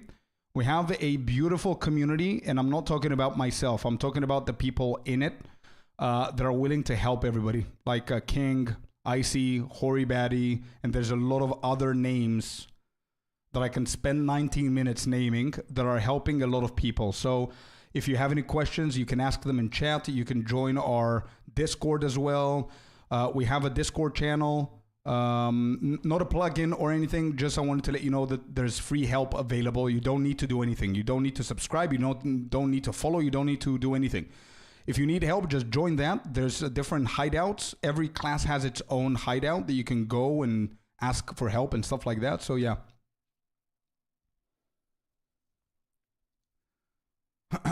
Your content is awesome, and talking from being a new player, could not ask for more. Thank you, Lucas. I appreciate it, brother. Thank you, man. I'm really happy to have you here. It's Twitch or us downloading the patch. Oh, I forgot that I started downloading the patch as well.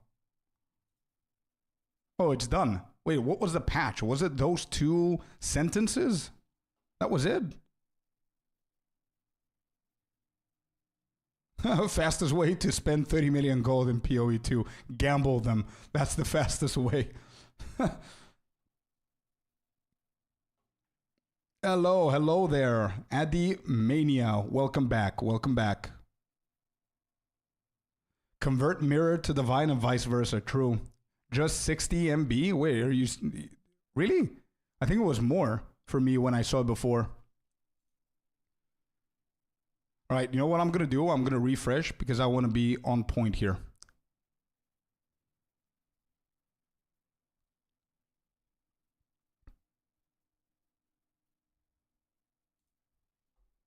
Nice. 17 minutes. I think unfortunately the Discord server is bugged on some channels on my side. Wait, if it is, we would appreciate the feedback, man, so we can fix it. But usually when you get into Discord, you need to accept the terms and conditions, and then you need to choose what class you care about, so you can unlock the hideouts of each class.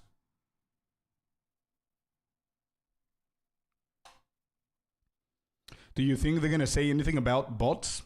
I don't think so, man. I really hope that they do, but let's see. Also, casual gamer here, playing first time PoE ever after 100 hours over level 80 with Stormweaver Spark. Thanks to your build guide. Thank you, Abra. It means a lot, man. It means a lot because I really love doing what I'm doing with the guides. Like play the game, figure shit out, make it simple enough to help other people. And seeing that it works, it like, you know, makes me feel proud, I guess. It's nice. Thank you for the feedback, dude.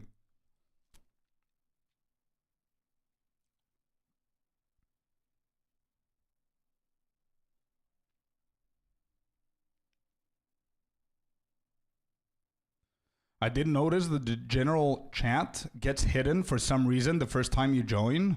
Oh, I see. Maybe you can look into that, bro, because I'm not big on Discord. Icy is the mastermind behind our Discord server.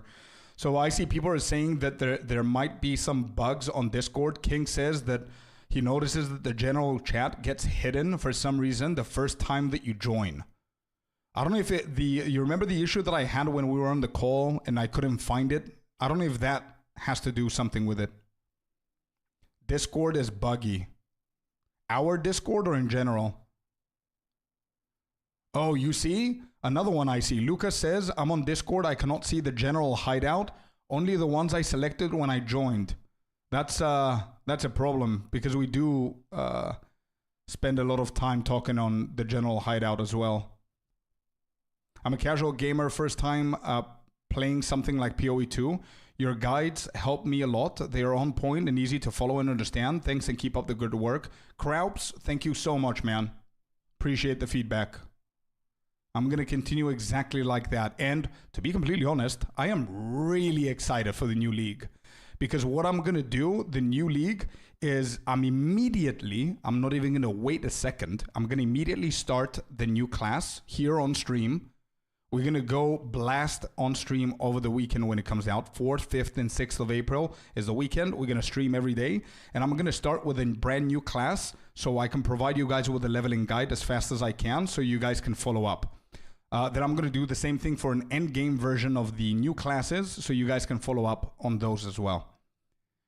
With these new additions to the game, exactly light. I'm so excited to do that, dude. So excited.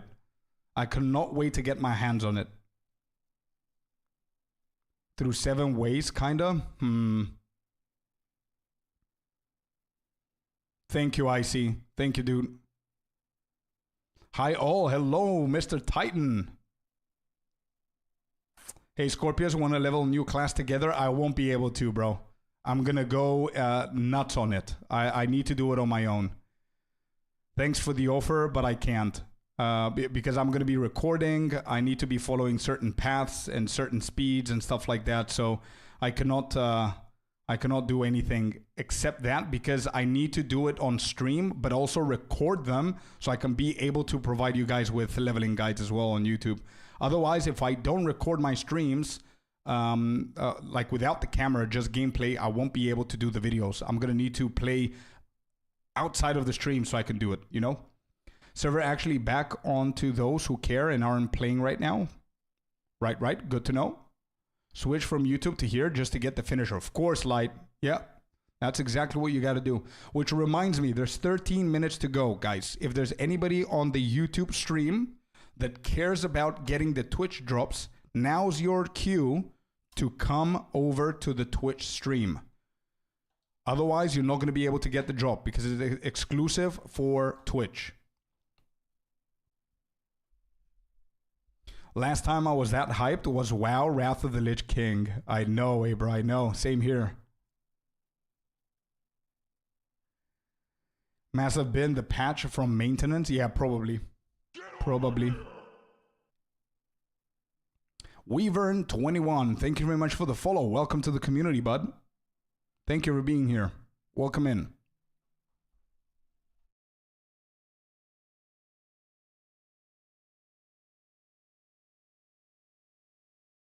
The buffering and the Twitch was acting weird. Yeah, but don't forget the Twitch is getting like a huge influx of players at the same time right about now.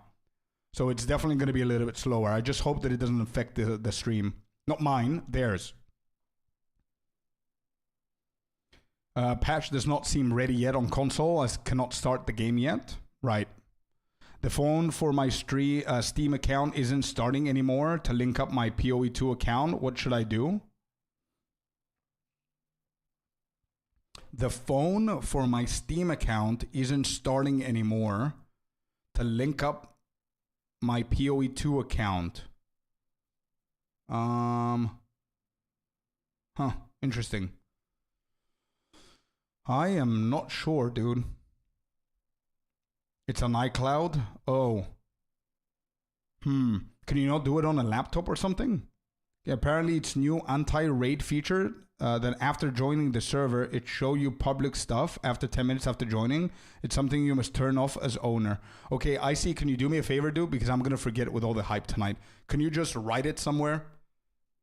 Like send it to me on Discord or something so we don't forget later on. You can remind me or I'll see it and remember to do that. Or tell me how to do it. I don't know. And I'll do it later. Thank you, man.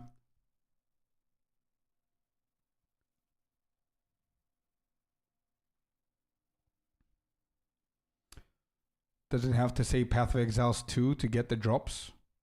Where? Richard, where?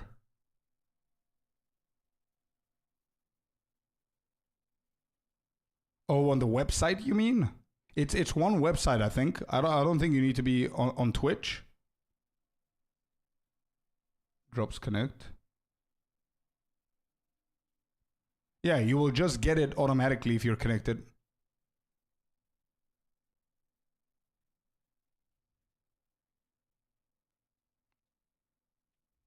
But can I connect it later? It should drop into my Twitch mailbox, shouldn't it? Yeah, it should. There's a specific inbox for drops that you get afterwards. Less than 10, guys. Less than 10. Let me just see if they have any cool music. They do.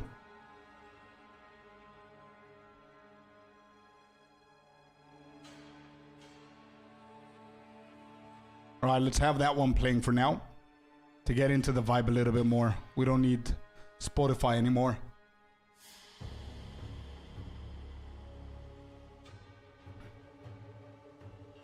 Now we're feeling it, baby. Now we're feeling it. Let's go.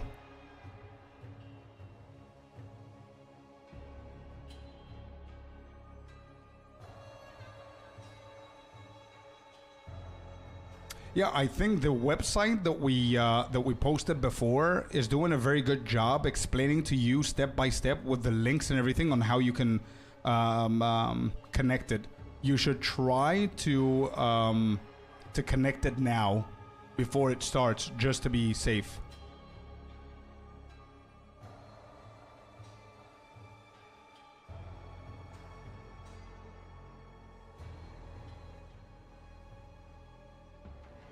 Predict HH buff? What's the HH buff? What is it?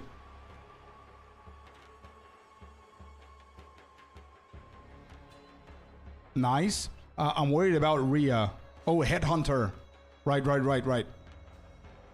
Let's see. Biz belt. Yeah. True.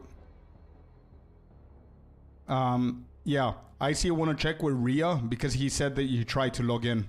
Log onto your POE2 account, go to manage account and scroll down to social connections. You will find Twitch there. Click connect. Yep. Exactly. Headhunter. Yeah, Nikos. Yep.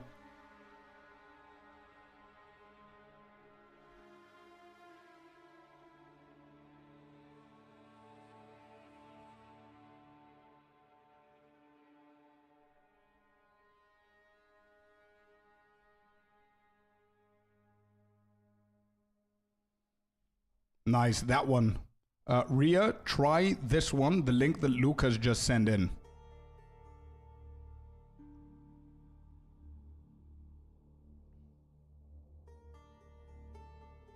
There it is, the music, baby. There it is. Let me just make sure that this is 1080. It is. Okay, good. We're ready. 7 minutes, boys and girls. 7 minutes. I have to get into my Steam account at first. Site is down for maintenance.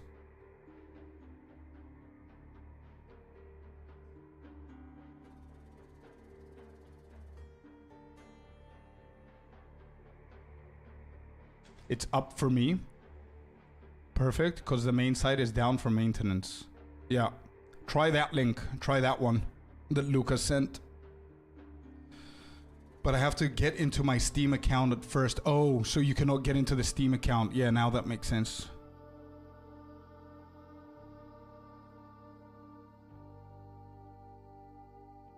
Lucas's link works. You know what? I'm gonna click it as well. Let me just click it and see. Yeah, there you go. It does. It does work for me as well.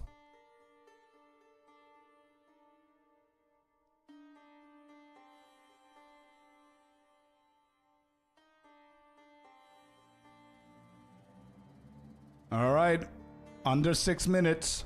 Let's see. Oh man, the predictions are ready. We discovered whatever we discovered. There's no more talking needed. We're gonna get our answers, chat. We're gonna get all of the answers that we need. We should have placed some bets here. We should have done some betting and stuff like that. Like everybody says, like, but I don't have channel points. It would have been a cool thing to do with channel points, where everybody says one thing that's crazy, right?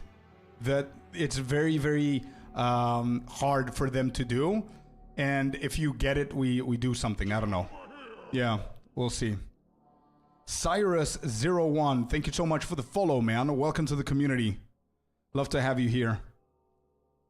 Getting you a cup of tea ready for the stream. Go, go, go. Might even put an extra sugar in it for all the excitement.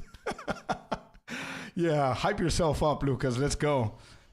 Guys, this is the final call for anybody watching our stream on YouTube. Thank you so much for being on YouTube, guys. But if you want the in-game drops, come over to our stream on Twitch, because the drops are exclusive for Twitch only. So now is your final cue and your final call to come over to our Twitch stream. You're gonna find the link. You're gonna find, yeah, Hakai, you're not late. You're just on time. So Hakai and anybody else on YouTube, you're gonna find the link in the description for my Twitch. Click that, come here.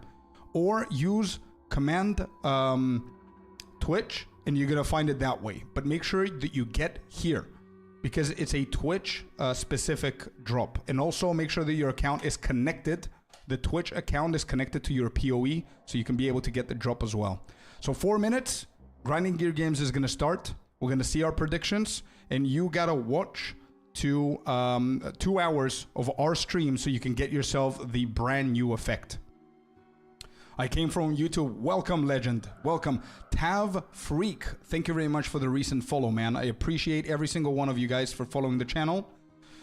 That's Tav Freak, Cyrus Weavern. Thank you for the follow. Legend as well. Thank you very much for the follow. Welcome to the Twitch community.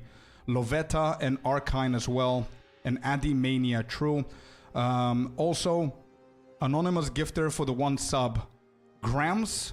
Thank you very much for the 5-month Prime as well. And Leatherneck, thank you very much for the Prime again, you guys.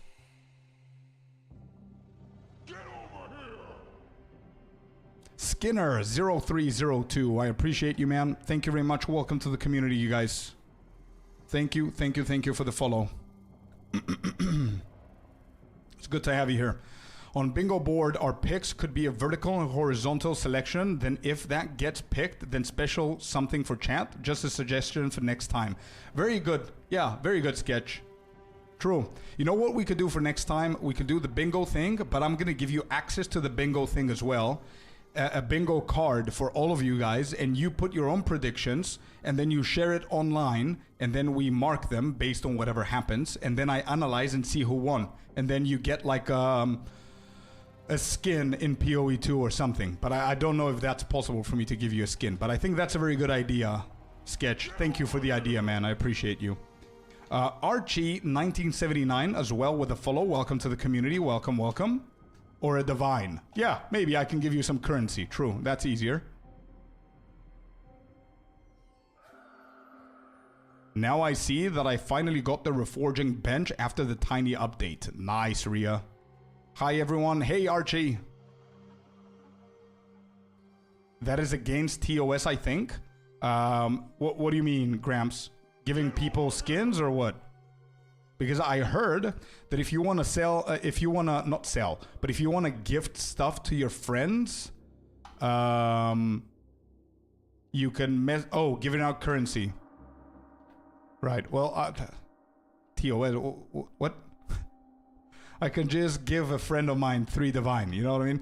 Mamad Vulture. Hello, hello. Welcome in. Jazz and Joe. Love the name, by the way. Thank you very much for the follow. Welcome in. All right, guys. Minute 20. Come on, 80 seconds. Let's go. Ready for the cuppa. Let's do it.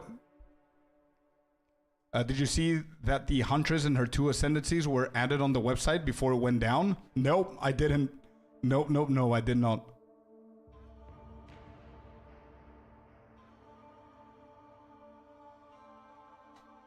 Giving items for views? I'm not gonna do that. Nope, I'm not gonna do that. Definitely not that.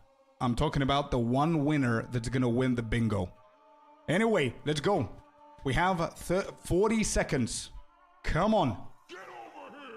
Fan Boom. Thank you for the follow. Appreciate you. Right, let's do it. Oh, I see, Alex. Okay, that makes sense. I see.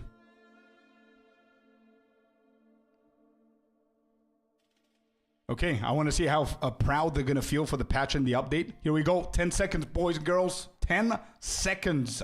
Let's go. 5. Are they going to come here on time? 2, 1, and 0. Hi, I'm Jonathan Rogers, Game Director on Path of Exile 2. Welcome to GGG Live. Well, it's been a little over 3 months since we launched Early Access, so it's about time for our first major content update. Today, we're going to show you an exclusive reveal of Path of Exile 2, Dawn of the Hunt, which launches on April 4th. Twitch drops are enabled on today's live stream, so make sure you follow the instructions below in order to claim your Executioner's Guillotine finisher effect. Now in today's stream, we're going to take you on a deep dive into the new Dawn of the Hunt update. We'll cover a new class, 5 new Ascendancy classes, and huge expansions on character systems like unique items and support gems. After that, it's on to the in-game improvements, including changes to systems, a bunch of new encounters, and lots of other content. We're going to finish up today with a live Q&A session where Ziggy D will ask Path of Exile 2's game directors, myself and Mark, your questions from Twitch chat. Now we have a lot to cover today, so let's get started with a trailer for Path of Exile 2, Dawn of the Hunt. Here we go, new trailer. We as Mary are guided by the Spirit. It provides prey, shelter, even love. But for me, one day, all that were changed. The Spirit, it showed me something. Something forbidden. And to defend all I loved, I used it. I lost everything that day. But fate weren't finished with me yet.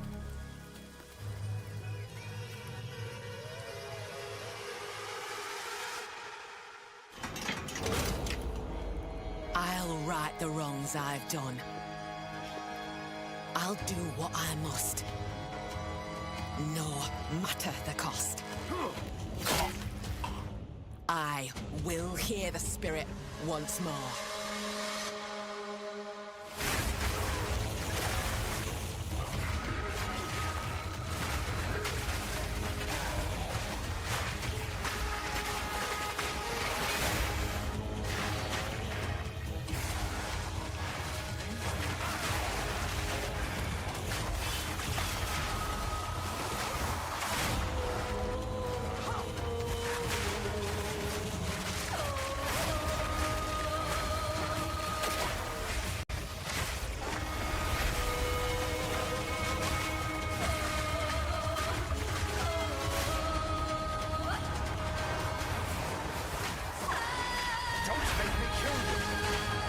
I shall bathe in your blood.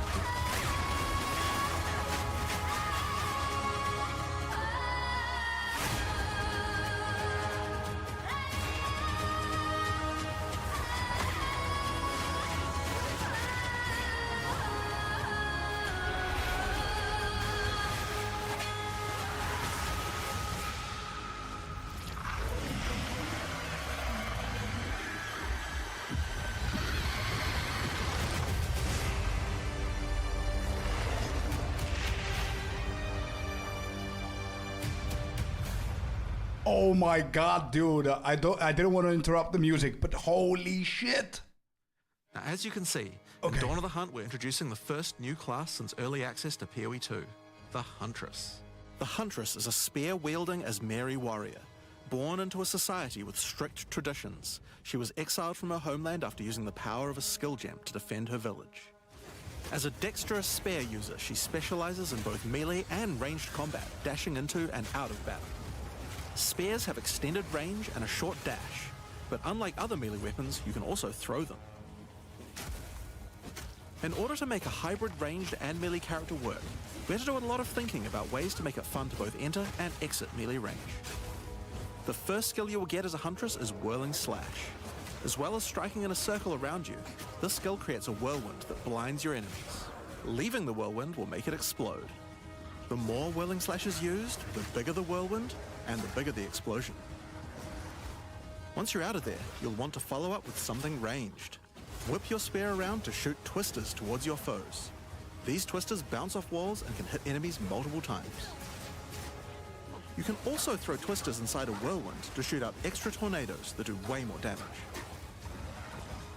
In her offhand, the Huntress will usually want to hold a buckler, which allows you to do a new skill, Parry.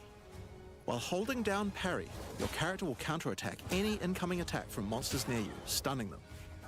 In addition, the monsters will take extra attack damage from your follow-up strike. Some specific skills are designed to be used after a parry and have extra effects. Disengage is a skill that does a quick jump back, damaging enemies in front of you, and it can be used to interrupt other actions, like dodge roll. If you use it against a parried enemy though, it causes an explosion and gives you a frenzy charge. Just be careful. If you parry too much, you're going to get stunned and possibly killed. You can combine this combo with Whirling Slash. Slash, parry, disengage, and you'll get an explosion from the disengage and the Whirling Slash. The Huntress also has a variety of elemental spear throw attacks.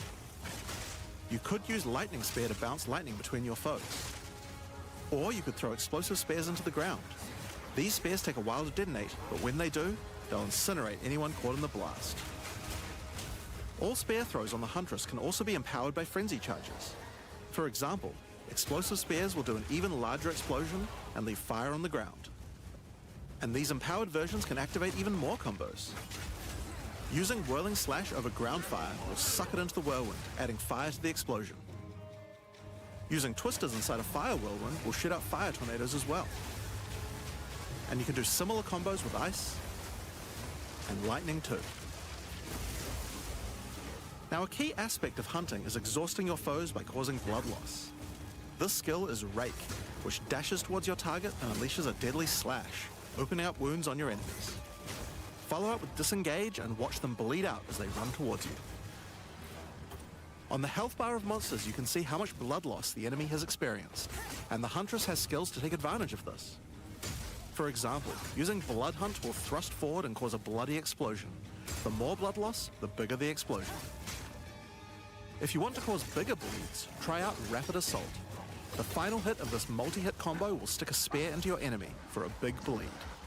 Now, Explosive Spear and Rapid Assault both result in leaving spears behind, either in the ground or in enemies.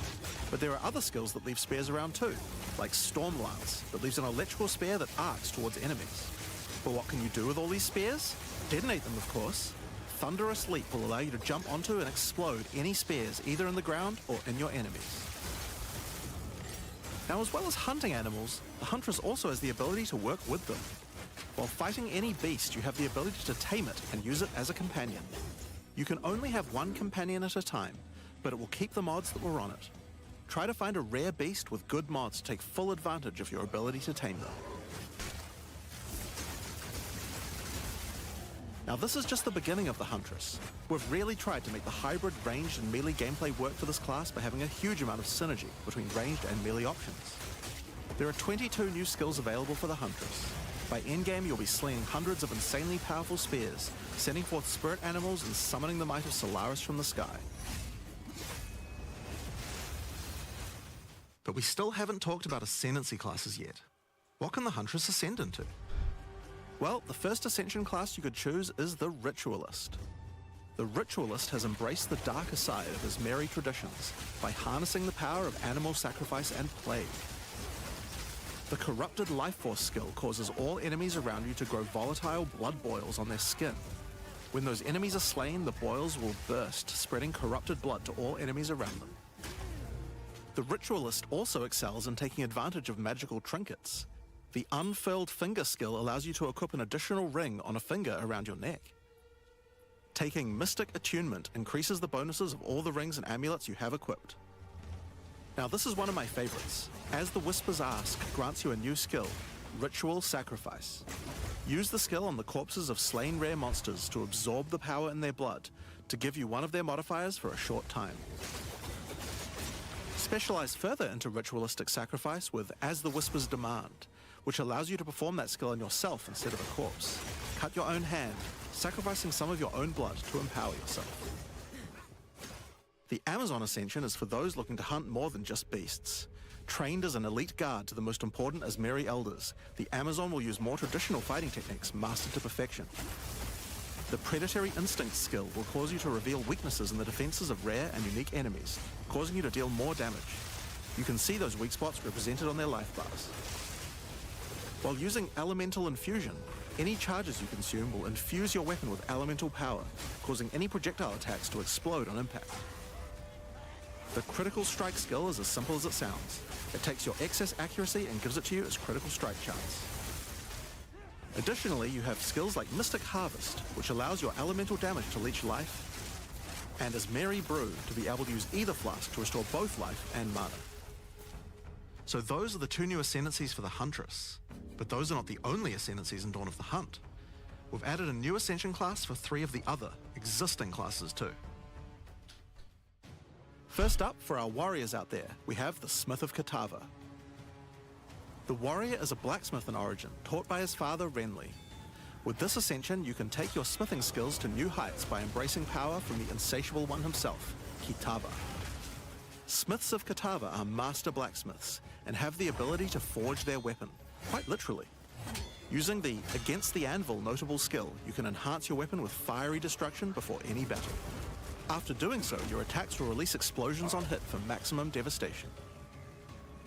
You can also use the power of Kitava to summon an animated copy of your weapon to fight alongside you. A great blacksmith can do more than just forging their weapon though. Their armor can be enhanced too. Now you might think this ascendancy class tree looks a little abnormal, and you're right. There's a lot of notable skills all disconnected at the bottom there. By taking this point here, which is free to assign, your character is unable to equip body armors with mods of any kind. So your body armor must be normal. Sounds like a downside, right? Except now in true blacksmith fashion, you get to craft your own body armor by taking those disconnected notables with your points. If you want your body armor to grant life, take this notable. If you want resistances, take this one. There's so many choices. Think of it like you're crafting your own body armor, just in a more literal sense. Now, let's move on to those who prefer the reassuring feel of a crossbow in their hands, the Mercenary. Alongside the existing Ascension classes, the Gemling Legionnaire and the Witch Hunter, you can now play as the Tactician. The Tactician is a former Blackguard elite. Free from the duties of a Blackguard, he is able to use his training to decimate the monsters of Rayclast and earn a healthy income doing so. This training comes in the form of various skills like Suppressing Fire, which causes all projectiles to pin enemies. When combined with the Right Where We Want Them notable, your pin not only stops your enemies from moving, but stops them from performing actions too, similar to Freeze. With a soldier's training, the Tactician also works well cooperatively. Using the Whoever Pays Best notable, you can place multiple banners at once.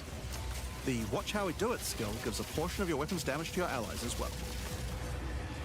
But if that isn't enough, you can also command your army of off-screen archers to unleash hell and carpet an entire area with arrows. Finally, Witch players will be able to join their legions by becoming undead themselves. In Dawn of the Hunt, we're introducing the Lich Ascension class. The Lich is a master of chaos and curses and could sacrifice her life to enhance her energy shield. The Crystalline Phylactery skill allows you to nominate a jewel in which to contain part of your soul, massively increasing its power. There's just one downside to splitting your soul this way though. If you have no energy shield, your mana costs will shoot up. The Necromantic Conduit skill causes you and allies in your presence to have unholy might, granting extra damage as chaos damage. Rupture the Soul makes enemies you curse explode with chaos damage when slain. Dominion over Flesh allows you to apply an additional curse. It's safe to say you'll be the true master of the occult by choosing the Lich class. So Dawn of the Hunt has the Huntress and 5 new Ascension classes, but it doesn't end there. Let's take a look at some of the new skills we've added. Now you may remember we've previously talked about the Raised Spectre skill. It's finally complete and it will be made available in the upcoming expansion. It can be found in the occult skills on the skill gem crafting panel. Raised Spectre is a skill that allows you to trap the soul of almost any monster in the game, which you can then summon in the skill panel. Spectres cost spirit and will revive automatically if they die, but the spirit cost varies based on the power of the monster. You could summon an army of weaker monsters, or a few of the more powerful monsters. You can combine them with your existing skeleton minions, or summon exclusively spectres. It's all up to you and how you want to customize your army of the undead. Given that there are hundreds upon hundreds of monster variants in Path of Exile 2, it's safe to say you'll be experimenting with this one for a while. We look forward to seeing which monsters serve you best. Now let's move on to our next skill. Since we've been talking about summoning undead so much, let's have a change of pace and summon something a little more alive. In Dawn of the Hunt, we're adding the Summon Rower skill. Summon your friendly rower to aid you in combat as a minion. You can also mount your rower in combat at any time, allowing you to move at full speed even while shooting arrows or throwing spears. Be wary though, if you take too much damage while riding your mount, you can be knocked off and get overwhelmed.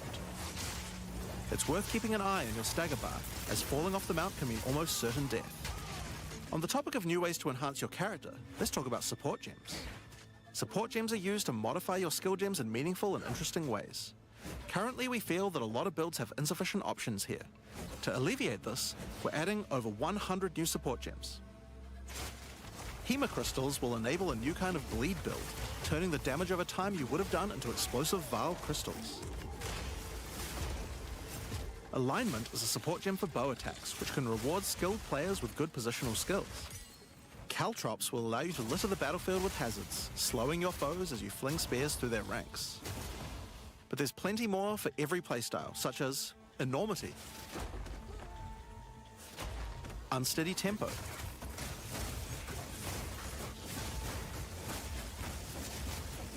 Profanity,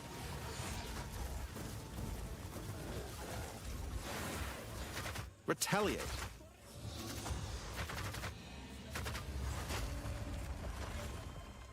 Syzygy, yep, that's a real word, and many more.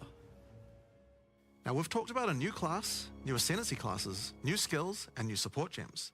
But let's not forget about the core of a true action RPG, the items. To start with, let's talk about uniques. We're adding over 100 new unique items. This time we've made sure to add uniques with a focus on mid and endgame tiers to make sure there are more exciting items to find for higher level characters. Let's look at some examples. Embrace your inner devil with Chernobog's Pillar. It grants you a large amount of fire damage based on your block chance. The Coming Calamity allows you to become a true master of the elements, granting you all 3 Elemental Herald skills without costing any spirit. At the same time, it penalizes enemy resistances. Wastegate is a belt useful for builds using a single resource like Blood Magic or Archmage builds. With this belt, you can use 2 life flasks or 2 mana flasks. It's up to you. Now we could go through these all day, but we'll leave most of them for you to discover.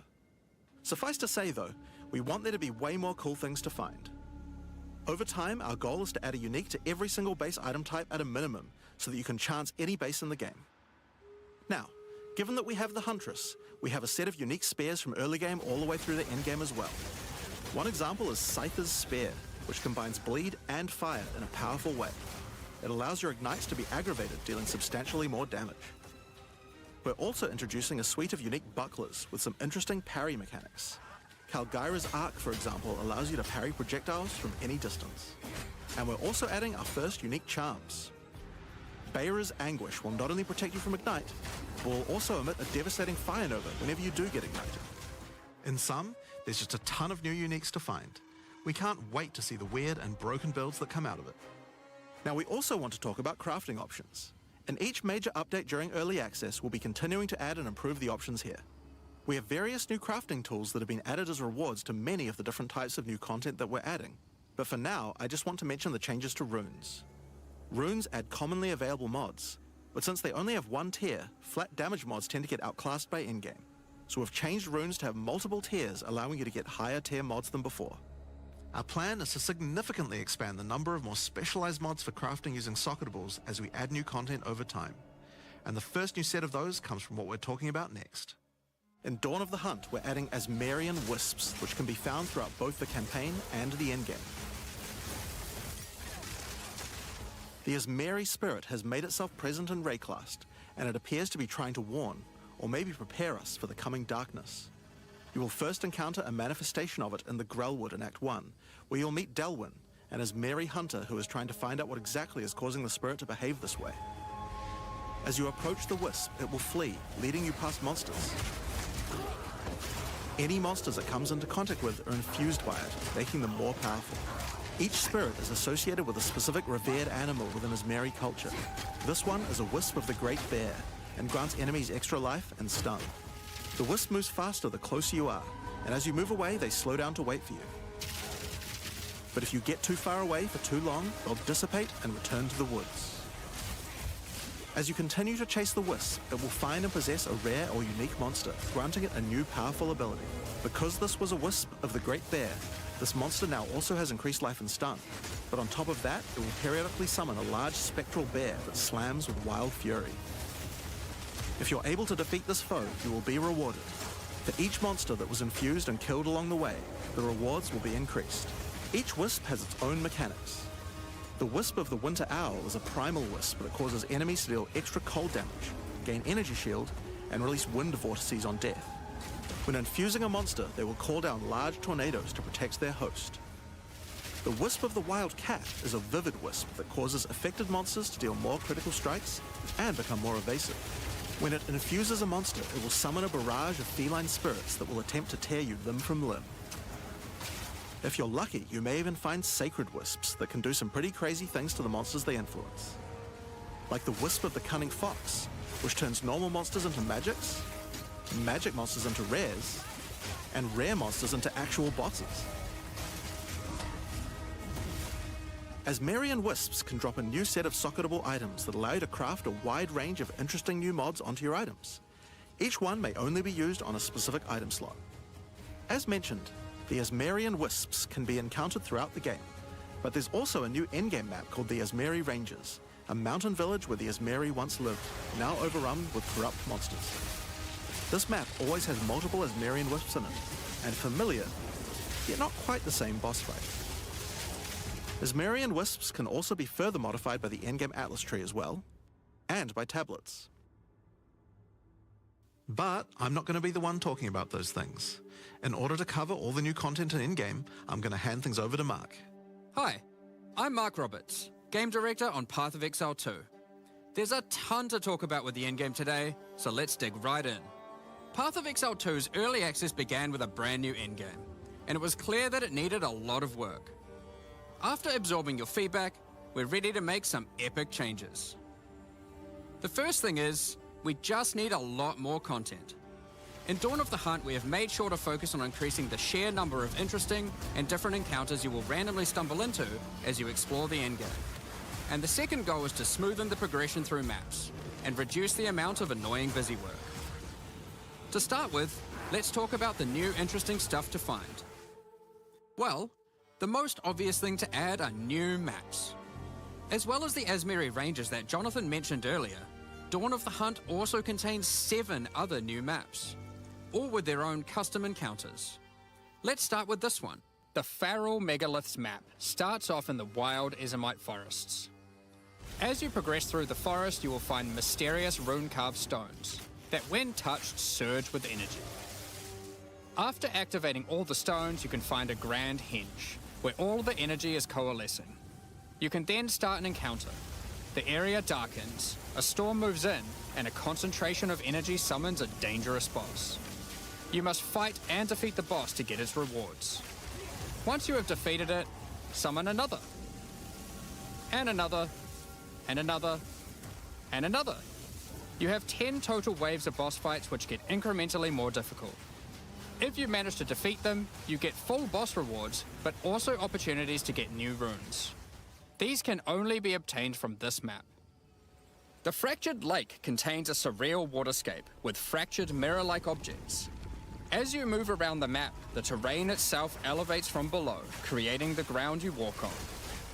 In this unique map, all the rare monsters are mirrored, so you're always fighting two of the same rare at the same time, which can prove quite difficult. If you manage to overcome that challenge and make it to the end of the map, you'll be presented with a broken mirror, a powerful altar-like object that contains an item within it. The item contained within is a new base type, either an amulet or a ring, that can be crafted to have additional prefixes or suffixes at the cost of the other. The last unique map we'll show today is one based around the essence mechanic. You enter a crystalline cavern, and you will find a powerful map boss imprisoned in the center. It is surrounded by many rare monsters, also imprisoned in essences. By freeing and defeating the rare monsters, the essence they held will be upgraded to a greater essence, and be added to the imprisoned map boss. How brave are you? How many essences will you add to the boss? Overdo it, and you might lose everything. Underdo it, and you might regret it. It's your choice. Speaking of essences, alongside visual improvements, you're now able to apply Vaal Orbs to corrupt the essences, with a range of unpredictable outcomes. It could increase the number of essences, re-roll all the essences to the same type, or even upgrade the essences to greater essences. What if they're already greater essences? Well, it can upgrade those too. We have 4 new corrupted essences: Essence of Hysteria, Delirium, Horror, and Insanity. Each corrupted essence has its own interesting combat mechanics. For example, the Essence of Insanity causes you to question even your own mind, as monsters split into shadowy clones, and you must locate the real one before a devastating icy explosion freezes everything around it. Each of these has their own crafting outcomes. The Essence of Insanity can be applied to a belt. It adds a mod that will ensure the next Vaal Orb used on the belt will guarantee adding 2 enchantments. It's worth noting all the essences in the unique map can also be corrupted too, if you're willing to risk it. It's worth noting we have also added 10 extra Atlas passive points you can earn by completing 5 different unique maps.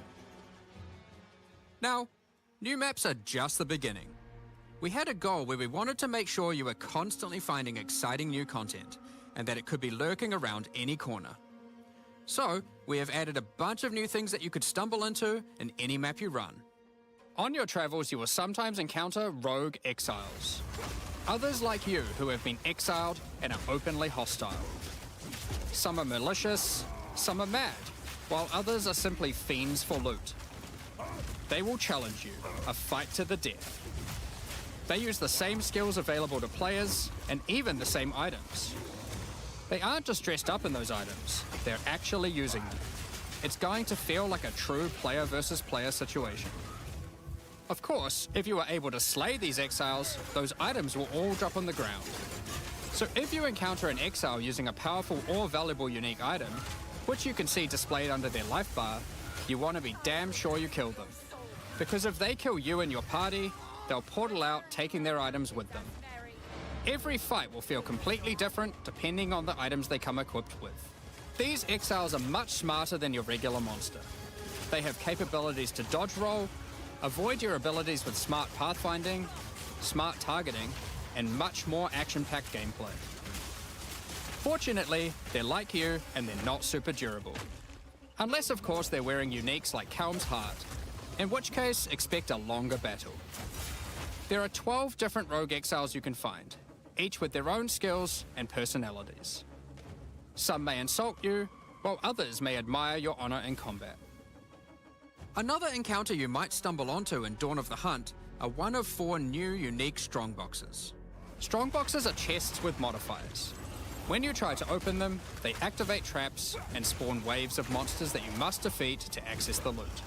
Let's take a look at 2 of the new unique boxes that are harder to find and behave just a little bit differently. The Ogham's Legacy Strongbox has a corpse splayed out in front of the rune-carved stone. Upon interacting with the stone, you activate Forbidden Ezomite magic, which revives the monster as a powerful rare. The Strongbox comes with a modifier which determines how many times it will revive that rare. Each time you defeat the monstrosity, the Strongbox revives it again, adding an extra modifier to the monster. With each resurrection, it becomes more difficult, but also more rewarding. This Strongbox is infused with Thaumaturgy from ancient File technology. Eshel's Torment has a powerful artifact inside, and is guarded by Chaos itself. Defeating the monsters will grant you a unique item, with a specific corrupted outcome. You'll have to find the other two for yourself to see what they do. Now, let's talk about the introduction to the endgame. Upon starting the endgame, Doriani tasks you with cleansing corruption to help restore the land. However, in practice, the quest objective just sent you on a grind to clear 15 maps. We wanted to make the quest to unlock your Atlas passives much more interesting. Now, Doriani is tasking you with a more specific objective. On the Atlas, you will find areas of corruption caused by the beast. In the center of each one, you will find a corrupted nexus, the source of the affliction. In the areas leading up to the nexus, you will notice that corruption spills out from slain enemies and amalgamates into powerful monsters. Corrupted maps existed on the Atlas before, but we've done significant work on improving these monsters. We've also done a full pass on the modifiers on these maps to make them more interesting and more rewarding. Once you reach the Nexus, you'll have a new task: cleanse the source of corruption. When you defeat the last rare in those maps, they will spawn one of 3 terrifying bosses, amalgamations of corruption itself. After defeating that boss, Doriani will come and cleanse the corruption for good. As the remains of the boss are purged of corruption, it coalesces into raw crystallized power, which you can use to gain points for your Atlas passive skill tree. The upgrade system that allows you to add and enhance content in your maps. We didn't stop there though. When you complete a corrupted nexus, all of the remaining surrounding corrupted maps will become cleansed maps.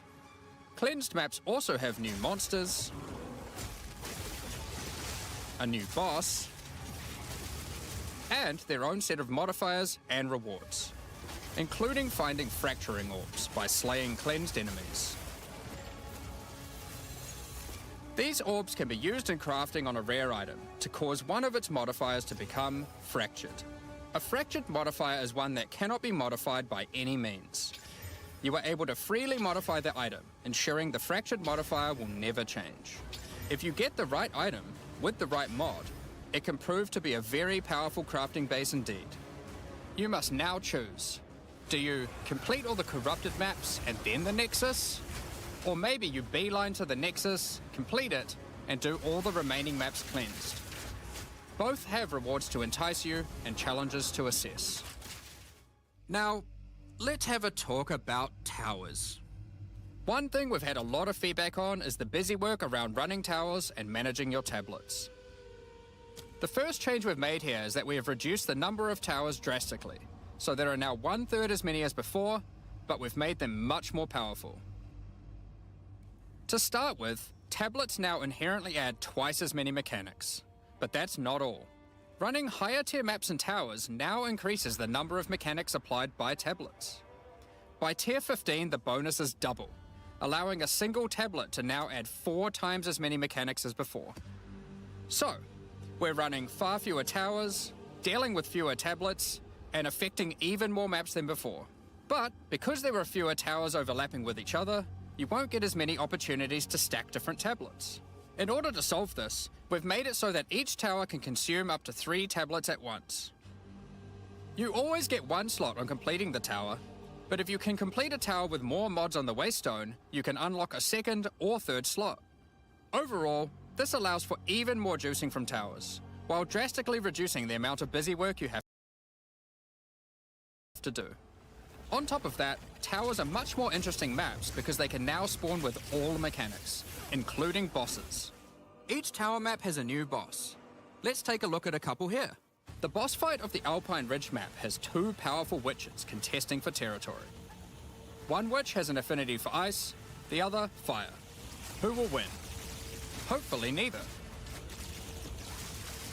The boss of the Sinking Spire map is a remnant of the Val that has been charged with the lightning. It uses a full suite of lightning abilities, but be careful. If any of them hit the surrounding constructs, they will power up. Another thing that we've seen a lot of feedback about is sustaining waystones.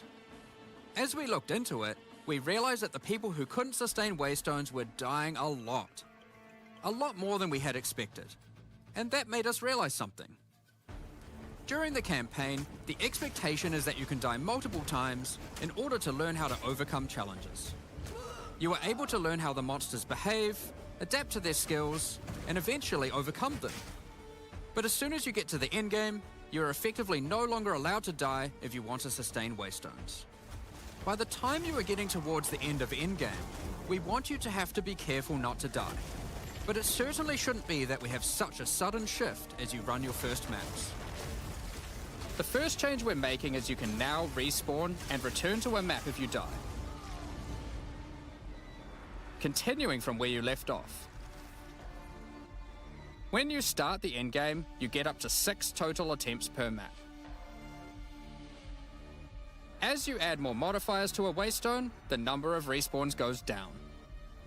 This means that as you get to the point that you're running every waystone as a rare, you will have to be more careful. In parties, everyone gets to respawn that number of times.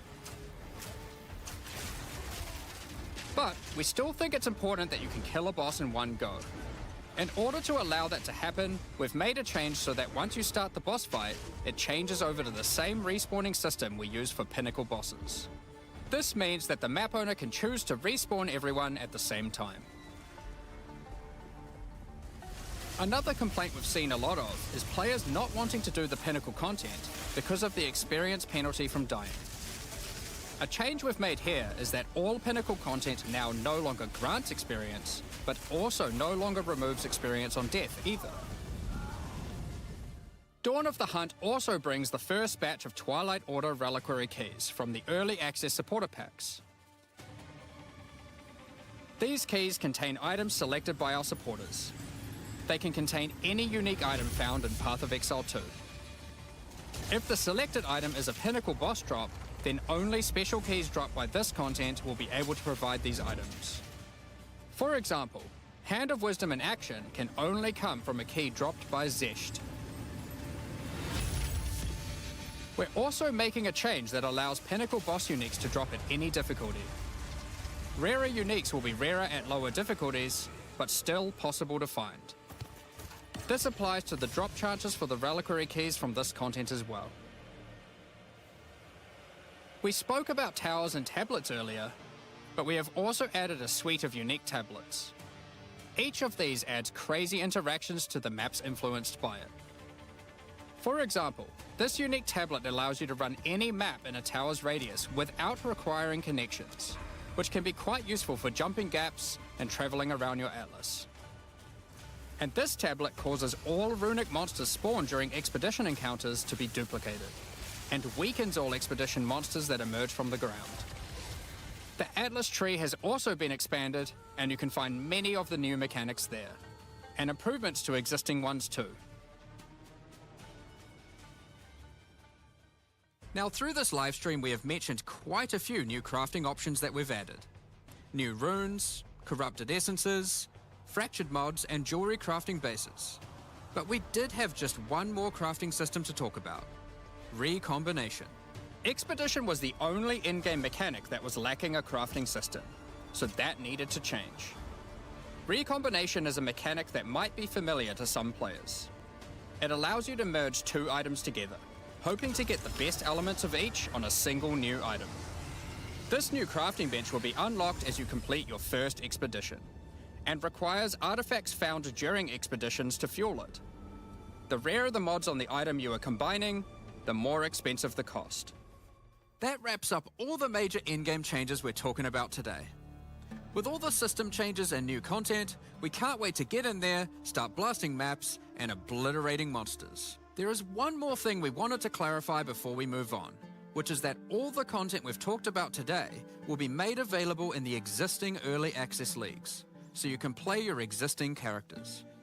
However, there will be new leagues made for those who wish to start in a fresh economy. It is recommended to start over and get the full new experience in the Dawn of the Hunt leagues. For all our existing early access players, we're really looking forward to joining you playing in this new update. For those who don't already have access and are interested in playing Path of Exile 2 Dawn of the Hunt, you are able to at any time purchase an early access supporter pack at www.pathofexile2.com. Additionally, the Paladin and Penance supporter packs are now available to purchase in Path of Exile 2 and contain 6 microtransactions each and the full pack's face value in points.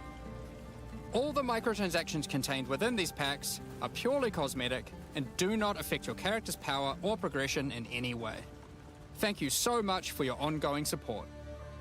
We're just about to start the Q&A with Ziggy D.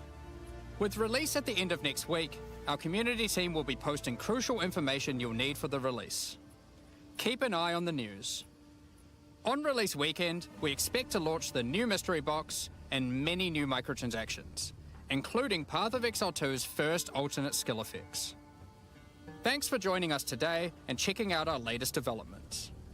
We're looking forward to playing the Huntress, trying new builds, and exploring the new endgame next week. We'll begin the Q&A shortly, so please get your questions ready.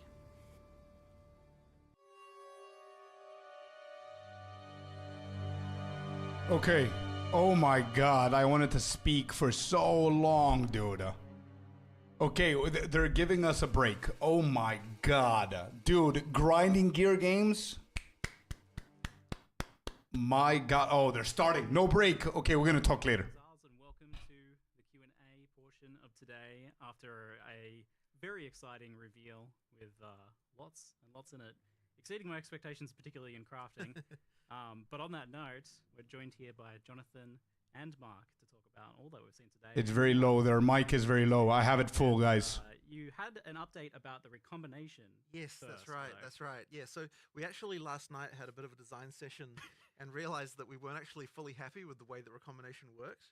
So we actually made quite a big change to it, which wasn't reflected in that video, obviously, which is basically that we sort of wanted to give a bit more control to the player over how recombination works.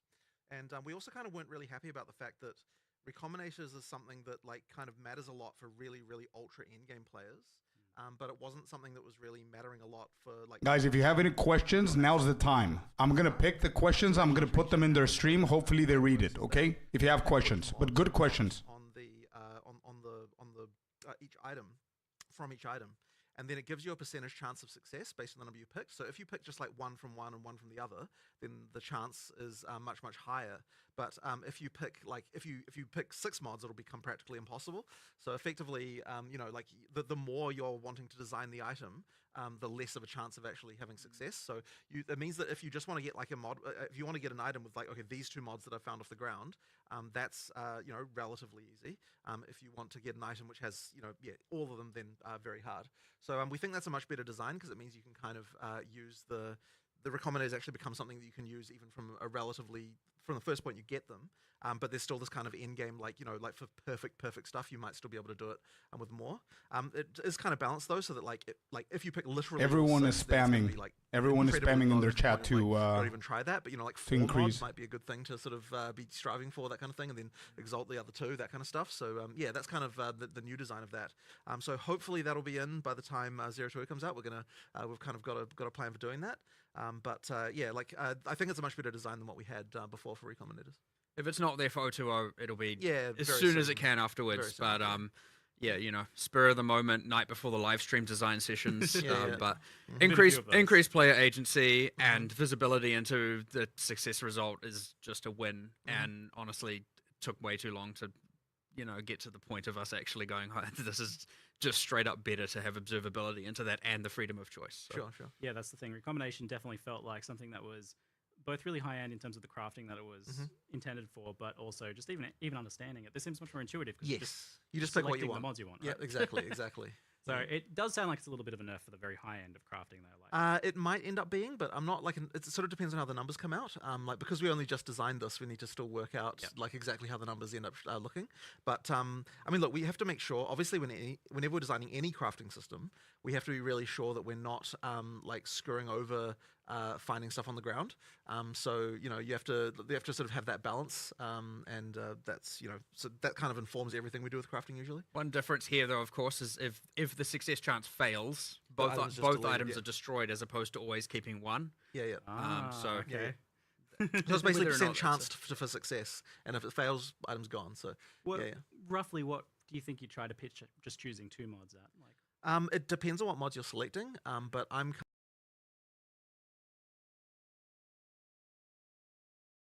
kind of thinking kind of like 35%-ish kind of thing for like 2 normal mods, that kind of thing. them both to Like for them go both, over? yeah, for them both.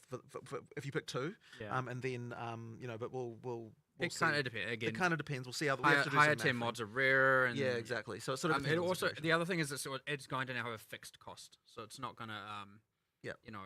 And the idea is dollar like, based on yeah, and the idea is like doing a single expedition should be enough to do a recombination. So, you're going to be doing them like relatively often as you're doing expeditions. So is the part of Expedition where you get to craft with the NPCs still a thing then? Now that you're adding this? Yeah, I mean, you've still got that whole mechanic, and like, so it's effectively it's competing for the artifacts. Yeah. Between recombination versus buying things from that other way. So is there some buffs intended for that then to make it more competitive? Not with- yet. It definitely needs some love in the future, but not at this time. Yeah. Yeah. It seems like the systems can kind of go hand in hand, where one is giving you items that you can then potentially recombinate. It is also true. You can use the ingredients of one in the other, or the outcome of one as an ingredient in another, Cool. We'll talk more about crafting a little bit later on for sure, because there was a lot announced there, which I'm quite excited about. Definitely exceeded my predictions for what you'd be adding in terms of crafting. But firstly, though, just a quick clarification on the league. So there's not going to be a wipe for the new players joining us. Right. If you were playing on a character, you can still keep playing on a character. But a lot of long-term Path of Exile players know the importance of playing on a fresh start, and that's also really important for you guys as well. For sure, yeah. I mean, basically, if we don't have like any character that's come from before, you're just not gonna like, because the balance is so different and because so many things have changed. There's like no point in even listening to feedback for someone who's playing in the old league. Like, it really has to be that you're doing the fresh start, and we're sort of seeing how things go. You see? In the new I economy. told you.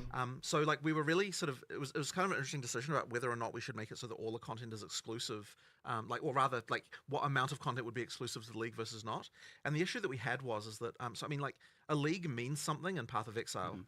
In order for something to rise to the level of a league, it needs like a certain amount of features. And the original thing we were thinking about doing that way would be the Asmerian Wisps, but there wasn't quite like the kind of like meta mechanics and stuff with that. So like we didn't quite rise to the level of feeling like it deserved to be a challenge league. And at the same time, we've also got a lot of new players playing Path of Exile 2, never played Path of Exile before. So we were a little bit like, we kind of were deciding like, okay, should we make them exclusive or not? We sort of decided, you know what, for this one we're not going to. And then what we'll probably try and do is for the next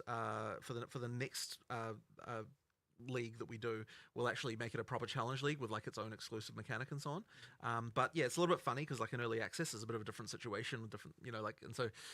Yeah, we'll sort of see how this goes anyway. But certainly I would encourage everyone just like start again on a new character.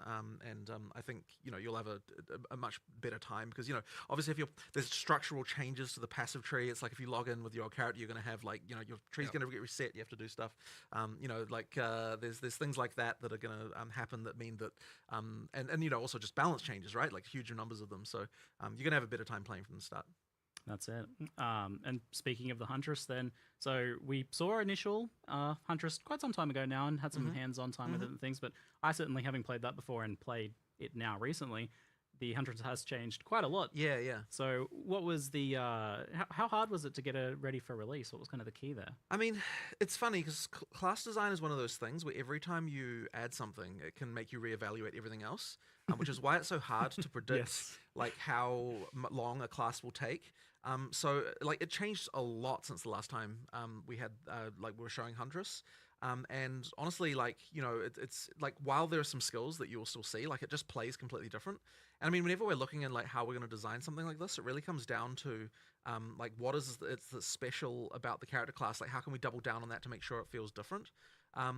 Okay, just to let you know, because you're talking about class design, I am taking notes of everything. I'm going to watch this thing again on my own, and I'm going to make videos for it, so don't worry about it, okay? I have everything important, and after they finish, we're going to chat a little bit so you guys can get the drops, so don't worry about all of those, okay? Really trying to incentivize everything possible so that you use both of those things. And, you know, action RPG players, they generally speaking, you know, the balance can often be such that you only really want to do one thing and do that one thing well. So trying to incentivize the kind of ranged and melee is, you know, quite a thing.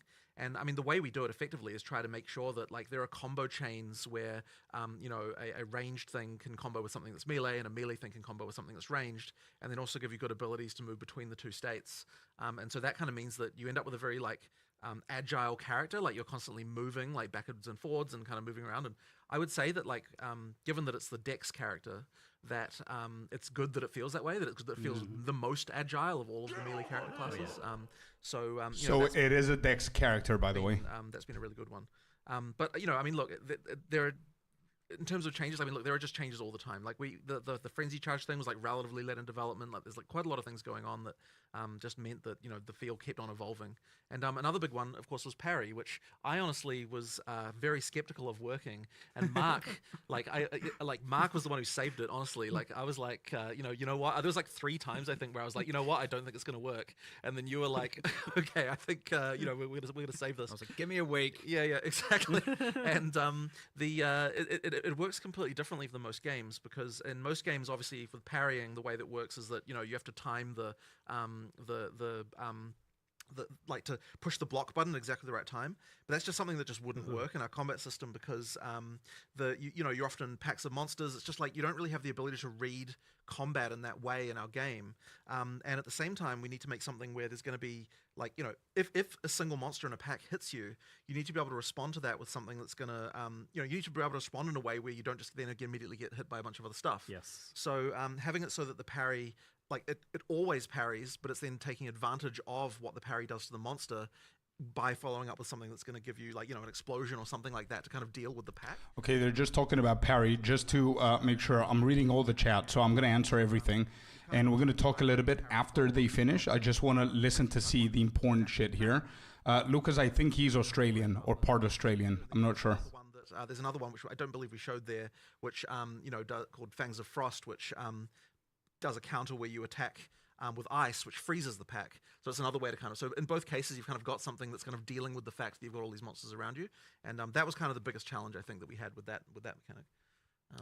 I'll also make note of, there was a support gem I found that you can attach to any attack that allows you to follow up parry to generate a frenzy charge too, so it doesn't even have to be the backflip. Yeah, in that case. Yeah, I mean, there's create your own parry. Yep, and then of course there's always Sniper's Mark, you know, and there's like there's a skill that does give you a guaranteed crit, so that's a potential option as well. Like you've got a few different ways to generate them. Because parry guarantees a light stun.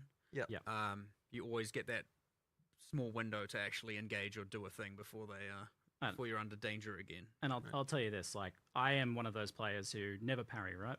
In any game ever, because I can never do it. It's always just so frustrating. So I was very skeptical of that, but it feels really good. You've both managed to make it something that's easy to do, because you can just hold the button down and parry at any time. There's no skill involved in that. But at the same time, you've incentivized making it so that you do want to still try and time it as best you can personally. Well, how have you done that? How have you made it so that like you actually still want to kind of play it skillfully? Well, I mean, ultimately, you know, anytime you're holding down the parry button is when you're not attacking, right? Exactly. So you still want to kind of minimize the window, but at the same time, like the timing is just not like, you know, not as bad. But the nice thing as well is that like once you do successfully parry, it's very obvious. You get the sound, you get the like the token on the monster. It's very chunky. Yeah. So you know, it means it's very obvious when you're supposed to counterattack. So yeah, I'm very happy with that. I think that it came out really well. And honestly, one of the funny things about it is that it immediately made me realize like how bad shields are in comparison, which is why we're also trying to ninja in a change to how shields work at the last minute, which we'll see if it makes it into 020. I was playing around with it last night. This was 8 p.m. last night. Yeah, 8 p.m. last night, exactly. I was messing with this. Yeah, messing around with it. And so, you know, I won't talk too much about how that's going to work, but effectively we want to make shields, you know, the shields better as well, and kind of build something into those to make them more interesting. So yeah, that's the plan there. We'll see if it makes it for 0 to Yeah, over. following that kind of similar design space idea of being able to do a bit more with it. Yeah, And then that 100%. feed into other skills and things like that as well. 100%. There's a lot of room there to play with. Yeah. So we talked about Huntress being very, very combo heavy, and she has the deepest combo chains out of anyone so far, even exceeding like things that you can do with Monk. You got 3-4 different skills deep of things you can start to synergize together. So how do you balance? How do you make that fun? Firstly, like rather than like onerous, for example. Well, I mean, I guess there's a few things. Like one of them is it just has to be very readable and understandable when, like, like what you can do and when you can do it. And I think the other thing that's really to our advantage here is reusing skills in multiple ways, so you can make a deeper combo chain without requiring you to be using as many skills in order to do it. So the way that Whirling Slash and Tornadoes interact with ground effects and kind of like all that stuff sort of means that, you're using Whirling Slash multiple times as part of the same combo chain. And that's an idea, I think, that I'd like to try and explore more, because I think that it is a cool way to kind of extend the combo chain, as I said, without sort of getting too many things involved, and makes it a lot cooler. So yeah, I'll think a bit more about, how we can apply that to other classes and other skills, but it's worked out really well here. Yeah, it's a bit of like a loose create your own combo system in a way. Like obviously there's intended combos, but because it's interacting with something that's fundamental like ground effects, you're able to combo with anything that creates a ground effect. And there's a lot of different ways you can do that. Like I added shocked ground to the backflip skill, or I got a companion pet that had a shocked ground aura. Nice. As like that was just there and that was available all the time. I mean, it's funny as well because it also works on just enemy ground effects, and so sometimes you can just get a damage boost because the rare just happened to be dropping ground fire or something. So that's kind of fun. But it's been it's just a lot of fun to play. The first time I ran into that was actually in the. They're just yapping here. This is all we got from the bingo. Also, I want to say Sorpass, Saint, and DJ Source and Imgon, thank you very much for the follow. Also Wick as well, and Fan Boom, thank you guys for the follow. I appreciate it. It always feels like you're getting a little bit of something extra for free when you. They're just yapping. Enemy effect or a boss fight that just has burning ground everywhere. It's like, Yeah, of course he gets to play it so you can do the interview. How do you go about balancing, though, when you have a class that has deeper combos and kind of somewhat requires you to do a bit more versus a class or a skill or a build that Why are you asking is that, dude? just bonk?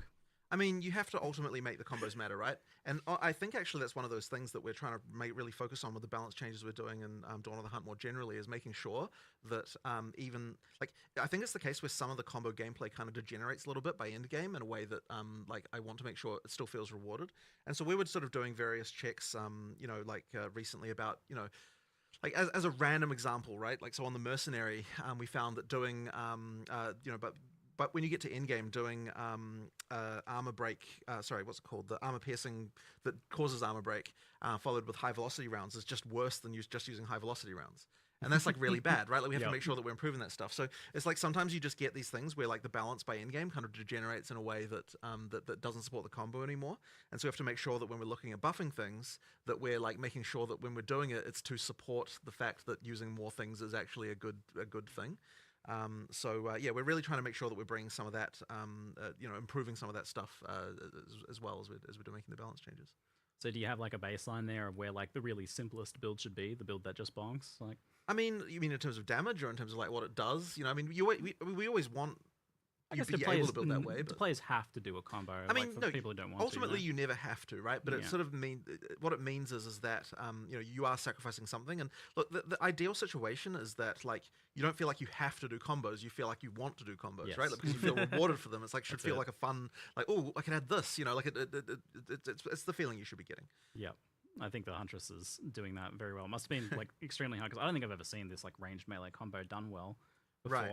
Well, I mean, it does require a lot of discipline, and it means that a lot of skills like end up on the cutting room floor because you try them out and then you realize, well, if this is in the game, then that's the only thing I'm ever going to do. So you got to be really careful about that stuff. Certainly, playing the Huntress now makes me go back and look at the other classes and be like, we need to up that the level there, and we missed the mark a little bit now because this is better. And who's to say the next class won't even be I better? had the exact same feeling when I was watching the Huntress. That's what he says when we like literally when you make a new class, you question everything. He's not understating the level of questioning everything. Yeah, do you see like going back to the monk at some point and looking for more like opportunities to link skills together with I mean, combos we and haven't we haven't got to the full skill set for any class yet already, Yes, and we need true. to add more pieces Because for a lot. I think there's at least 4 skills that were designed and enhanced in the monk currently. Yep, you know. range are the same. Yeah, There was yeah. extra poison skills. It Yeah. was intended to be more chaos dots. There's all kinds of stuff. We have to obviously at some point fill all of that in. Hard to say when, but we're going to try and incrementally get it, like much like how Ray Spectre and I mean the mount works with the Huntress, but we were like, let's give something for the Ranger this time. Let's give something for the Summoners out there this time, and so we're just going to keep filling in those gaps over time. And it feels like you're getting better at class and skill design as you go too. So I imagine the last class you're going to release is going to be like amazing. You'll look back at the first ones and be like, ooh. Possibly. Well, that is the worry, but whatever. That's But look, with that, which means we've got another round of going through everything and improving stuff again, right? So and that will never end. That's it. So with the parry came the kind of looking at the player getting stunned, in particular player heavy stun. So it's always hard to tell players like, hey, we're going to do something to you and it's going to be a bad thing. You're not going to like this. Well, the funny thing, Let's talk about why. there's a few things like that actually, because so I mean, for a start, like we needed the downside of parry to be you know, like that, yeah, you get stunned out of it. But then when we're looking at how long, like we're like, okay, right now, even, and it's true with shield block as well, by the way. It's like if you get stunned out of that, the amount of time that you get stunned out for. Okay, I don't know why they're still talking about parry. It's insane. There's so much content they're talking about parry.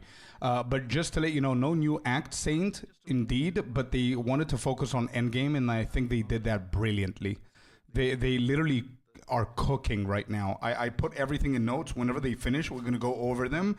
So in case you have any questions, I'm going to answer them with the notes. But I'm just hoping that they're going to get into the deeper stuff, not parry. Because like right now through campaign, like you barely get frozen or burning or shocked, really, to be honest. So there's stuff like that we've had to do to kind of make sure that you know, that because if you don't have that stuff actually happen to you, then there's no point in mitigating it. And it's like, you know, things like charms were like not very useful because, you know, those mechanics weren't happening to you. There's stuff like that, right? The downsides do actually matter in order to make it so that, you know, that you then, you know, there's other things you can do to sort of bypass those downsides. So yeah, that's kind of one of those things that, you know, we just have to make sure is there. I did always find it a little bit strange that like I was able to count the number of times I was frozen in the campaign on one finger. For sure. For sure. But And yeah, it's always by those vile ghosts. yes. So Right. expect a little bit more, a little bit more danger from the stun. I definitely died a couple times to getting heavy stun. Yeah, it can So happen. that's mostly occurring if you're like doing bad blocking or parrying. But Yeah. can it also occur just from like taking a really big hit or something? Not- at least we've discussed that. We've gone through a whole bunch of different, like, should certain boss abilities, heavy stuff. They're still talking about parry. Guys, I know he's not asking the things that we wanted, but give the guy a break. He's on his own here. He has a lot of pressure. There's like 250K people watching this. And he probably prepared questions from people. I don't think he's just winging it, right? So let's see how it's going to go. Noting things like evasion apply to. So when you're parrying, we turn off your evasion from taking damage because have to. the block does, right? And otherwise you'd be like, I'm going to parry it. Oh, I evaded it. It didn't parry. But you can evade the stagger build-up, so you don't take the damage anyway, just So the before evasion anyone still misunderstands works. that. The evasion still works. Yeah. okay, So I didn't high know that. evasion will mean you can parry for longer.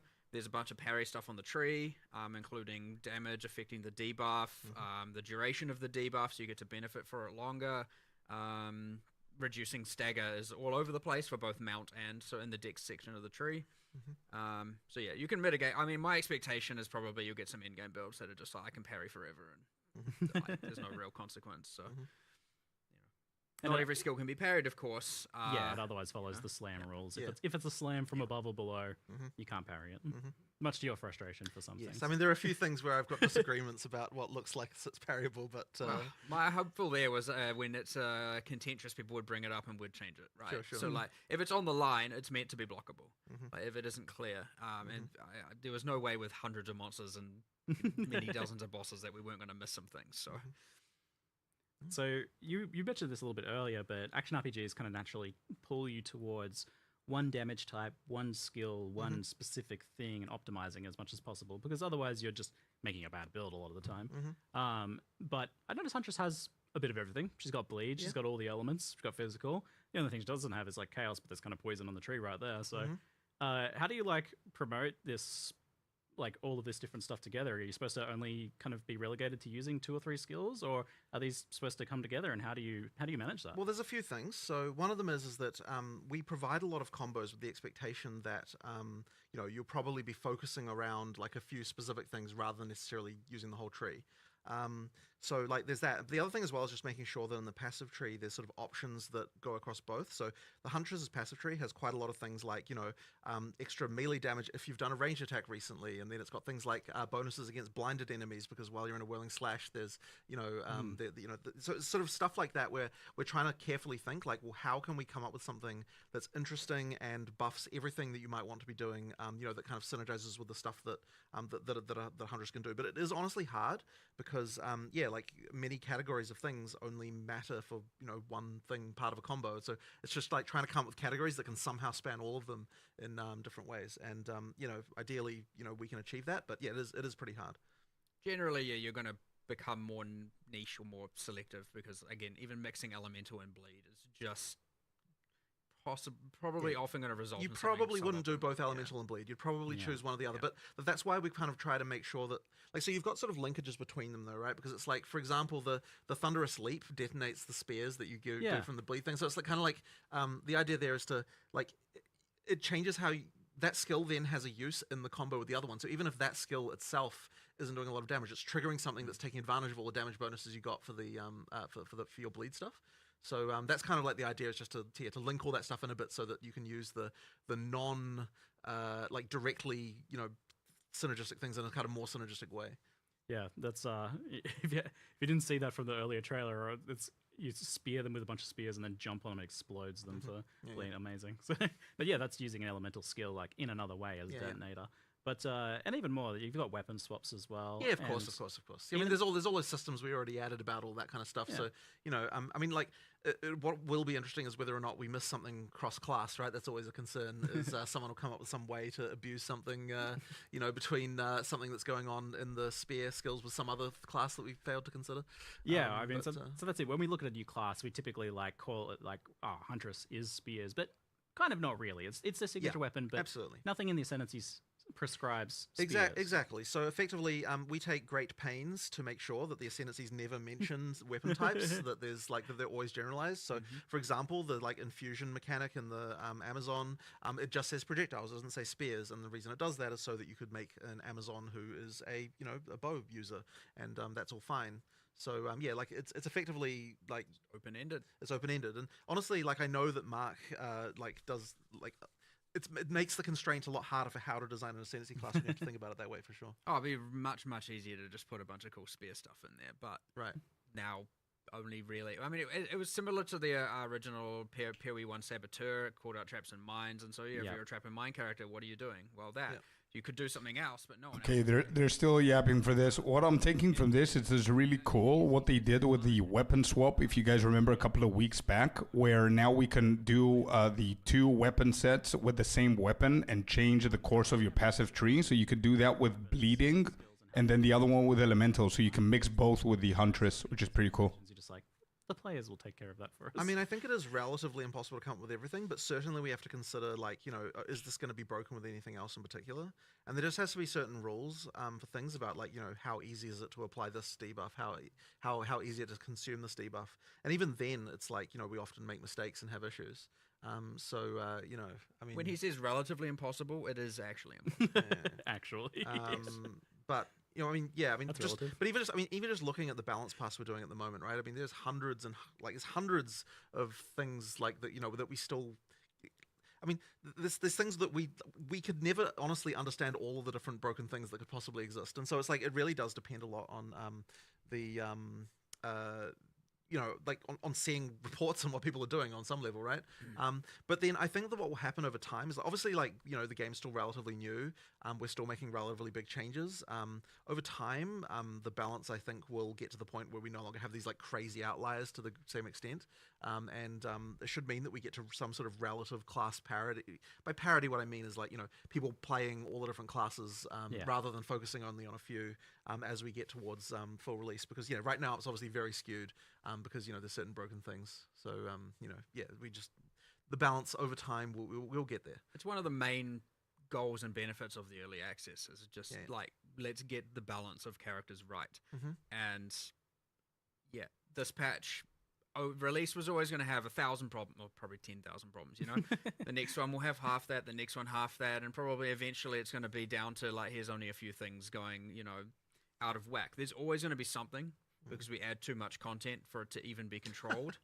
Again, there are too many uniques, too many supports, too many skills, and too many other changes for any amount of people. Like you're talking about a matter of you'd have to put in like thousands and thousands of hours internally to find it, and then you give it to the players.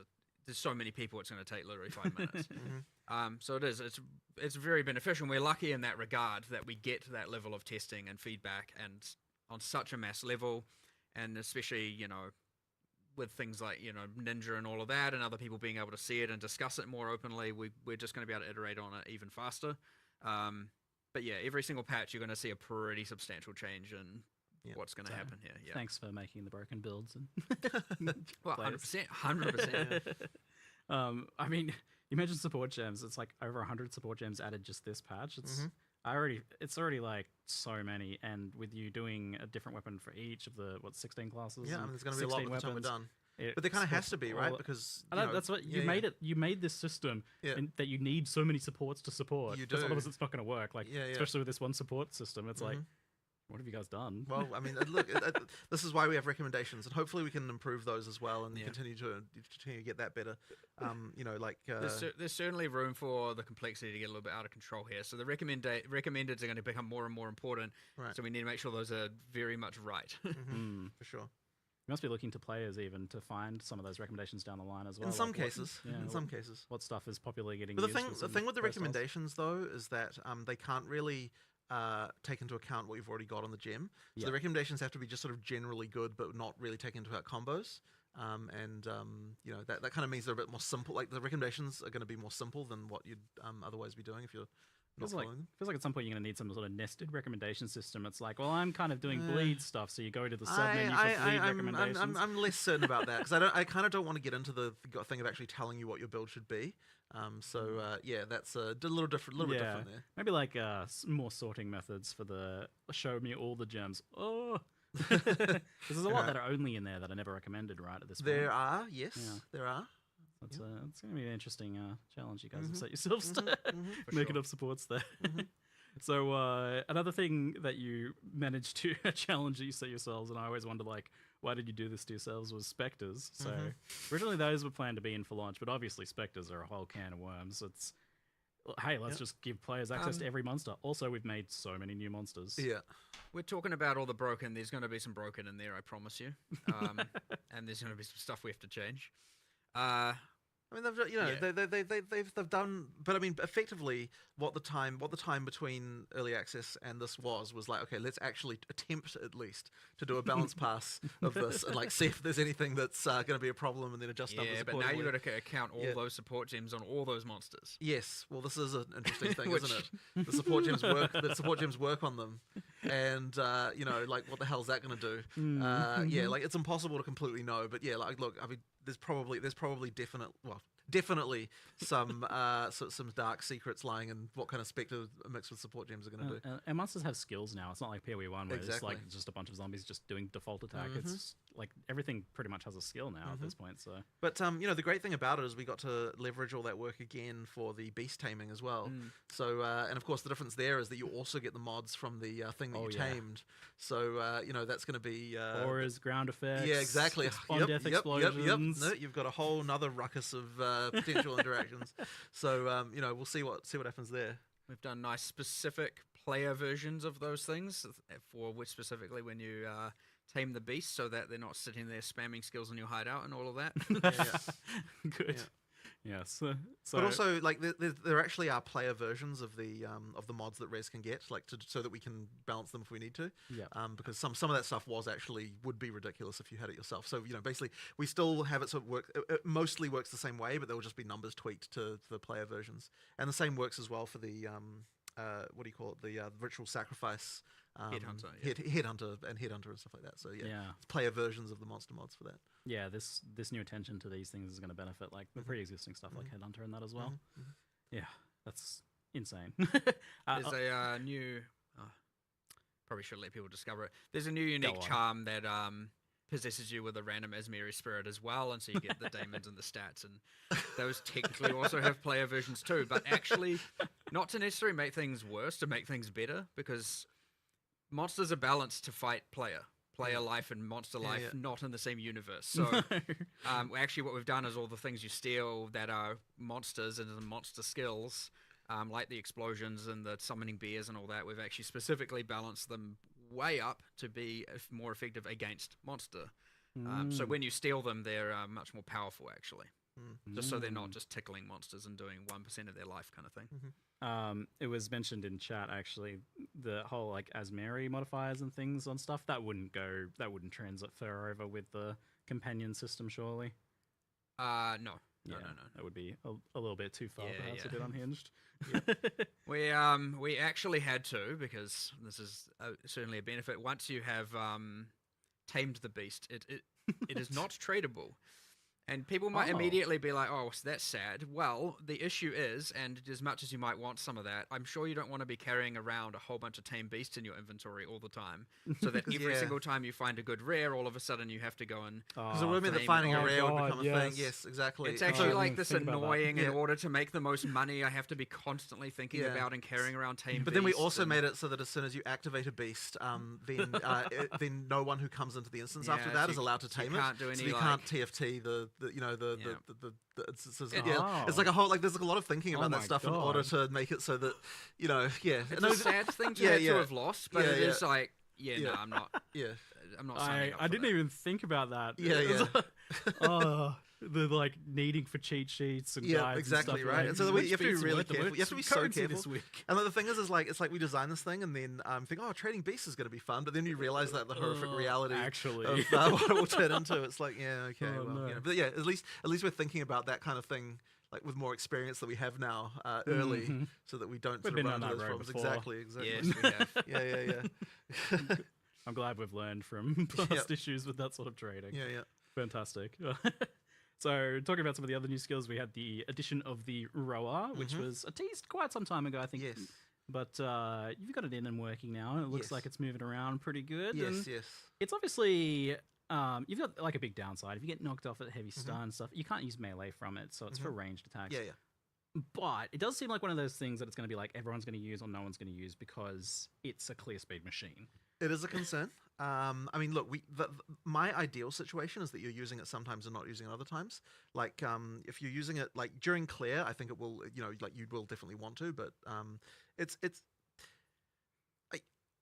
we want to just make sure that we've got like sort of fun things like that, and like it's just a cool fantasy. Like there's stuff like that I just want to get in, and it's like look, if it doesn't work later, if we have to nerf it, I mean sure, I suppose, but like I want something like that to exist. We believe that it is balanced as much as we can. You sound very convinced. Yeah, it's balanced. Well, as I said earlier, you can probably get builds that get to the point of parrying indefinitely. So you can. That means in theory you can probably get to the point of riding a rower indefinitely. Sure. Again, enough evasion and enough stagger speaking into and all of that. Yeah. Well, fundamental question actually. Like, what's its move speed based on? Its own move speed? The move speed is just your move speed. Like but it's without the penalty. But what you don't get is the penalty for when you attack. Course. Yeah. That's the thing. But it's funny though, because like even though it doesn't have a move speed bonus, it feels like you're motoring when you're using it, just because of the fact you don't get that downside anymore. Like you feel like you're the fastest thing on the planet. It is when you're doing it. There are other like more mechanical benefits, like it's considered a companion, which is a kind of subclass of minion that we've added, where you can only have one of each one companion base is a keystone for another, but you can only have one of each type. So, like, you can have a tame beast and a rower with the keystone. Oh, right, yeah. But inherently, you can only have one companion. Right, so you can't use a tame beast if you're using the rower. And then there are heaps of passives for, like, if you have a companion, like, companions while they're in your presence and all that kind of stuff. Heaps of that stuff around the bottom of the tree. Yeah, I saw you guys remade the minion damage is player damage node on the tree. It's you companion damage nodes become player damage nodes. And I was like, oh, that looks like yes, I'm gonna take too. that.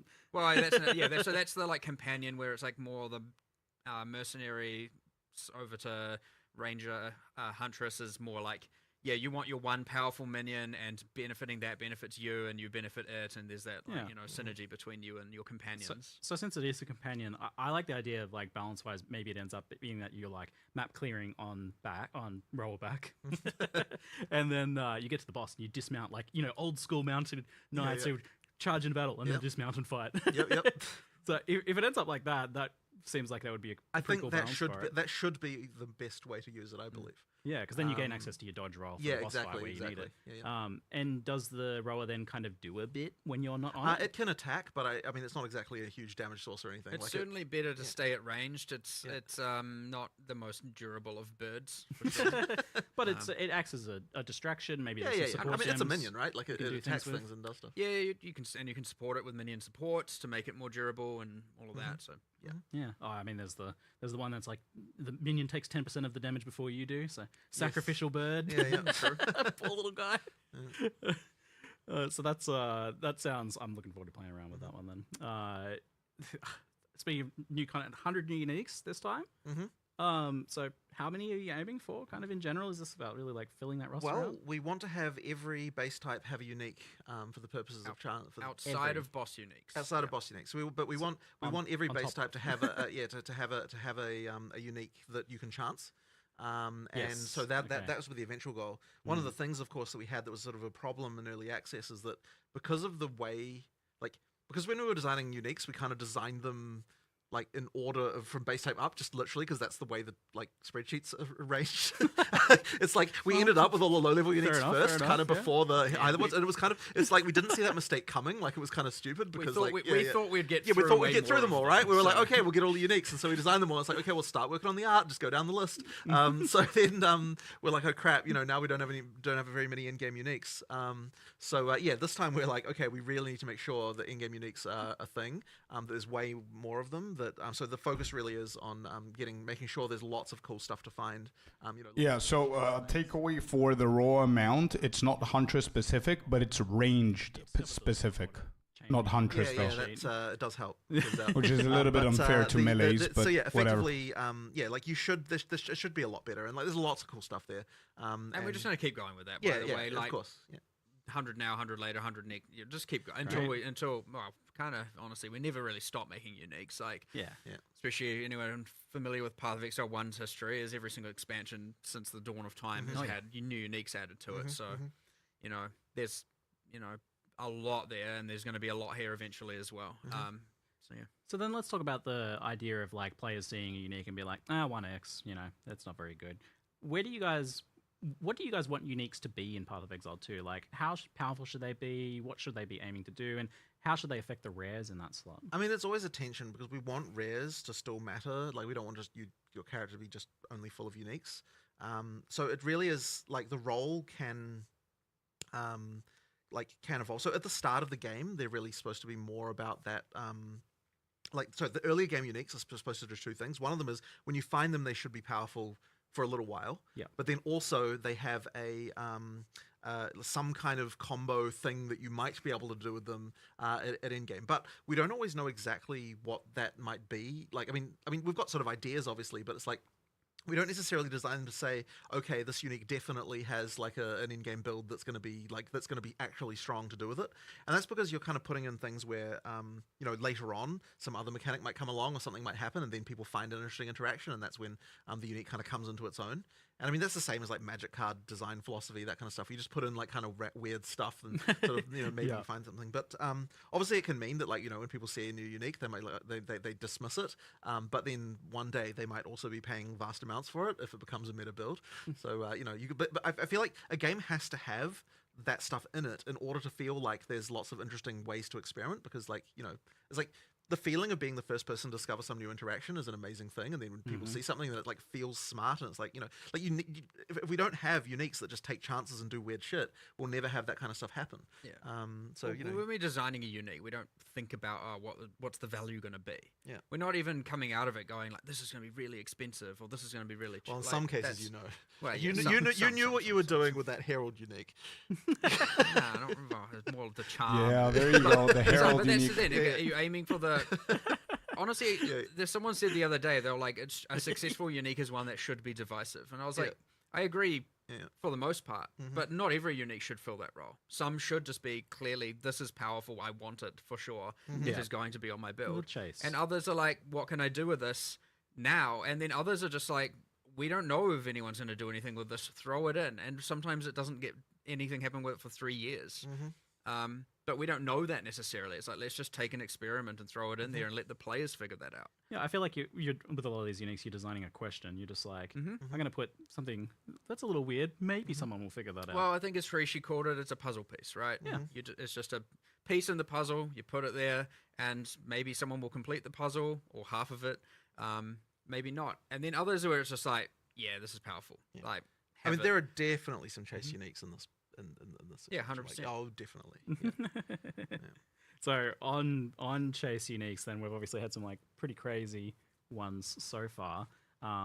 Where do they want to be in terms of like how hard they are to get for players? Because at that point, you do need to consider like how expensive they end up being. It's really tricky. So whenever we're looking, so if there's a unique that's broken, I guess there's two responses, right? Yeah, One of them King. is make it rare enough Good eye, that dude. you I just saw only it get now. the brokenness after the point when you're at the point where you're supposed to get that, right? Yeah. Which is to say, like, you know, post pinnacle boss type, You win. like level of character Yes. development, right? And then the other response would be nerf the actual unique, and it honestly is a case by case. Like, you know, so I think that like Temporalis, for example, actually got nerfed in both ways. The actual unique was nerfed a little bit, I believe, although I don't believe it's maybe as much as what players might expect. But then also, whatever. But also, we have made that one rarer. It's in still terms of getting- it's still pretty crazy. Oh, in it's the still right crazy s- for sure, yes. for sure. But the thing is like you want to chase stuff, right? So therefore, you don't want to just go nerfing everything into the ground the moment that it's Yeah. good. So therefore, that one becoming rarer, I think, was the right answer there, because it was way too common. Just due to the We had also the issues with like I mean, there were three real issues. One is darkness at one point bypassed honor loss, so all of a sudden a no-hit run. It wasn't a no-hit run. Yeah. You had guard bypass honor loss, so once again a no-hit run is not a no-hit run. And then there was just like, well, how can anything hit you if you can kill literally everything on your screen in one frame, right? So those three problems, and so as the balance issue of not everything surviving for more than one frame due to a subset of builds, and those other two things go away, it becomes a lot rarer in itself. In that it is much harder to acquire, require like very specific and ideally high skill gameplay. And then there's just like, well, it also was just too common, the relic that yielded it. I mean, the expectation was that, because this is a hard challenge, most of the time when people try, they will fail. But the reality is, once you get the ability to do it, you just trade for that thing and get it every time. Yeah. So that's kind of meant that the Printing. rarity kind of didn't work like we thought, and now that should be better in both ways. Again, for the POE1 players comparison, like it was far more common than Original Sin. Which was the same role in POE1's version of the Sanctum, just to give us some sort of comparison. It's just much easier to actually reliably do it. And it shouldn't have been that much more common. Right. Yeah, gotcha. So crafting really surprised me. You guys announced, I thought we'd maybe get like one little thing, maybe you'd do something with essences or something, but we've got essences coming out a lot more, it looks like. You've got, because you're violent, you can So into greater graders essences, now? greater essences are going to be much easier to get. One thing we didn't mention in the video is that like omens are way more common, because I believe you made the change that there's an omen in every 2.5 times more common, I think. than every Sweet. thing. So like you've got stuff like that. Like we certainly knew that we needed to do more with what crafting stuff, and so we're kind of like, well, let's just make sure we're at least adding 3 or 4 things, like new things to. And, Every ritual will now have at least one omen in the window.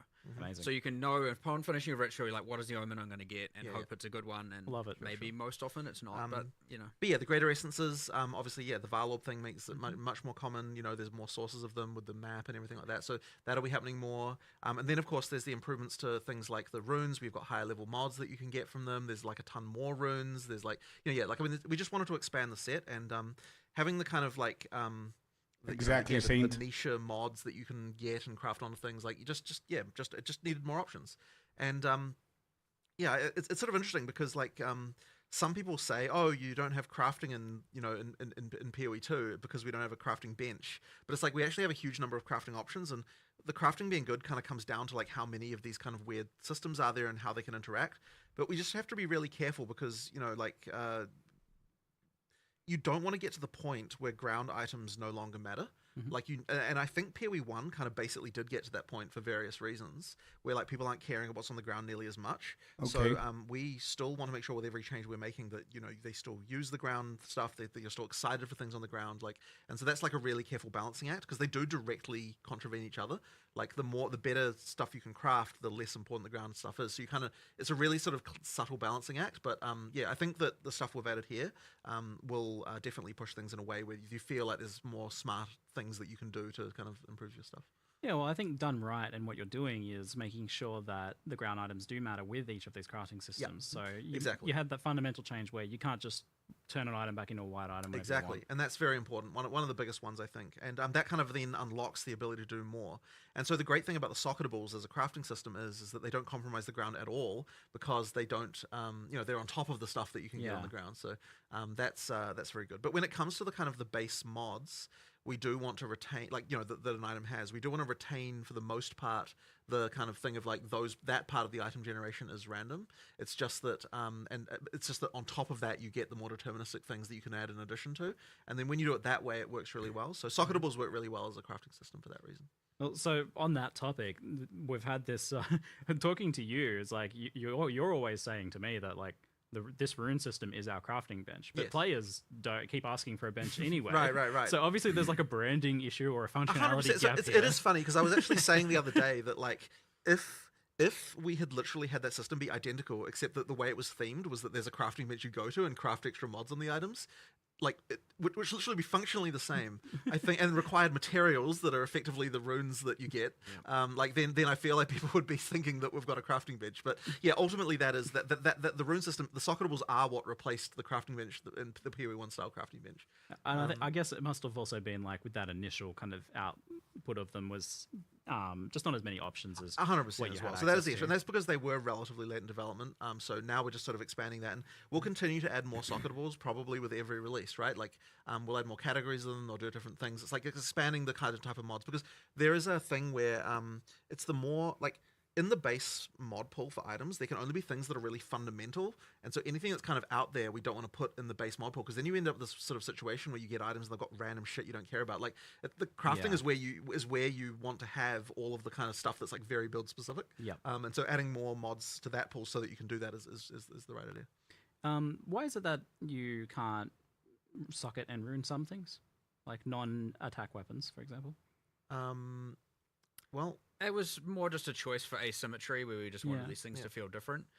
There was also just like a little bit of a like, in the future, we'll add some system where we can do something else there. And so just not having everything be completely identical. Much like how, you know, the quality on those weapons works differently, where it affects the skill as opposed to just, you know, base damage. I do think it is something that we should be probably looking into sooner rather than later, though. Yeah, because the asymmetry things, it's good to have like not everything be super homogenous, but because we're talking about the importance of it being that extra layer of control over your items, which you just don't have if you're doing spellcaster. Oh, maybe we'll add an Arcanist's bench and theme it that way for the okay. ones. All right, you forced my hand. I have to bring this up now. Can we get some sort of like cohesive, all-in-one bench for disenchanting, salvaging, selling for gold, Arcanist benching at endgame? I get in the campaign having these things be separate, but I like at endgame, it's much clicky. You're not happy enough with them just being next to each other, putting them next to each other, and you know. No. Well, that's all right. I'll think about that one. Okay, good. Yeah. I planted the seeds at least. Yeah. Okay. I've done my part. Right. There's ways. Max, Yeah. there's ways. I like the sounds of that. Well, at least for endgame. Like, Yeah, that's what I do. figure, yeah. I don't want the world to not feel like it makes sense. Absolutely. Yeah. But Having it that you can just, Endgame, like- you've got your hideout where they're Well, all it would like- have to be a hideout related thing. Yeah. That makes sense. I mean, people are putting their NPCs within each other's personal space anyway, so Yeah. the law goes out the window at that Yeah, point. for sure. For sure. So we've also got Fractured, crafted via an orb from the cleansed Mm-hmm. monsters. How rare are those? How do you quantify rarity like that? They drop from the monsters. I can't remember the exact number, but like I think I was kind of saying like 1 per biome, which is the kind of total blob of cleansed monsters. But then that obviously does get affected by things like pack size and all Yeah. that on top of that. Yeah. So is that and like then, 5 maps or something? Well, it Uh, depends on how many of them you kill as corrupted. Yeah, Because so- because the ones you Oh. didn't cleanse while you were getting to the Nexus, those are the ones that then become cleansed. So you kind of have to choose, like when you go into a biome, am I going to beeline straight for the Nexus and then cleanse everything, or am I going to just fight them all as corrupted to get the rewards from that? So you're kind of choosing one reward or the other based on what you decide to run. Okay, so you can kind of leave the Nexus for last if you want to Yes, if you want to reduce it to try and get more fractured orbs. Well, you oh no, it's the other way around. way So around, do yeah. Nexus first, then it cleanses all the maps, Oh. and then now you can get the most chance at fractured orbs, or you can fight them corrupted before going to the Nexus if you want to get the rewards that the corrupted maps have. And we have like Ah. for example, the corrupted bosses have their own uniques now. Yeah, so you're gonna want There's a bunch of new modifiers and Yeah. how they, so there's like Yeah, yeah. random corrupted strongbox kind of things and all of that Clever. stuff. So you, Yeah. you kind of really are like, I'm gonna have a look at the mods. right. I like Are this. I'm gonna there- do this, then this, then this, then the Nexus, and then I'm gonna do the rest cleansed. Does the cleansed boss have its own uniques as well? Not yet. Not yet. Okay. It does have. It guarantees a fractured orb though as well. Oh, okay. Oh, So you can get the boss. will- So and you'll display if you hover over the map and it says like contains I can't remember his name. Then you run it and kill it, you will get a fractured orb. So at least you will know that will drop one. Yeah. Right. So with the fractured orbs being away fracturing, that's obviously super powerful for crafting. Are there any fractured items dropping pre-fractured? I quite liked that. I think we went with no in the end. Yeah, we not were going to do currently. it, but then we decided not to. But we might do it later. Yeah, so an extra add-on. Is there a particular reason for it or thought process for that? There just kind of wasn't anything that really fit that exactly. I think. At some point, you'll want some new thing to Yeah, go in probably, that, like this. probably. This feels Personally, right I there. would rather just drop more orbs, Yeah. honestly, and let people choose how they want to use them. I like it from the perspective of dropped items matter. Like when you're Yeah, seeing but a rare, they kind and of then you're already like, do. "Ooh." They kind of do here anyway because they do, like because you because use you it. need that Yeah. as the thing of the fracture. makes So it's sense. kind of not necessary, I think. Yeah. There's other little subtle things, like for example, the cleansed monsters within cleansed maps can't drop equipment as a little thing. So they have much higher. Obviously, they're dropping things more like waystones, tablets, currency. They don't get to drop any of the armor or anything. So they're more like currency sources. Is like an interesting Yeah, subtle thing if because you want more currency, then play cleansed maps. So we're gonna have a lot more essences, a lot more omens, potentially the ability to get fractured, recombination with the new, more accessible at low and mid tier design recombination. 4.0. Yeah. This is yes, recombination's certainly undergone some changes. This is a huge leap forwards compared to 0.1's crafting. For sure. So was it just about that you had to establish that really like humble baseline for crafting so that you could then go crazy with it like this? Honestly, I mean, look, on some level, it can just be, like you need an economy. You need to see how things evolve. We just don't want to do too much at once. I mean, although this may seem like quite a lot. I mean, It does, yeah. but the thing is like, but in terms of the initial system, it's like if we'd have had all that at the start, Yeah. I think that we wouldn't have been like, we'll put it this way: it is hard to take the stuff away, so that's why we Yeah. have to be a little bit careful as we do this. Yeah, I guess you needed to kind of assess the fundamental things like the no scours, the no Yeah, bolts 100%, and stuff like 100%. that as well, because Yeah. then you can have a better idea of how to build off that, which I'm super excited for. Crafting. But Yeah, of course, and if actual you know crafting. us, like more, there'll be more. There's always going to be more. Oh yeah. so. Oh, you gotta have a new craft for every league, right? That's how it is these days. Oh yes, I expect a crafting system for every league. Thank Yep. you. something like that. That's somewhat actually our intention. So yeah. I love it. Love it. Perfect. So let's talk about Endgame then, because that had some humble origins as well with the initial implementation of POE2's Endgame. Obviously trying some new things, being a bit experimental, not necessarily just wanting to copy POE1's Endgame. But how far of your vision was 0.1's Endgame? Was it what you want? I would say that the main problem that we had is there wasn't enough overlapping axes of randomness, as we call them, where effectively you need to have it so that when you go into a map, there's just chances for random shit occurring, and then that random shit like might happen alongside some other random shit, and then now the thing together is like a new scenario. So I mean, effectively, Random like shit squared. yeah, exactly, right. So it's like if you look at what we actually added here in terms of like encounters, if you will, whatever that means to you, like we've added kind of more than 40, probably something approaching 50 encounters, and that's if you count things like each rogue exile is a separate one, and each spirit's a different one, and things like that, right? So those are the things. But the big difference between the ones we had before and the ones we have now is that most of these ones can overlap with other things. So you have a situation where you've got the Asmeri Wisp that like happens to infect the unique boss of the area, and then that leads to a combat situation that you haven't had to deal with before, or then like you've got some essence thing that like or like, oh crap, that like this other wisp like caused the thing to turn into a boss that then it's just like it's all that stuff combining, or like what happens when this goes with a with a unique strongbox, and it's like all that combining stuff, and that's what leads to the situation where you've got an exponential explosion of like possible combat situations, and then sometimes you just run into stuff that you've never seen before because of that, because of this combined in some interesting way. And that's something that definitely POE1 has got very well, because it's got so many of these things that have been added over time. And it's also something that we took care to make sure that each league specifically did. So what POE2 lacked was, I think, that. And so that will mean, I think, that the end game is overall just much more engaging. Now, obviously, we're going to be adding more content and more of the other stuff, but fundamentally, it's like it was specifically more of that type of stuff that we needed to do. And honestly, I don't think we've even got enough yet. Like, we want even more. We'll keep on adding that stuff, but it needed to become a focus. And I think part of the reason is that when we're first working on the end game, it's like we need to come up with the big ticket items, right? Like what are the the league things and like the maps, and we need to come up with all that stuff. And so it's the little detail-y kind of things that kind of a little bit require a bit more like time and stuff to work on, even though they're actually like relatively efficient to make. Like we can make a lot of them when we do actually sit down and design them, because they're like making a new strongbox, like sure it's work, but it doesn't take like that long, if you know what I mean. But it is but it is that stuff that really adds all the flavor and kind of interest. So we'll just be continuing to do that through the game. And I mean, even yesterday we were having a conversation about like making it so more of the maps, even just like regular maps, have more interesting just little things that happen in them and stuff like that. Like more like what the campaign has. Love that. So we haven't like got there yet, but like through early access, we'll definitely be just like introducing more of those little details everywhere, so that you get the interesting things happening. Yeah, so a bit like those exploration mechanics in campaigns. 100%, yeah, exactly. That's just, we just want to make sure that you feel that same way through the end game as well. And with the leagues as well. Yeah. And like, there's really only so much randomness that can occur within a breach in a map, and so they will end up feeling ultra repetitive. Whereas, and again, in POE1, you had the boss that could spawn occasionally. You had 5 different factions, things like that. And it is very much our intention to expand on all the leagues, to have way more random things occurring, mini bosses spawning, whatever else. I have a whole set. I don't want to spoil them all yet, because that's a whole later thing. But definitely want to expand on all that. Even Expedition only has the one boss. It had 4 in the predecessor. Like we need to get back to having all of that depth and all of combat and all of those mechanics, and it'll help hugely, while also making sure we're adding new ones, of course. But what we definitely have learned is that our minimum standard for new ones is going to it should include all of these things from the get-go. Right.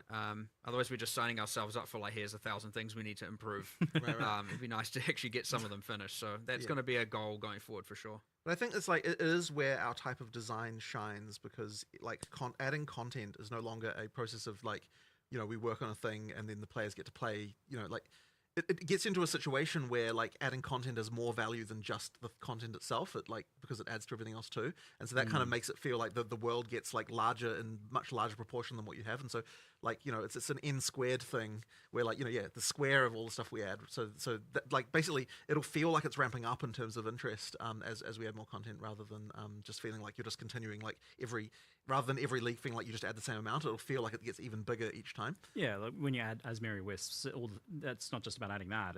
It interacts with all the other things that already exist that it can go ahead and affect. So that's tackling one of the, ultimately, I think the biggest things is just that like the core basic mapping of running an empty map was boring, and that's never what you want to be, obviously. So like some of the issues there, I guess, as well, that were exacerbated by that problem was the fact that the maps were so big and that there were so many of them. obviously that's getting a lot better with the maps themselves becoming much more interesting. But it seems like this corruption and cleansing mechanic is breaking up and giving you something to progress through as you move towards the next tower or next boss or next other mechanic. I mean, I guess there's always something on your screen that you're pushing towards, it looks like. Well, we want to try and honestly, I don't even think we're even quite there yet. Like, we really want to make it so that you feel like there's lots of quests, as it were, in in-game, like not necessarily directly in the form of like, here is a quest objective, but like that you sort of have this feeling of like, there's like different stuff that you're like that you feel like, there's a thing, you know, like exactly right. You need to ideally, like, every time you do one of those, it's like there's another one just on the horizon that you're thinking about. So if we can achieve that, then we'll have succeeded. But it'll need to keep adding stuff, right? Like, just more and more things, because obviously, you know, you need to have enough just core there to be able to get to the point of it doesn't feel like you're just repeating the same thing over and over again as well.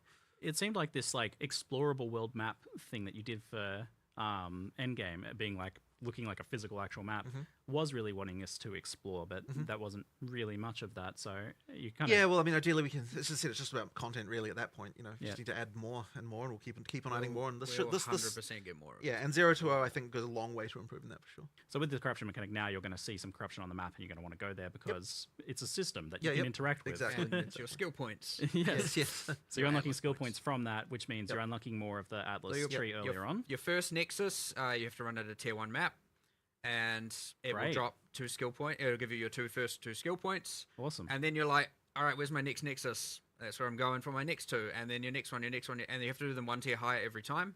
So the second one you got to do at tier 2 to get your skill points and so on and so forth.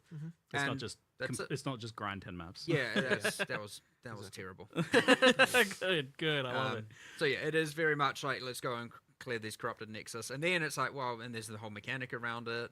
But yeah, if you want to just like I want to get my points as fast as possible, just go Nexus to Nexus to Nexus and get as many as you can. And if you're like, oh, I can't see any Nexus, maybe go to a tower to reveal more, and then, you know, what you're doing way less frequently, mind you, thank goodness. Yes. But yeah, it's a lot more objective driven as opposed to just, again, random grind and random exploration. There's at least, and you should be seeing a pretty decent chunk of unique maps. I was going to ask, I call them it's unique funny, maps. it's funny because I was pointing out to Matt the other day that the distinction between a unique map and a normal, like, there is no distinction anymore. We shouldn't even look at it that way. Like, it should be that every map is like unique in some sense. There's not a unique. You know, map there's not a system. unique. We do have an icon for it because they are kind of in a different echelon. Yeah. But yes, technically, unique map is a name that's a holdover from POE1. Yeah, because you can use mods with them with waystones anyway, so it doesn't. There's no actual reason for a unique to be any different than a normal map. You can craft it and enhance it. It really just comes down to how rare they are relative to other things, right? So. And how rare are they? How I mean, maybe in so hard to terms explain. of player screen. Yeah, I mean, look, as I said, I think how many screens? How many? I had the numbers, I just don't remember them. Well, I mean, as I said, they should be common enough that you feel like there's always some kind of objective you're excited about on the screen, right? Honestly, more common than I was initially comfortable with, and then after trying it, I was like, okay, actually, this is like, this is reasonable. So yeah, I feel like you initially probably want them to be common enough that you're like almost getting tired of those map layouts, so then you're incentivized to add more. The good thing is, by the way, by adding more here, we didn't just keep them the same commonality as the 2 that existed. They are just more common. It's not like part of the reason it wasn't as common before is because there was only 2, and that would have just been repetitive and boring. One of the other restrictions is that like the Vault of Kamasa was restricted to the Val City biome, so to speak, and that was one of the Citadel biomes. That's like one of the rarest and latest, you know? So it's like, we've not only made that more common within that biome, but a lot of the new ones, in fact, all of the new ones aren't restricted to those city biomes, and thus they are appearing more frequently. And some of them are like, you want deserts because they give you the essence map, or you want the mountain because they can give you this and that, you know? So like, ideally there's a little bit of just like, you see the edge of a desert and you're like, oh my God, please. Yes, okay. So that's what I was going to say. This like idea of exploration is like, I felt there needed to be something biomes where like, you're actually pushing into a biome, because there's that one node that like, affected your drops slightly, but obviously that's not much. The one that was the Shattered Lakes, for example, as you can probably imagine, only spawns in the water biome. And so there's a little bit of like, you know, and so does Untainted Paradise, and so does one other. So there are actually 3 special maps that can spawn only in the water. So go to the water. And otherwise, how easy is it to find? You said there was an icon. Obviously, you kind of have an idea of what biomes. Is it like also something that's pretty visually Oh, there's art there. Yeah. spottable on the map? There's- So the when we looks looked at with the interesting. when we looked at with the megaliths, which had all the storm and lightning, well, on the map it has a bunch of storm and lightning. Cool. So, yes. That's awesome. Cute. That's great. So we mentioned the Atlas passive tree, and you're seemingly, I think, you're getting better progression of that. But definitely an issue I had with it personally was that it felt very top heavy, both for the core one and also for, especially for the league mechanics, where like the league mechanics, you don't get points until you kill the bosses, which to me feels like the end of it for most players. That kind of was the original pitch of that, and I wouldn't say that's really changing here, but there is more we want to do with that, and I think that it could be made better, but 020 isn't getting a change there to that side. But in terms of the actual core Atlas, it definitely is. You know, like you're getting that earlier. There's more. It's a bigger tree. There's more interesting stuff. There's You know. subtle changes to getting them in the sense that, like, for example, the difficulty 0 pinnacle bosses are way lower life. Well, that's actually now. good. That's actually a very good point. So yes, difficulty 0 is now like half the life that it had before, and so that's like a pretty But substantial difficulty change. 4 is currently the same as what it was before. So it's same top end, but like easy, more accessible for more people at the bottom end. Right. And then also because of like, you know, due to the reliquary key working the way it does, all pinnacle bosses can drop all uniques at all difficulties, except they are like substantially less common at difficulty 0, but you feel way less bad for running them at that point now. Right. So again, it's just opening that up to a lot more people to farm, and it's not so much dependent on if your build can't do difficulty 4, you're not really a viable character kind of mindset. So much more easy onboarding for those. Yeah, which will pinnacle give you your bosses now. first sets of points certainly a lot easier now. That being said, not if you're playing the most broken build of all time, because you're probably nerfed into the ground, let's be real. So with your new build, we'll have to see how that balance goes. With their new broken build. Yeah, of well, sure. yeah, one of those New specters. builds, yeah. Anyway, the ultimate point being, yeah, you're certainly going to get those initial set of points easier than before. However, yeah, you are right that something isn't quite right there still, and I do need to kind of explore. We are going to do more with this like later. We've talked about this issue, but we didn't have time to do anything about it in 020 as much. But certainly by the end of early access, I think that system will probably look quite different. Part of it also, as we were talking about before, adding all those extra bits of content to the leagues, it'll help give more interest to the trees and more nodes we can add to actually invest into. Because if you think about a breach, there's only so much you can actually modify right now. Right, there's a level of radius, speed, density of monsters, and like sure there's the standard stuff with monsters, but like you can only go so far when you don't have all of that depth of different factions and different bosses and different mini bosses and different, you know, itemizations or additional things with, you know, catalysts and whatnot. Like you are quite limited in how expansive a tree can be, and so it'd be nice to get those things in and also kind of look at the trees at the same time and reevaluate how that works, just so we can have them be more interesting while we're at it. Right. But yeah. And now with the pinnacle bosses, if you're like halfway through a level, you don't need to. Oh, maybe I'll do that when I get the rest of the level now. Yes, that was a good change. So yeah, as you were saying, you no longer gain experience or lose experience anymore from Pinnacle, so you could just feel free to do them anytime. Yeah, I think that's just a straight up upgrade, and I think that That's a it's good not like you were update right playing there. Pinnacle bosses for experience. So yeah, it does the downside is not an issue really. Yeah. It also is the nice thing of really just keeping, like, if we add more leagues, for example, and we end up with a Domain of Timeless Conflict problem, where it's just like rotations to max level, like ultra Yes, ultra we quick. don't want that type of Like, content to at be the least way you now level. we can say like Yeah. maps are the way you level, like Yeah, that is yeah. what you're doing. And sure, you might get some sort of unique map rotation here, and maybe not. I don't know. It depends. But hopefully we can avoid that. But either way, like it's just really you're playing in maps to level, and that's what you're doing. It's and there's not, something that's nice not about itemized that. content, right? At though? least, It's at, not at, something at least until we've added Delve. Well, sure. I mean, there will be future parallel in-game systems. Right? Confirmed. Yeah, I know you want to do something yes, like Delve. yes, Yeah. yes. You're a fan. I mean, you made the end game look like Delve, so. Yeah. But yeah, that's been a long-term problem, and one we need to properly apply to the other game as well. That the whole like can't do my content because I got a level, and I'm like, even if you're only like 15% in, you're like, oh. Yeah. It's just not as bad. Yeah. It's just not as bad in POE1 because the leveling is faster. Yeah, it's so true. it hasn't been on our radar as much. So speaking of like map progression, there's been some fundamental changes there. You're telling me that now you can no longer drop maps below your current level of map. It's correct. So yes, you no longer get. Oh, if you're shit, that's playing, You know, a big. T5 map. Amazing. You're only going to get T5 maps, or if there's a boss there, a T6 map. But we've also smoothed the way the whole progression works. So we've actually the map drops are way less random now entirely. When you kill the last rare in a map, that has a it can affect. At T1, that was a 100% chance to drop another map of the same tier. And then as you go up the tiers, you can still sustain that using Waystone chance. So effectively, it's de-randomized that a lot. And then there are several ways that you can get upgrades. So in terms of like going up the tiers. So one of them is that when you kill a boss, that's a guaranteed +1 upgrade. Then of course you can still cube them up, 3 to 1 recipe to go up a level, or you can run it corrupted. And if you're running a corrupted map, then because it drops the same tier, that's like a sort of guaranteed. When I say corrupted, I mean the one that Varlorb corrupting up plus corrupting Yeah. up +1. That lets you do the run them the same level as well. So you've kind of got those 3 options, but it's much more intentional now. It's like if you're going up maps, it's like you're deciding, okay, this is a thing I am doing. You don't just kind of have that like it doesn't just happen. So it's kind of supposed to make the jump like. If you're just looking to sustain, you can do that, pretty much guaranteed.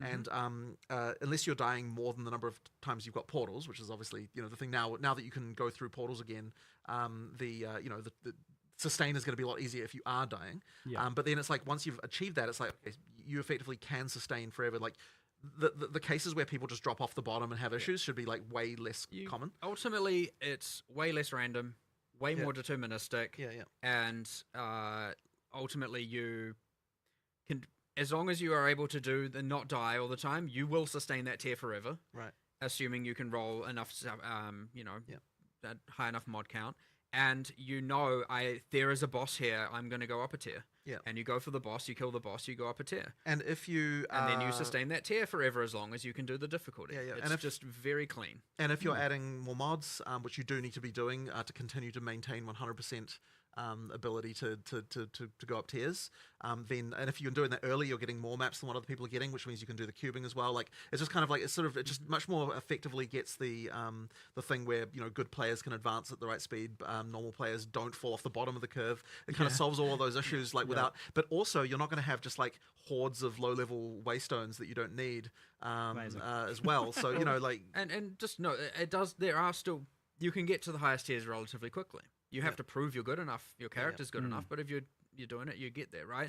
It's pretty quick, and you can take it at your own leisure as well, and that's completely fine. So it's not like, oh, we've made it way longer to get to tier 15. Like, none of that is really the case. It's just that before you could luck into getting to tier 15 quickly, with some level of, biasing the luck, of course. Or you could just be like, what the heck, I'm like constantly running out and have a really bad time. Right. And so now it's just way, way more like predictable and honestly, it Good. probably has way more of an impact on the sustain problem, which we didn't really, which we talked about, which is the respawning. I would argue this thing has like way, way, way more impact on map sustain than the respawning does. I mean, obviously, if they're paired, then they relate. you need both but- because yeah. if because the guaranteed drop comes from the final rare. So if you were just dying, you would never get it. So the respawning is necessary in order to make it so that that's going to happen for players who and obviously as it gets more difficult, and you get less portals, you start to get to the point where you're going to run into trouble. But if you're a good player, you should be able to get up into the top and sustain very well. Yep. You mentioned the idea of maps dropping magic by default. Yes. Is that something you're still doing, or I believe it is. But no, actually, wait. But there wasn't a concern about that, which I wanted to talk to you Without. about later. Yeah, which well, is maybe, the- maybe not. Yeah, we'll talk about that later because the concern was raised that I think is valid. So we were going to make it so that maps drop magic and above, but there might be issues. So we'll discuss that later on. Well, non-decided? Yeah, undecided. Yeah. Undecided, yeah. You thought it was decided. I just Got a week left. Yeah, we've got a week left. It's fine. Still figuring. It sounds like much more deterministic progression But if yes, you're that's able to the main prove thing. the power that you have. That's Well, the main it thing. just should be, am I strong enough to do this? Yes, I can do it. Right. Not, am I lucky enough to do this, and Yeah. am I strong enough to do this? Great. One of those axes, get out of here. Love it. So we've got rogue exiles populating the maps now. How common are these guys, especially with unique, since you get their unique guaranteed? I love that. The whole- It's 1 in 8%, 1 in 12.5 to start with, but of course Atlas Tree be Atlas Tree. So you can spec into that. And Is there like a map modifier for that or something to guarantee it? Or something there like that? are, I think in this case, this one is the exception, whereas you can get normally guaranteed of the other things. We wanted the Exiles to be one that you can't just guarantee all the time. They don't always have uniques. Yeah. But when they do, they're using them. The AI is very cool, like how it works. I mean, they can have 0, 1, 2. I mean, there's nothing stopping them from having uniques in every slot. What? But like, it is. The chance of that would be. It is incredibly low. absurdly rare. I assume it's just roll per slot, basically, right? Yeah, it is roll per slot. So Yeah. But So you we're might talking, have like, a line of just fraction of a fraction of a percent Yeah, for like exactly. all of them, but still like 5 or something like that. Yeah. it can happen. But they have quite a lot, like, because they're a player, the assumption is that their other gear is also relatively good, so they do generally drop more biased towards dropping higher tier rares and stuff like that. Yeah, so. they doing that like full set of items because you've killed a player. Yep. Cool, I like that. I always love that little thing. I feel like it's even more important here in POE2, so that's awesome. Bet you some of those will be unique, maybe. We wanted them to be less common than the other content, but like way more exhilarating when you find them. Yeah. But of course, again, you can speak into them at the cost of other things. That's your choice. Cool. Is there going to be some sort of like warning that they're coming, or are you going to know they're in the map ahead of time, or are you just going to get ambushed by these guys? Leaf zone from off You screen? won't know they're in the map ahead of time, much like anything random you run into. But they talk though, and they'll say something before They monologue before they murder you. They do. Don't know if I'd go to quite the level of Again, monologue. when I said some insult you, I'm not joking. Like some do literally insult you, and I believe one of the monks is a pacifist, and he's like, I don't want to do this. Don't force my hand. He'll do it anyway. But, I'm not. Yeah. I'm just. You're just like running away. Yeah, He's like, exactly. don't make me Don't do force my this. hand. Yeah, exactly. well, look, you can just run away. You know. I really like the here's an occasional spike in difficulty, and again, it's important that they are relatively rare for that reason as well. But I do want it to be when you find one, you are very excited to kill it, and of course, even though they portal out, you still have your number of portals you have. So unless you're running like a full 6 modded Waystone, just get back in there, and he's gone, or whatever, you've lost your uniques or non-uniques, whatever they had, but either way, just move on, you know. I mean, you guys were somewhat forgiving with this. You didn't make it so that they take your items. Yes, that would have been Exactly. That's Yeah, a- there's that's no an event. Don't punishment give with me the that rogues, which is good. That's maybe a 1-week event or something in the future. Be And it's pretty like, easy to do. just take one of your items. Yeah. And then you got a nemesis system where you can find them and try and get it back in the future. And you had the Tame Rogue Exile gem. I don't know if tame's the right one. Higher Exile. exile. You run up and you can quickly be like, take 1 million gold. Just give him a little snack. Like, yeah, you want to follow me? I mean, to be fair, that would be a fun system. It actually would. That's actually not a bad Running idea. up and just being like, hey, I'm here, give me 100,000 gold and I'll be your ally. Is kind of I know you've Come on. tinkered with the idea of a hireling system at points Yeah, in the well, we past, so and now you've got your mercenary hireling system, right? Rogue Exiles. They recruit the one with good uniques. We'll see. We'll see. Going down a little bit of a rabbit hole here. Yeah. So we did have some league mechanics come over from Path of Exile 1 to Path of Exile 2. You're going to be looking to port more over. Are you going to be doing some unique ones that we haven't seen before? I mean, we're definitely going to be doing more unique ones that are, that are just completely different outside of what we've done in POE1. Absolutely.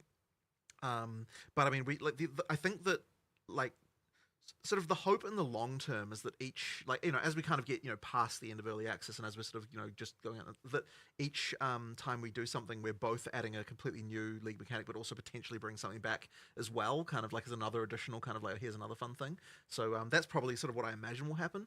But it kind of really is case by case. Like some things we don't want to bring back, some things we do, you know, like, and my opinion can change on a dime as well. Like if someone suggests like a new way to interpret something, then I might be like, oh, actually that is great. So, it honestly, people assume that we have a full plan of literally everything, but it's like in reality, it's like it's very much responsive to like what's happening and like the actual plan relates to the things that like are definitely happening, right? You're talking acts, you're talking classes, you're talking like all that stuff is like definitely like that's happening. It takes a long time to produce. It sort of happens in the background. You've got outsources, armies of people kind of working on that stuff, and then all the kind of like more incidentally stuff is very much like, oh, let's do something cool, let's just make this, why do we do this, and we don't have a I don't have a plan for the next 12 strong boxes. It's just just come up with an idea and like that's cool. Just a fun little project for a designer to work on. How do you feel like some of the ones that were, I felt somewhat definitively part of Exile 1 in terms of clear speed, like Breach, for example, have settled into POE2? Do you feel like they're in a good spot, or were they a good idea to bring over to the game? Look, I think Breach is. I mean, look, Breach is fun, right? I certainly wouldn't want to remove it. I don't know about like. I mean, there's probably been some balance changes. I mean, it was spawning too many. It has. monsters, Yeah, so let's just say that without a doubt. It's much better now to POE2 standards. Yeah. It's like currently on POE2, it's just too out of control. It just needs to chill. Right. There was a little bit of an assumption made where it was just like, well, you'll get overwhelmed by monsters and it's more a matter of survive as long as you can. And then, of course, because you get self-propagating Herald builds that are just literally can kill anything. Which, by the in way, every Heralds direction. don't self-propagate anymore.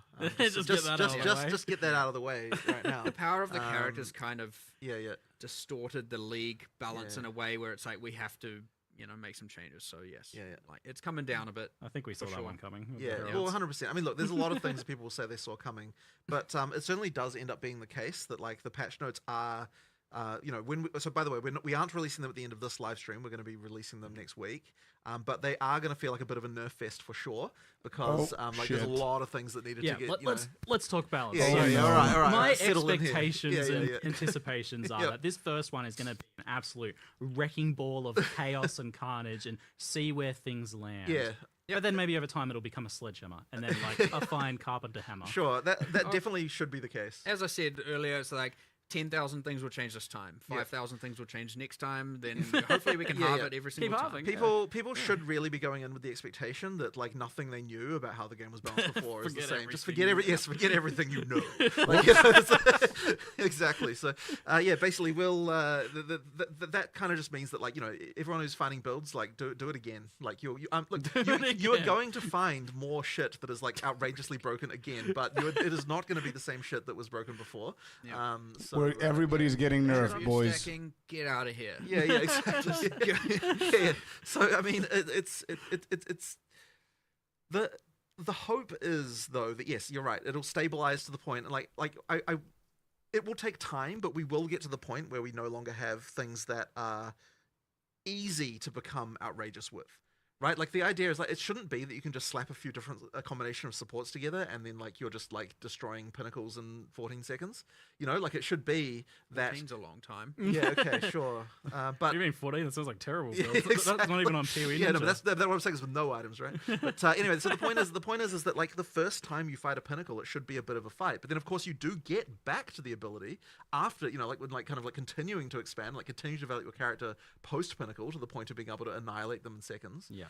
But it's just like that has to be earned. It can't just be that like just a combination of supports that you can get trivially will do that. Or like a common unique, and then that's it. Yeah, exactly, right? and- So, yeah. but it can be. But once again, if you get temporalis, it's like, well, now, now you've got you've got some shit going on. But it really has to be that there is an economic factor involved in becoming ridiculous. Yes. And so it's when that's not the case that we have a problem that we need to hit shit with a big giant balance sledgehammer. Yeah, so originally I was going to come in and like ask about all the specific things, but we can just assume that like it's not going to be chaos. So I like the idea instead of focusing on kind of like your core, what are you aiming for? What are your goals? What are your metrics? So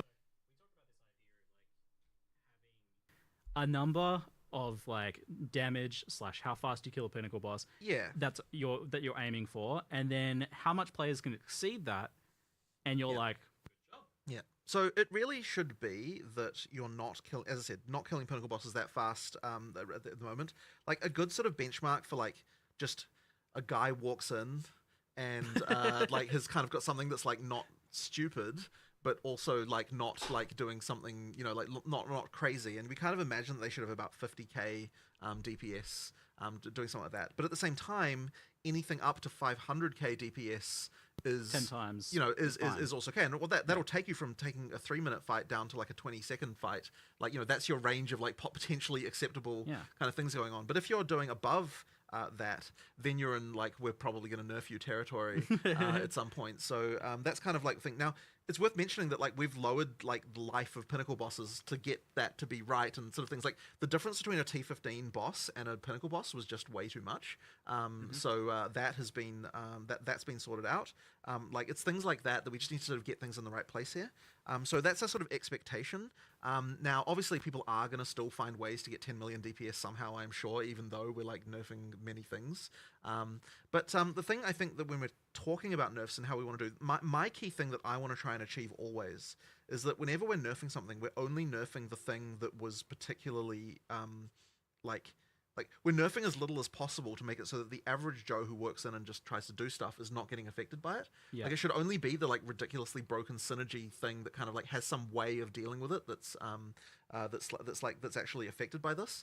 And I'm struggling to think of an example off the top of my head. Maybe you've got some of like, you know, a way that a targeted nerf that kind of like... I mean, like say lightning conduit, you're not going to reduce the base damage of it because someone's able to hit for 150 million with one hit from it. Like that comes from the compounding like top end levels of exposure, stacking, conductivity, and more so shock effect, right? So it's more about like take away from the shock effect scaling side of things there and increase the base damage even, you know, like do changes like that where it's like for an average person it's now better, and for someone who is absolutely abusing's not the right word because like they're doing the right thing technically by their standards, that are using all those extreme factors, you know, bring those down a little bit, keep those regulated, and like it'll increase the average user's experience while narrowing, you know, bringing this down and bringing this ideally up a little bit in a lot of cases. I like the idea that I felt it's somewhat reassuring to hear that there was actually kind of like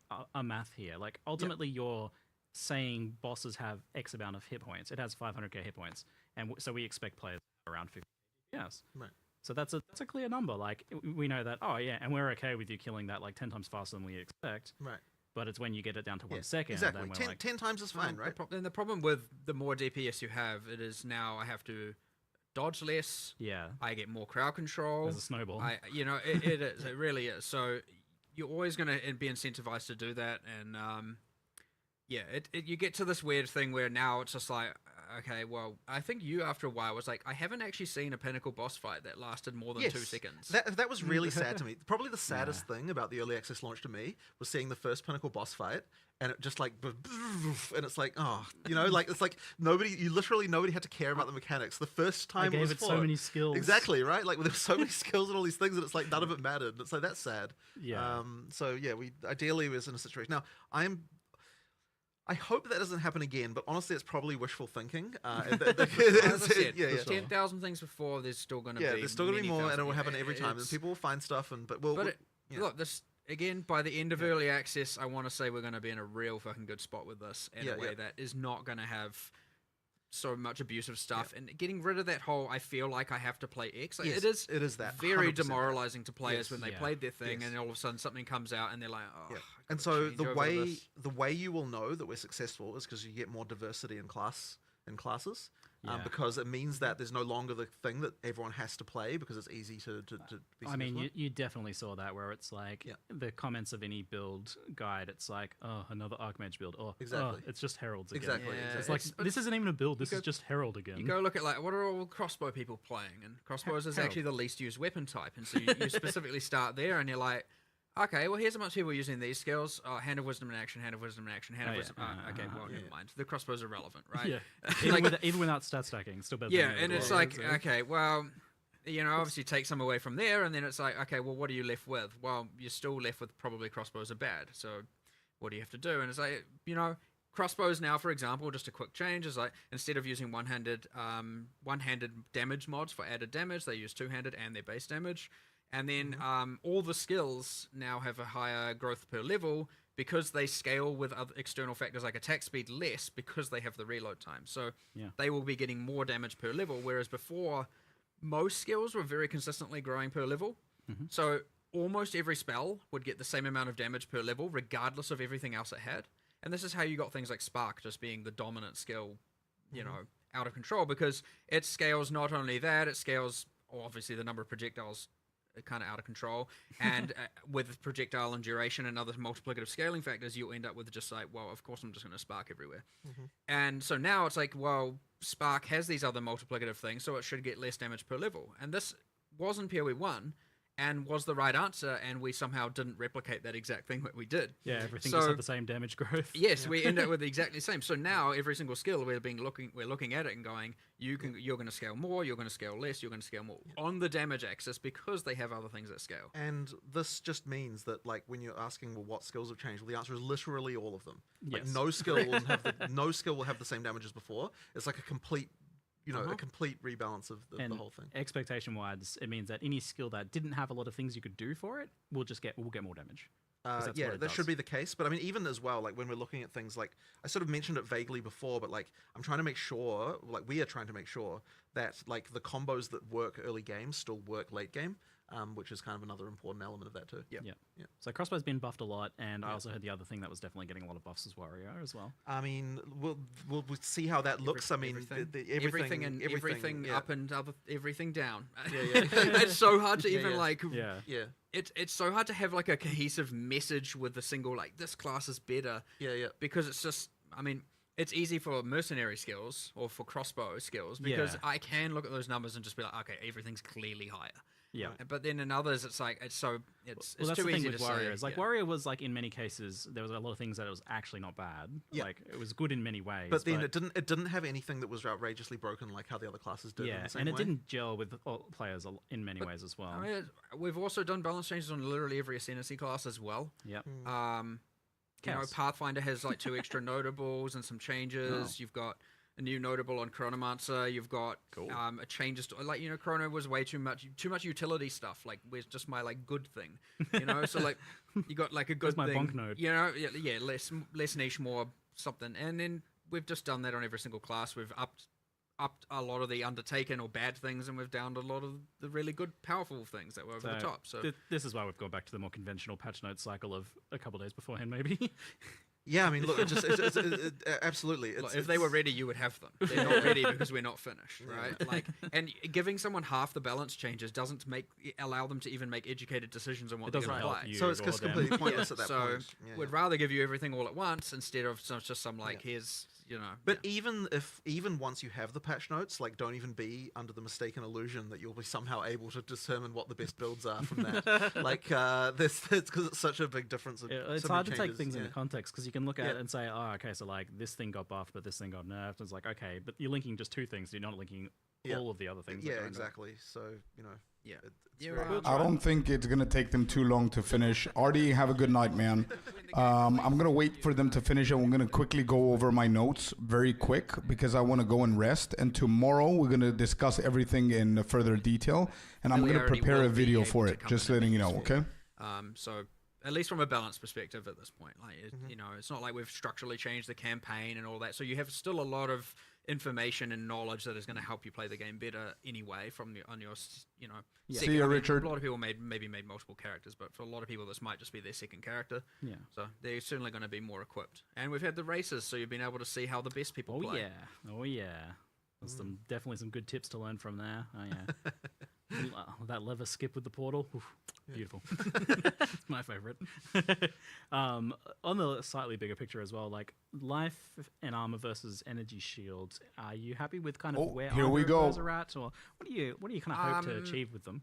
Energy shields certainly, I mean, primarily due to Grim Feast, and like mana stacking being a little bit out of control, that's been too strong on more the inside of defense for sure. Expect some pretty drastic changes there. As for Whoops. armor, well, you know, it's one of those like accuracy kind of things, right? Where it's like or dexterity and like, you know, where it's like, honestly, our next point with that is honestly just to get in a room and just be like, all right, let's pretend it didn't exist and we were coming up with the game from scratch, and you know, we're like, okay, we have strength. What would we want the ideal defense to be? And honestly, it might even extend further than that. And really just see, firstly, to make sure we end up, if we don't end up at the same point, make sure we end up as better. Maybe we do end up at the same point and we do just go, okay, here are some other changes that we need to make around physical damage in particular, and or something like that. But it's one of those things where at this point we just need to like review it from literally back to basics and see where we end up, because it might be something completely different, but like it might also end up being relatively the same, and maybe it was the better answer. But either way, it's worth the discussion and worth the time, because you know, it's I wouldn't say we're happy with it, and I wouldn't say we're necessarily like all the way unhappy with it, but it's there's something not quite right going on for sure. You're still fundamentally questioning some of these things and willing to go back to the drawing board on them, which is quite interesting. Well, 100%. I mean, this is the time to do it. We drastically changed how evasion works, and I would say it's for the better, and we should be exploring that with everything, and so we just need to do that process still. That being said, as we make things more like the shield block better, as we buff the ascendancies or nerf them in on the other defensive arcs, things like armor will become better. But it's not quite right, but I don't have enough information to say where it will look, what it will look like in the future. So. Yeah, okay, cool. So let's talk about recovery as well, because that's another big thing. I remember early on ExileCon discussions about the importance of limited recovery in making combat matter, so that you could have situations where you're attritioned or where like the hit that you took matters for the next hit that you take, and just back up the full. But it's pretty good in boss fights, honestly. I feel like recovery is somewhat limited. That still happens a bit, but certainly in clearing, you have access to tons of recovery with cannibalism and things like that. It's certainly out of control, and it's a little bit of, again, partly due to the fact that kill speed and clear speed just was way higher than we had expected and what we balanced around. And because if we were balancing around what people are currently doing with the upper echelons of builds, you'd have to have effectively every average player and average build just could be it would be useless for them. Now, there are ways around that, of course, but part of it is like a lot of the recovery mechanics, like if you're talking about things like on kill and based on damage dealt, it is a rich get richer problem. And so, yes, there are cases that are problematic, and then there are just characters that are too strong. And there's a little bit of both going on. I wouldn't say we've targeted any recovery specifically here, really. Okay. It's not been a main goal. I'm not going to say that there aren't little bits changed here and there, but it's more about, we've really made sure to just... It's kind of hard to say exactly what we've done because, again, this is probably a thing we're going to have to look at next time because there are so many changes that it is hard to even, understand how this is going to fit into Once all the of that dust now. clears, you might be able to see how recovery's looking. 100%. Like, we're at the point where we do need a little bit of like, all right, we need another round of testing for this because... And again, I'm going to stress, it is actually impossible for the amount of changes for us internally to be able to be certain or test all of this. Yeah, but the vision is still that idea of like more stricter recovery or less powerful recovery than what? Well, it shouldn't certainly be like here's one little piece and now it's fully solved, right? Like having heaps of recovery should be something you can achieve, but it should require a decent amount of investment or high tier item itemization, right? Like for sure it should be possible. It just shouldn't be trivial. Yeah. So, and on that note, then, for like vision, what's your vision of what Path of Exile 2 is supposed to be? Because I think some people are still like unsure about, is it supposed to be just kind of more like Path of Exile 1, a faster game, or is it supposed to be a slower game, a much more different thing? Like, this is a hard thing to communicate, but it gets asked a lot, and I feel like people are still a bit unsure. It's funny though, because like once again, it's not. I don't view it as just a pure speed question. It's about like, is the combat engaging and fun? Yeah. And also, are you getting to the point where you never get to engage with bosses? Like, if you're never, if the first time you fight a boss, you just destroy it without seeing any of its mechanics, then that's a problem. And it doesn't really say anything about the pace of combat. Like, if you look at some of the Huntress stuff we've got there, like, it's incredibly fast-paced when it comes to, like, dashing around and stuff, but you still have to engage with things, and that's the key element for us.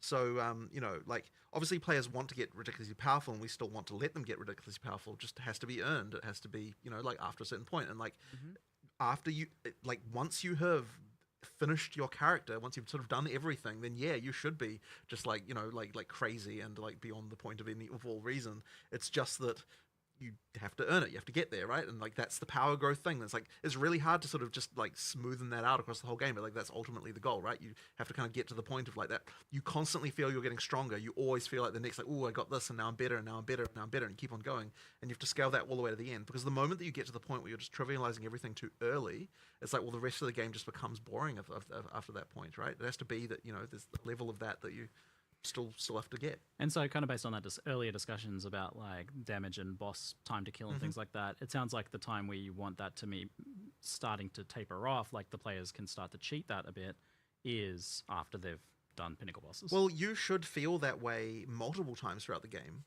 but then later you still then get to a new level of challenge that still find requires you something to engage again. Like if we're doing our job correctly, it's like you reach a point of feeling like you're a god, and then you're like, oh shit, but there's new god-like shit above me that then makes me have to then do I have the to fight That's an amazing exactly right. So mentality. like, you have to keep on with that train. And it's actually really hard to take you back from feeling like, oh, Amazing mentality back here down to, for like, the end game. feeling If that- that's so how you they have to kind of build get it, that- it's gonna be that in there. insanely Like good. Dragon Ball anime arc. Yeah, where for there's- sure, there's, you know, right? there's always You a know? new level of Super Yeah, Saiyan exactly, after the previous one. exactly, right.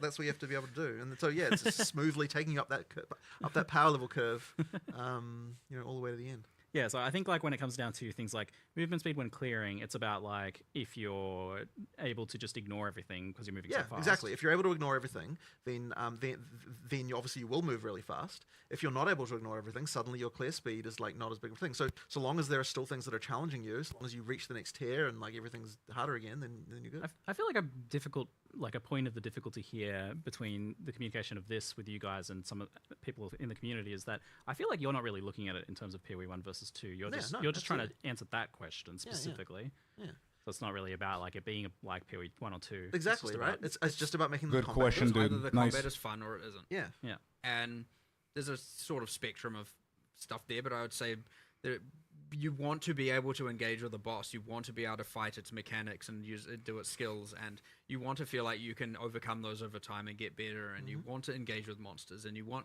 yeah, there's probably some people who are like, no, I don't. I want to just press a button and loot drops on the ground, and I don't have to look or do anything. And Well, so that's an interesting point. Is there's this let's say the quote unquote mythical average build is are they able to switch their brain off and watch Netflix on a second monitor only if they're doing like maps 3 levels under what they should be doing or something, or should that be able to happen at kind of like once, where they're once at you're at normally, once or- you're at your tier of godhood.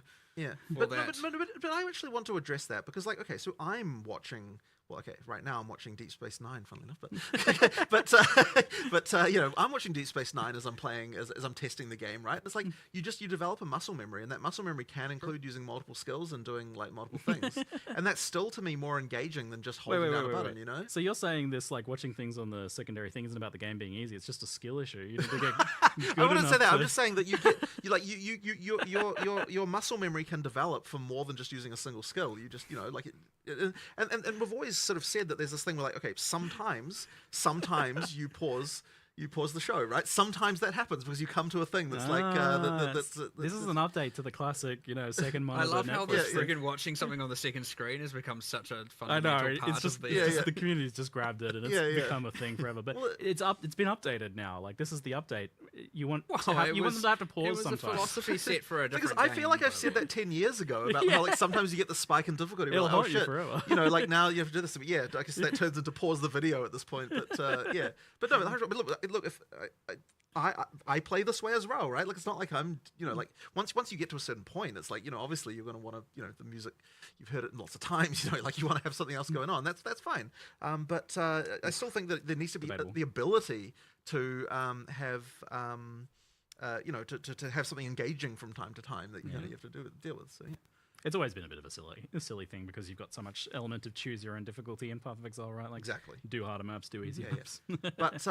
But look, people always want to choose the hardest stuff, right? So therefore, that's what they're judging it against. That's true, you And do so have to that's why account you for that. do need a level of economic gating to make it so that you can't go too far with difficulty without without having to prove the economic stuff on some level, so that you can. Yeah, you're dying So and losing the map. Exactly, you're dying and losing the map. That we have to think.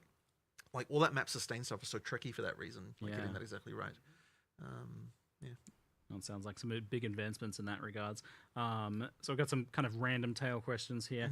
Are you planning in the future on, I don't think it's probably happening this time around, but on changing campaign pacing at all? Like, I feel like some of the zones are probably a bit too large and a bit too empty. I mean, that's more about adding more stuff to them than it is about making them smaller. Yeah. Like, there's still a lot more events in campaign that we haven't added yet that Yep. still need doing. There's like big lists of things that we never got time to do. So we'll keep on getting to those. and do The them. argument there, which I do believe in, is an area should be able to be large if it has enough interesting things. The Right. frequency of interesting things is high or I mean, consistent. like with the size of an area is completely right. Like imagine there were no load screens. You just walked from place to place. Like you wouldn't be thinking about area size exactly. It's just, is the density of interest enough? You know, like the fact that there happens to be a load screen between one place and the other is not really the relevant long element. is directly proportional to interesting. Yeah, exactly, right? So yeah, so to me, one thing we do need to obviously do, and we have done in some areas, is just making sure that if it is a large area, it's not just interesting things to find as well. It's also making sure there's enough monster variety that way it's not just so repetitive. Exactly. Yeah, where you've got like almost different biomes. There are some where I would say the area is large enough, or you're in there long enough such that there isn't enough monster variance, and so it gets a bit repetitive. But yeah, it's completely true. Anytime someone says, "Oh, this area is too large," I'm like, "Well, okay. So what monsters are we changing? What events are we adding? That kind of stuff, right? Because that's the way that you change it around. Like there are areas that are very large that no one complains about because they're stuff. They got There's also like there are good. I don't know how many people are gonna play this or how many people stop playing before 011, but like it's worth noting again. Like areas have like the fast travel thing now as well to certainly between big checkpoints, and there's some of that stuff which I'm hoping again when people start playing from scratch they get to see a lot of the improvements we did before as well and see how they feel about it again. Worth mentioning through campaign we've got both the wisps and there's also strong boxes as well through campaign. Like they feel a little bit different. There's just as you play through you're certainly finding some things you wouldn't have Shrines last time. soon. Couple more. Soon. Yeah. The what? Shrines. Oh, shrine. Have them actually in the campaign soon. Yeah. Cool. I think art wasn't quite done right or something like that. Yeah. Well, yeah, it might be a bit weird. The ones in the in-game, it works a little bit better narratively, but using that asset throughout the campaign, it would feel real random. So it's just a matter of as soon as the art's done, we'll be chucking those in as well. Oh, great. So that could be after release. It'll certainly be shortly after. But also, like, every time we do... like that we're expecting people to play through again, like we'll probably tweak like which content spawns in different areas and we'll just like fiddle around a bit so that then you play it just feels a bit fresh and things are going on there. Yeah, you kind of got me there. I feel like each of the zones I'm trying to think of that like feel like they're way too big is like they're also just coincidentally empty. Yes. So I guess that is maybe perhaps more it's the issue. It's the exact same problem happens in maps, by the way. Yeah. I mean, we talked about that. Like the boring empty map. When the maps, when people say the map's too big, just not. I think I phrased it to Jonathan yesterday when we were talking about it as every screen looks the same as every other screen. It wouldn't matter where I'm standing in the map. It would look. I think the map you were talking about was Step. Like we were looking at Step and being like, okay, well, what's actually like? It's a big square. Yeah. And there's nothing going on in it. And even if there was stuff going on, I mean, like it's funny because like it took us a little while to even come to an understanding of like what needed to change there. Because I'm sort of saying like, okay, well, like and this very random. So it's like do you find the cold plains in D2 as to be a boring area because it's ultimately kind of similar. But the answer is well, there's buildings sometimes, and you get like there's just like there's just a little more going on in that way. So like we need to make sure that maps feel that way too. When we're doing them. There has been a few pervasive crashes and issues like that. Oh god, yes. Well, I'll tell you what, the entire engine team have basically been entirely focused on that for 3 months, and it's been horrible because. So I mean, it's kind of a long story, and I don't know if I should go into all of it, but ultimately, the issue is that on NVIDIA cards, the remaining issue at least is that on NVIDIA cards, if you're using a driver that's bigger than I think 560 point something, like basically after that point, the game crashes, and if you install an older driver than that, it doesn't. If the crash happens in the driver in the GPU, NVIDIA is just like not really much help, and so it's like just trying to nail down what even caused it. It's just so hard when it's like, and the thing that sucks about it is like it won't reproduce on anywhere except production and alpha, and like the moment you look at it, like we can't reproduce it anymore, and yet for some people it happens all the time, and it's just like it's so horrible. And like what we've done. We actually come up with a somewhat ridiculous idea that was now implementing, which we're going into 020 with, by the way, which is that, and this will seem stupid, but like, how about we just don't crash? Which you tell me about this. Yeah, exactly. So basically what we do is, what we're now changing it to is that if the GPU driver crashes,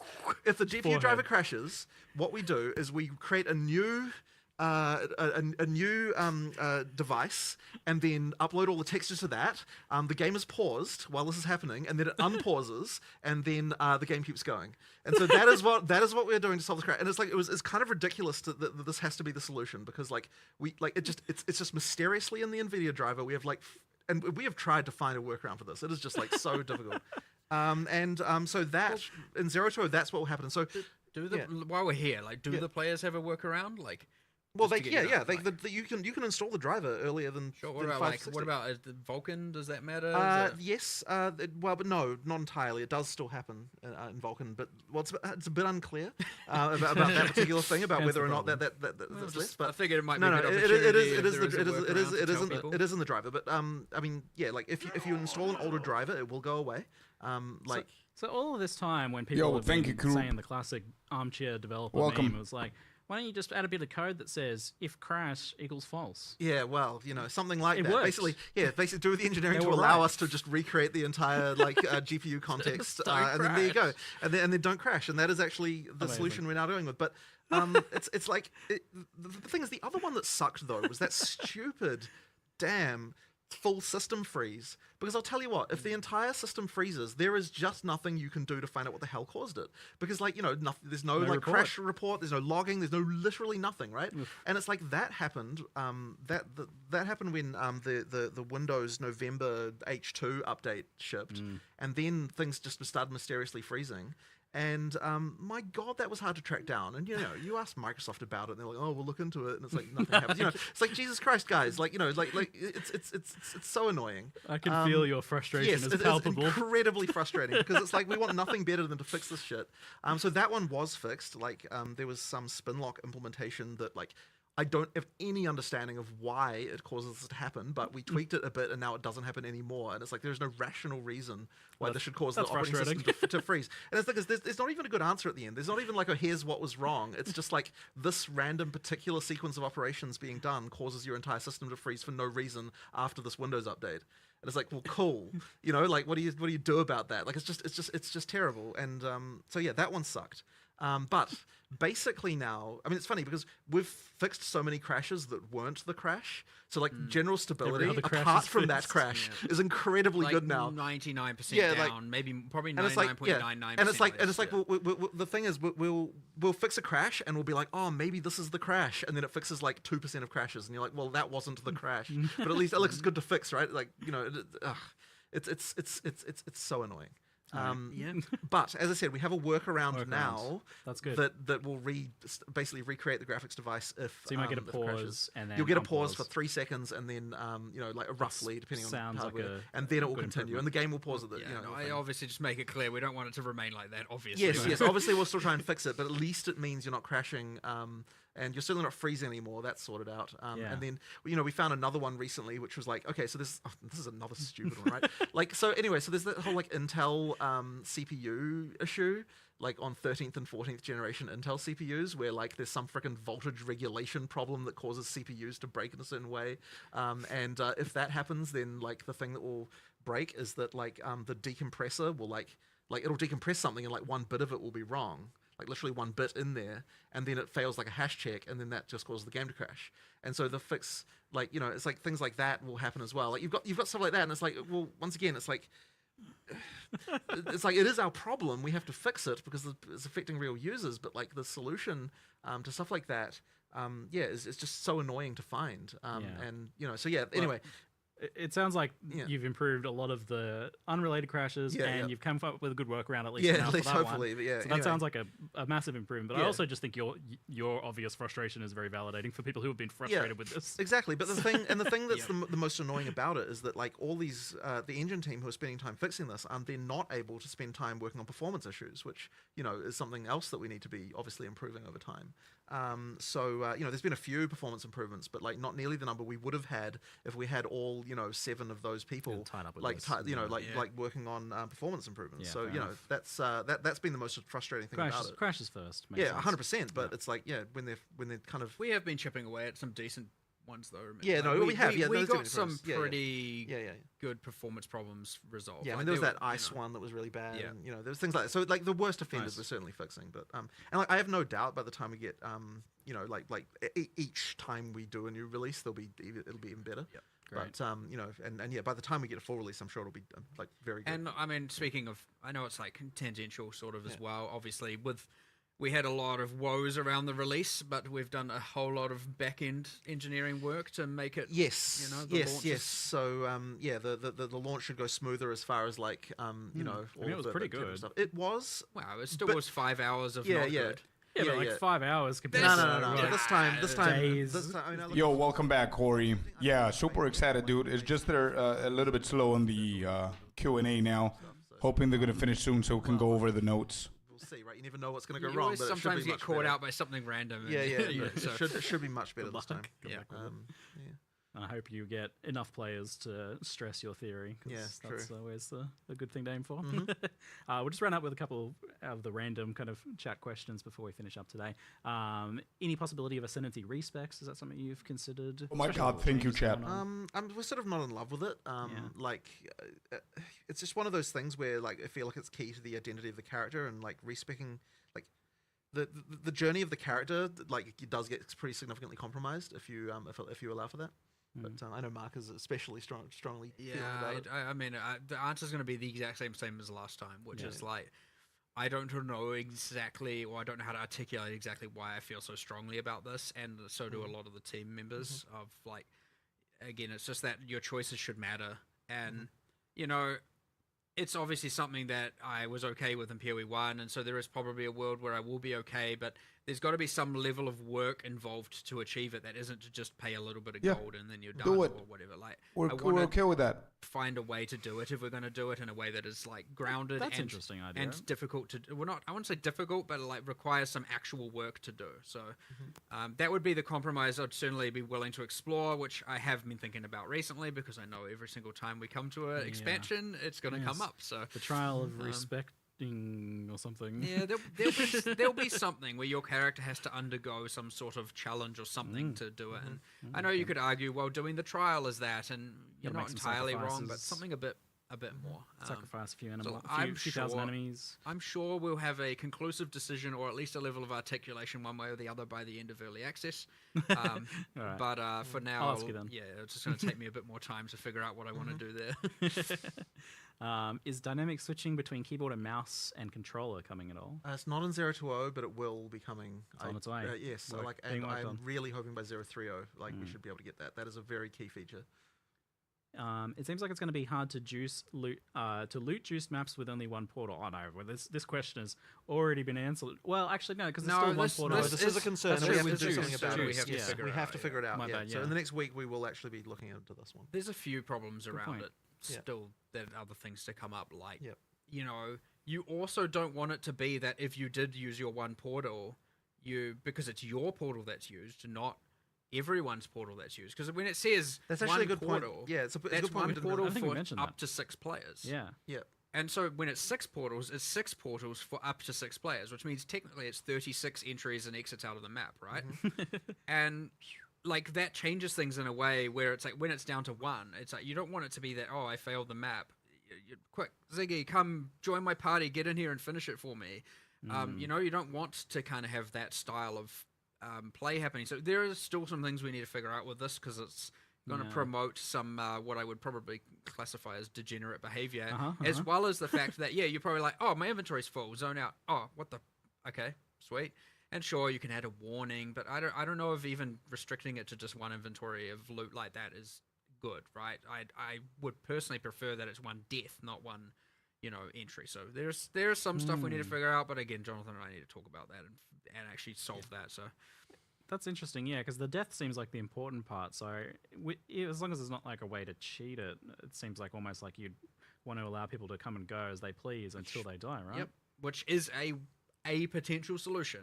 Yeah. But again, can't Something say to- for sure. But yeah, 100%. That person is right for bringing that up, and that is it a is real on our issue. radar for this coming week to have, or weekend as well, to have a solution for. Yeah. So with this new league not having a specific like league mechanic, is it still a challenge league? Does it still have challenges? It's actually No, No, there's I no, didn't think there's no so. achievements or challenges Yeah, yet. yeah, yeah. I'm pretty these sure is- we weren't going to do that yeah. for a little bit yet. These but there's yeah. not really, maybe later in early access, but for now, not really. Yeah. We're just trying to keep it more about Make the the game game. and the mechanics and less about, you know, Make the game first. the achievements. And the achievements will certainly, an achievement system and stuff like that will certainly be there with the full release, and we'll reintegrate all of that at the time.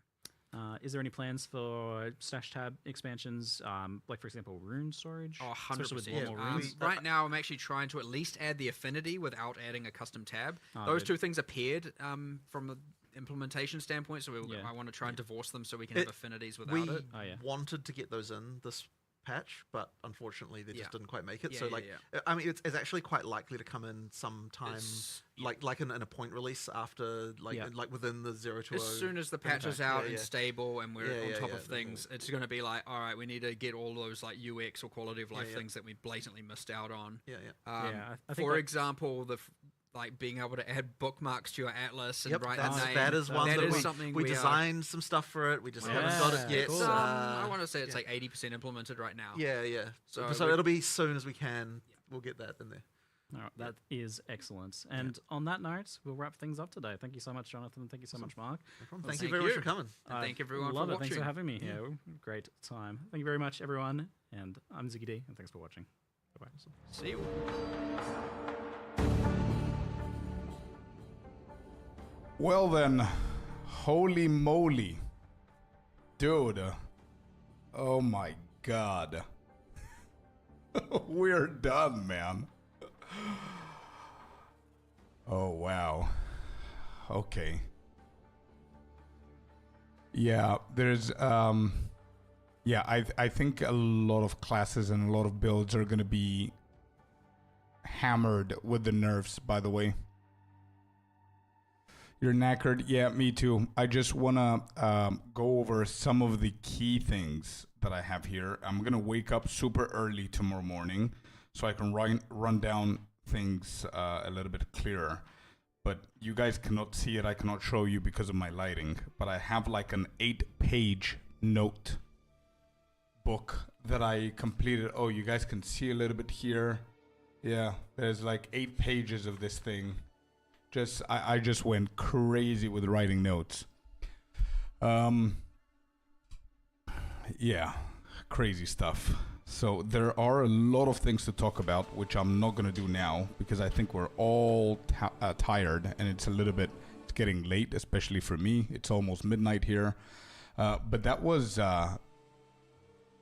it was just insane. I thought we're gonna get a small break between their trailer announcement and their Q&A, but apparently they thought that it's not needed. Okay, so that's done. Let me just bring up this. We actually got like a lot of these, you guys. We got a lot of them.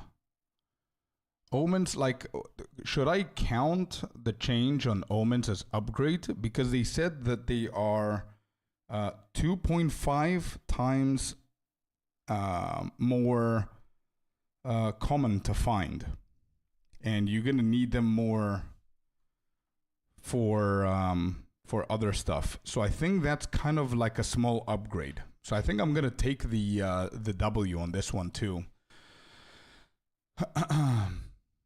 New charms. Well, they didn't fix them. There's gonna be one new charm because of the new content. So I don't think I'm gonna take that as a W. Tablet stash, they said that they're working on stashes for next update, so it's not now. Armor balance, they actually worked on that, but there's no changes in this one, so we're very close on this. But they are apparently saying that mana stacking is going to be nerfed. Energy shield might get nerfed as well, but no changes with the armor. They need to reevaluate and see. So they say in the future, yeah, but it's not for this one. So we're very close with both of these. They said something about bookmarks. I don't know if that's going to be in here. Nerf builds. Yep, you're right. It is a W, 100%. They were very clear that forget about everything you knew. That's what he said. Like Mark said that like multiple different times.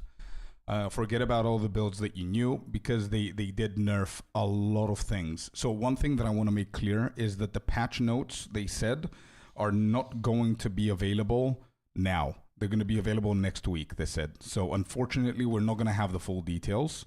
But just before I go into some of the important stuff in my notes here, just know that I will start making notes and organizing everything here. And I'm going to do videos. I'm gonna, for sure, the plan is just for you guys to know what to expect from our YouTube channel. So if you guys are not subscribed, make sure that you subscribe to the YouTube channel. And let me just post it here for you guys to have the link. One thing I'm gonna do is I'm gonna make a video of every single change that they announced. I'm gonna make then separate videos on every single topic. So Huntress is going to be one topic, then the new strong boxes, then the new uniques, the support gems, everything. So we're going to cover, we have a lot of shit to cover. Jesus. But yeah, exciting. No druid and shadow classes. Yeah, true. Unfortunately, there's no second class. It's just one. Yeah.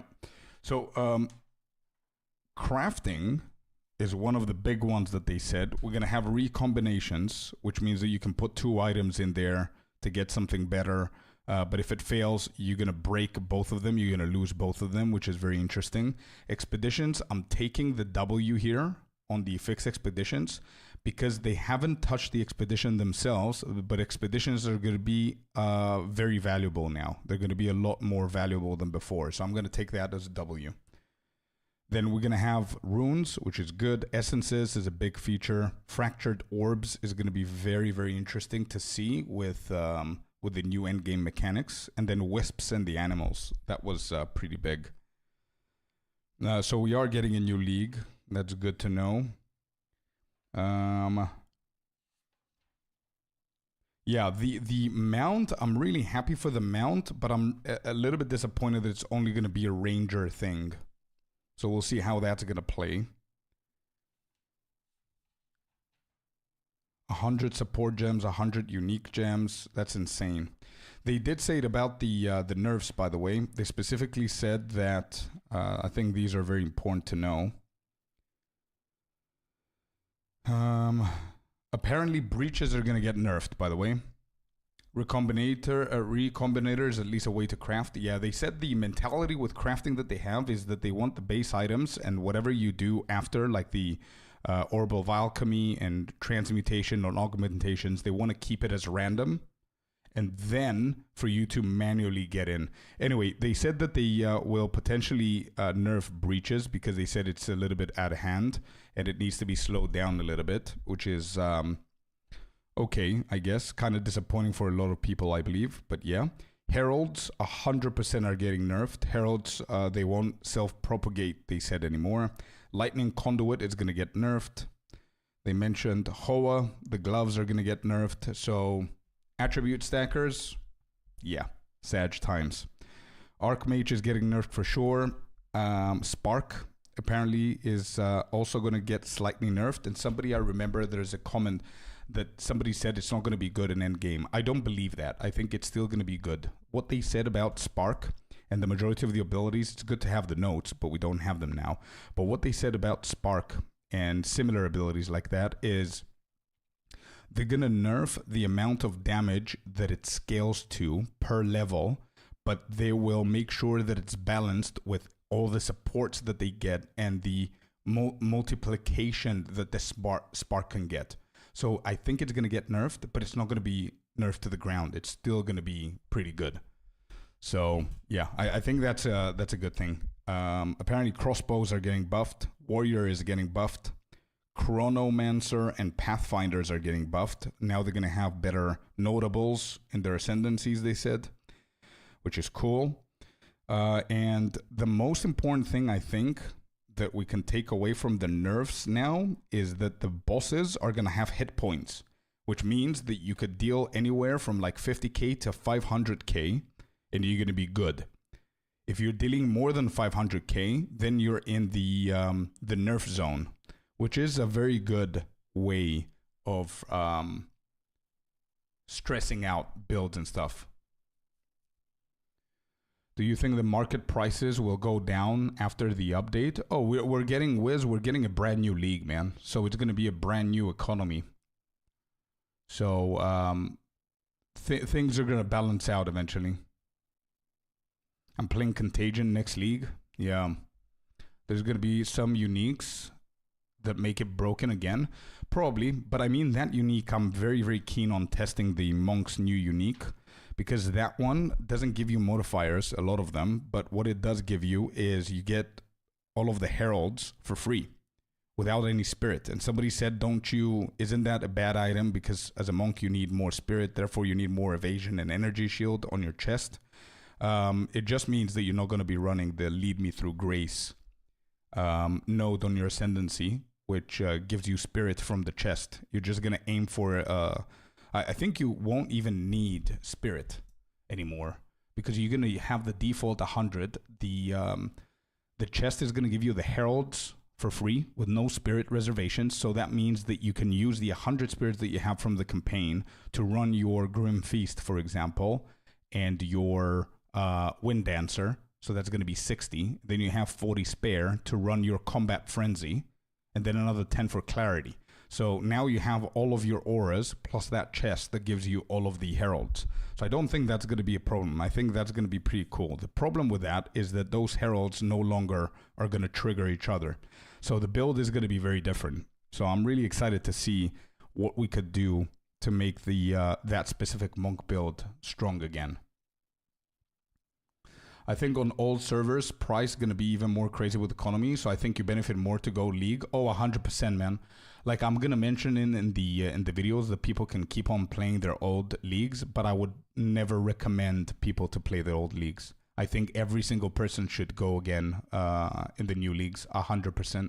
And Jonathan said the same thing. Imagine all of these changes are going to come to the old leagues. You're going to log into your character and everything is going to be reset. All of your tree is going to be reset. Everything is going to be reset. So it's going to be very complicated to get back to where you were. Like you need to be like a very experienced min-maxer to know exactly what you're doing. I want to try the new in-stacking support gem. Yeah, there's a lot of them. Dude, 100 support gems. That's crazy. I don't want to start new league. I was thinking of buying stuff now instead of after the update. Yeah, you could do that, but I'm pretty sure, Wiz, that the majority of the builds are going to go around the new uniques, the new support gems, and all of that stuff, so they're not available for you to buy them now. But again, I do believe that every single person should go on the new league. Maybe the old league is good for experimenting because you have tons of gems. Yeah, but experiment with what, man? Maybe, like, how do you know what to experiment with? Because they will launch at the same day, right? So 4th of April, you could do it to both. So you're going to go with your level 94 character to experiment with what exactly? I mean, how do you know where to start? New abilities and builds? Yeah. But again, you need to have a guide to follow a build or create one yourself. Content creators like myself are not going to have builds ready on the 4th of April. So you're not going to know exactly what to experiment with, which is what I'm saying. I believe it's better for people to start in the new league so you can level up and experiment through that so you can feel whatever. And by the time you reach the end game, there's 100% going to be a guide for you to follow at that point. And then after playing a little bit in the new league, then you can go to the old server and experiment with things that you already know. But starting from the old server, I think it's just going to cause a lot of confusion. You're going to then maybe play for like 1, 2, 3 days and realize that you want to go to the new league. And now you need to catch up with the economy and all that stuff. Yeah, I agree with you, Icy. The update is coming to the old server as well, yeah. Do you think the leveling guides will still work? Oh, I believe so. Yeah, I believe so. I believe a lot of my guides and other content creators will definitely work. 100%. Some of them probably will be stronger. Some of them will probably be weaker, but they will definitely work. What about learning to build yourself? Exactly. You can learn to build yourself by leveling things in the new league. For sure. I definitely inspire people to try and build themselves, for sure. But I do believe that starting in the new league is the best thing that you could do for your experience in the game with all of this happening. Because as I said, it doesn't matter how many divines you have and all of that. Whenever the league comes out and the update comes out, your characters are going to have their trees resetted. You're going to have brand new currencies that you don't have, that you could have accessed in the campaign. And now you need to go and grind stuff that you don't even know where to begin. The whole map is going to be completely different. It's going to be... That's what Jonathan said as well. They wanted just to give it to people just for the sake of having it, but he doesn't agree with this approach as well because it's going to be very, very clunky. How would the mount work? Yeah, so the mount is going to be an ability. It's going to be like a companion that you can use to walk around. It's not going to give you more movement speed. It's going to have your movement speed, the mount. However, it's going to... you're not going to have the penalty of using your abilities. So it feels that it's faster, but it's not actually faster, but it feels that way. And it will be actually faster because you don't have the penalty of using your abilities. But unfortunately, the Roa is only for ranged builds and classes. It's not for melee. And you cannot dodge roll with it. And if you get dismounted, you're going to get stunned, which is dangerous because you could die. But if you dismount, then the mount becomes your companion and he can fight with you. But it's a squishy bird. They didn't change anything about the campaign, no. The only thing that they changed, King, is that they said that they added more stuff. Like you can now find the new strongholds, you can find the essences, you can find the wisps. So there is going to be ways for you to find the new orbs and the new runes and stuff like that through the campaign. Also, the rogue Exile can be in the campaign as well.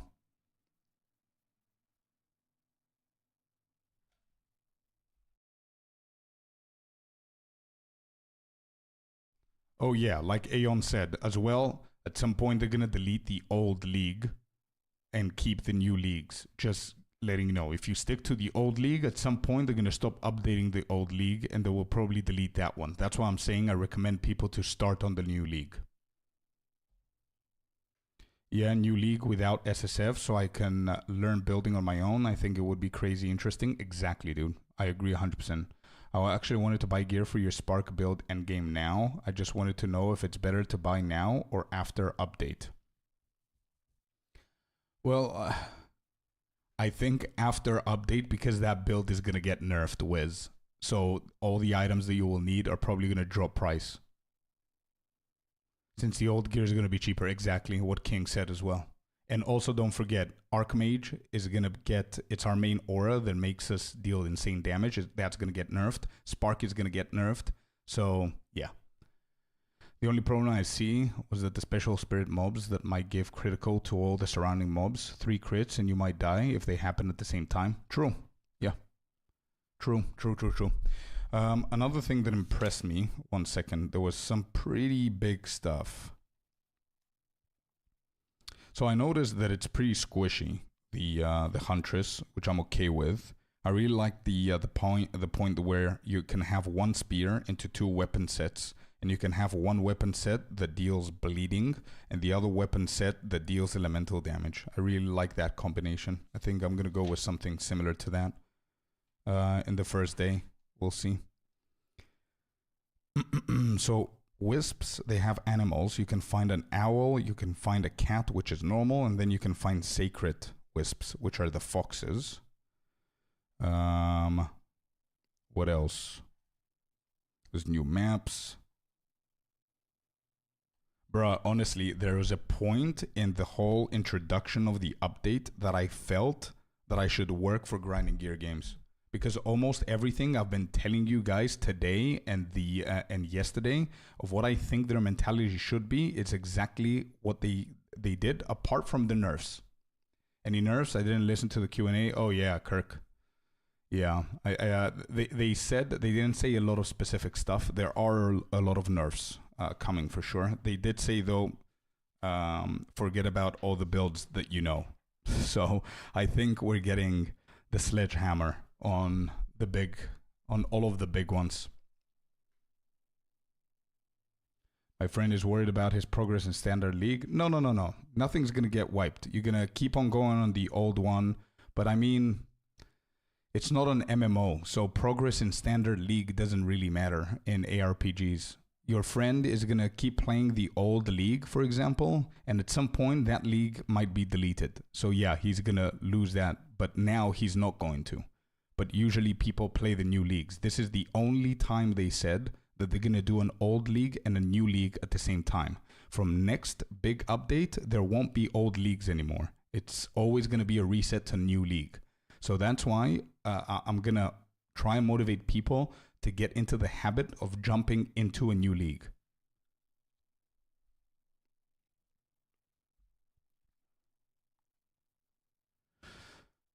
They said that its damage won't increase by level as it is now. They want the later skills to be stronger than the lower tiers. Exactly, yeah. Exactly, yeah, Tsunami. Yeah, they did mention a few nerfs. So the heralds are not going to pop anymore. They said they're nerfing Lightning Conduit. The Hoa gloves for attribute stackers, forget about that. Spark is going to be slightly nerfed. We do have some buffs that they said. Crossbows are going to get buffed. Warriors apparently are going to get buffed. They didn't mention how. Chronomancers, the other ascendancy of the sorcerers, is going to get buffed. And Pathfinder is also going to get buffed, which is cool. Breaches are getting nerfed. There's a lot of talk about parry. I need to study that a little bit more.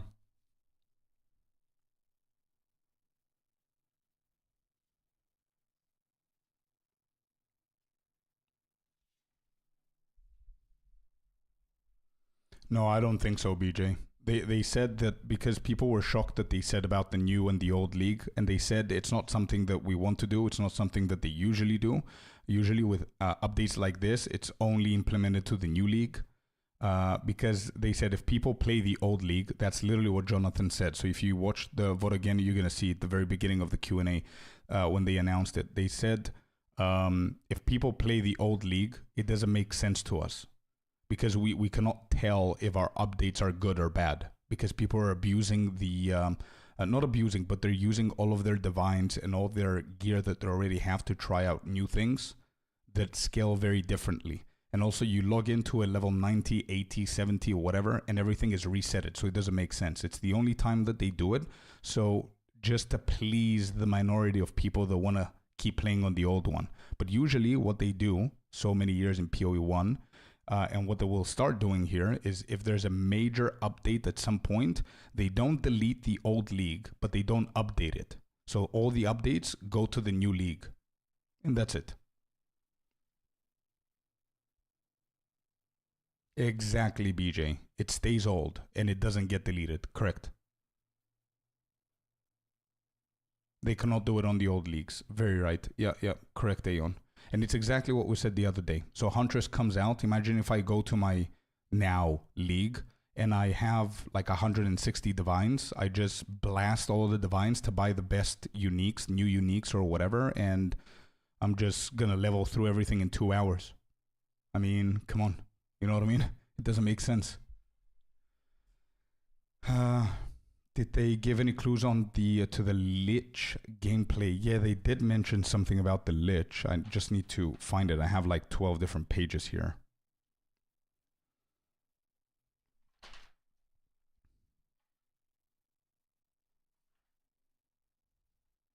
Yeah, the Lich Witch, they didn't share too many things. They just shared that there's going to be a soul jewel. You're going to put a jewel, which is going to be your soul, into it. And then it's going to be massively into chaos damage. It was the least amount of time that they took talking about New Ascendancy, the Lich. They said more stuff about the rest than that one. So you're smashing out the Huntress? Yeah, I have to. I need to provide you guys with a leveling guide, right? So I need to do the Huntress first. 100%. We're going with the Huntress first. And then after I'm done with the Huntress with the end game and I have a good end game guide, I will probably start leveling the new ascendancies. I think I might do the witch then and maybe check that out since no druid. Yeah. Who knew POE2 was a job? I know, it's insane. Dude, honestly, I have like 12 different pages here of notes. I just want to quickly talk about one of the biggest things that they did is the end game of the maps. I think that's really good, man. Like, they gave us new content, which is the rogue exiles. They have the wisps as well. The taming beasts, the rituals, the sacrificial stuff, terrain changes. We have the nexuses now, corruption monsters, really good. You can cleanse the map so you can get fracturing orbs, which is a new currency for crafting. Tower changes are beautiful. So if you think about it, Icy, I was calling it for like a month that they need to take away the towers. How funny is that? They almost did what I wanted. Dude, they reduced 80%. Sorry, they reduced 80% of the towers. Like they said it's like 5 times less towers now. So they literally just took it off. And we just have one and you blast a 1. It's good. Yeah, we agreed on that. Exactly. Am I right in new ascendancy for Merc is playing? No. No, it shouldn't be that, Lucas. One sec, let me just double check what I remember here. No, it shouldn't be that, bro. Where is it? Smith, tactician. No, you focus on banners. You focus on stuns, so you can stun lock, like bosses and stuff like that. You can place multiple banners, and you can have an army of archers. Also, mechanics to unlock the extra slots. Yeah, it's beautiful, bro. It's beautiful. And also, their mentality is really good. Their mentality is really, really good. The way that they think about combining stuff. I like it. There's a lot of changes I don't like. There's a lot of changes I do like. But the main point here is that their way of thinking is really good.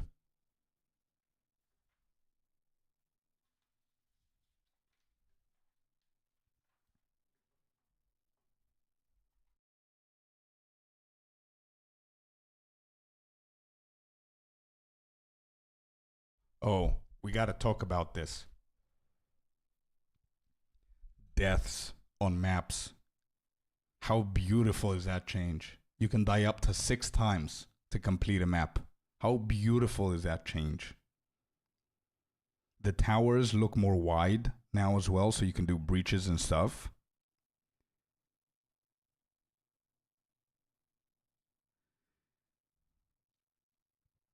And it's selective difficulty, by the way. And it's selective difficulty. That's the point that I thought that I was working in grinding gear games. If you remember, what they said is that we made it easier, but the more modifiers you put, you can choose to make it harder, which is literally what we were talking about an hour before this started, where I said that I would want the game to be harder, but I want to choose that. So it's literally what I wanted, man. It's really good. There's a few things that they didn't talk about, like the delirium fogs and everything, but whatever. We happy with the announcement? Yeah, we're exhausted with the announcement, Menidus. Exhausted with the announcement, bro. It's too many things. It's crazy.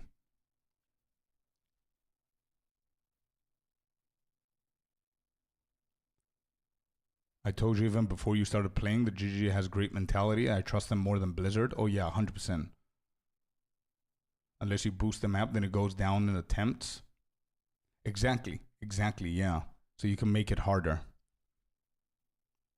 Is the ability to run the same map over and over because it's fun. Hey, let's not forget, you just reminded me something. I think you will be able to do that, dude. Because now you can put a unique tablet into your map that allows you to run any map that you want without pathing to it. How sick is that? Damn. Yeah, that was really good.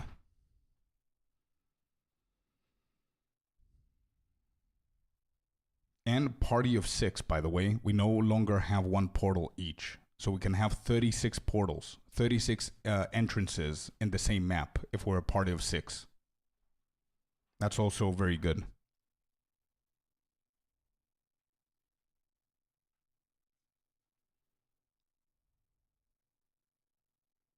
Also, we're getting new maps, by the way, in each of 7 new maps. And each of the maps are going to have new different content, where one of them is you press the runes, you touch them and it summons shit, and there's 10 waves. And that's how you get the new runes. So good, man. Then the other one, you have to defeat 2 rares, and at the end there's a broken mirror that you can get a ring or an amulet. That's pretty nice as well. The essences, you can valve them with new mechanics each time. Crazy. We're getting 10 new ascendancies. Did I hear that right? I don't know if it's 10 at this point. Maybe. Huntress has 3 or 2. They announced 2. Warrior has 1. Mercenary has 1. Witch has 1. So that's 5. I don't think it's 10.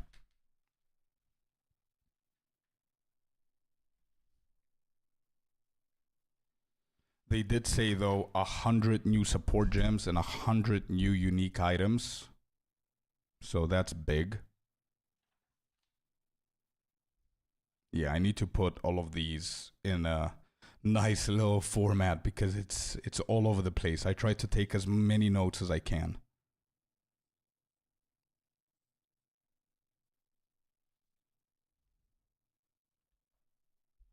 And, dude, strong boxes. I was so happy when I heard about strong boxes, man. You guys know how passionate I was for strong boxes. Been a crazy good stream. All the best with all the notes you have to do. If you need a hand in any way, just shout. Okie doke, Lucas. Thank you very much, man, for being here. It was a pleasure having you here. Yeah.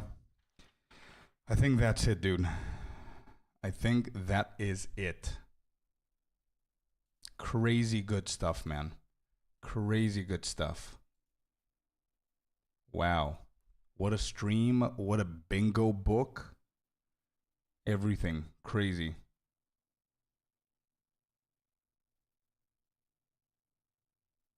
Crazy, dude. Yeah, I think I'm going to call the chat. I'm exhausted with all of that. I need to have a good night's rest. And I'm going to wake up early tomorrow morning and start putting things together. And I might actually go live at some point so we can discuss a little bit more when we're more refreshed, okay? So we're going to talk a little bit more. Now all we got to do is wait. Exactly, Many-Deaths, exactly. Will you be able to sleep tonight, or will you be thinking about the patch? Probably thinking about the patch. I don't know if I have a way, like, I don't know if you guys have watched Severance, but I would love to be able to have a severed personality now and just give him all these notes and a task. And then I go to sleep and he is severed and he works.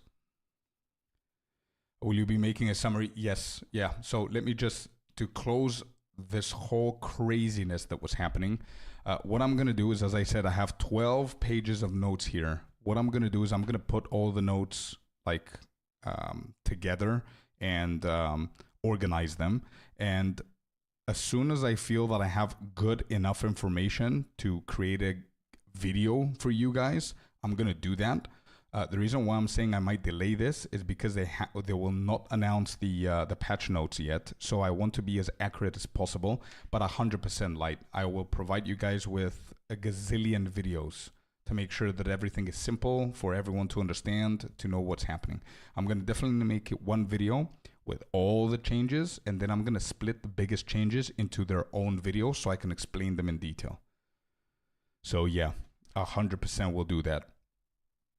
Said much, but I've been here the whole stream. Good night, Scorp, in the chat. I know you have, King, and I appreciate it so much, man. I've been checking all of your comments and everything, but I didn't want to interrupt the stream and talk over them and everything. So I want to respect you guys to want to see the video as well. But thank you for everyone today. Thank you for chatting. Thank you for following. Thank you for subscribing. If you have, I really appreciate it. Have a beautiful night, you guys. And I'm going to talk to you tomorrow. I'm going to do some work. I'm going to organize everything like I did the bingo one. And it turned out pretty nice. We got, I think, did we get half? 2, 4, 6, 8, 10, 11? 2, 4, 6, 8, 10, 12, 14. Almost 50%, which is not bad. Not bad. But yeah, thank you very much, guys. Have a beautiful night in front of you. Rest well. Happy times and happy days are coming for Path of Exile 2. I could not be more excited, not exalted. I am tired. I cannot even show it. But yeah, I'm super excited to organize my thoughts, and then we chat again tomorrow on tomorrow's stream so we can decipher everything crazy that's happening. Thank you all so much. If you are on the stream right now, make sure that you follow the stream so you don't miss it out tomorrow whenever we're going to do crazy stuff. And you haven't subscribed to the YouTube channel, please do, because all the guides are going to go there, okay?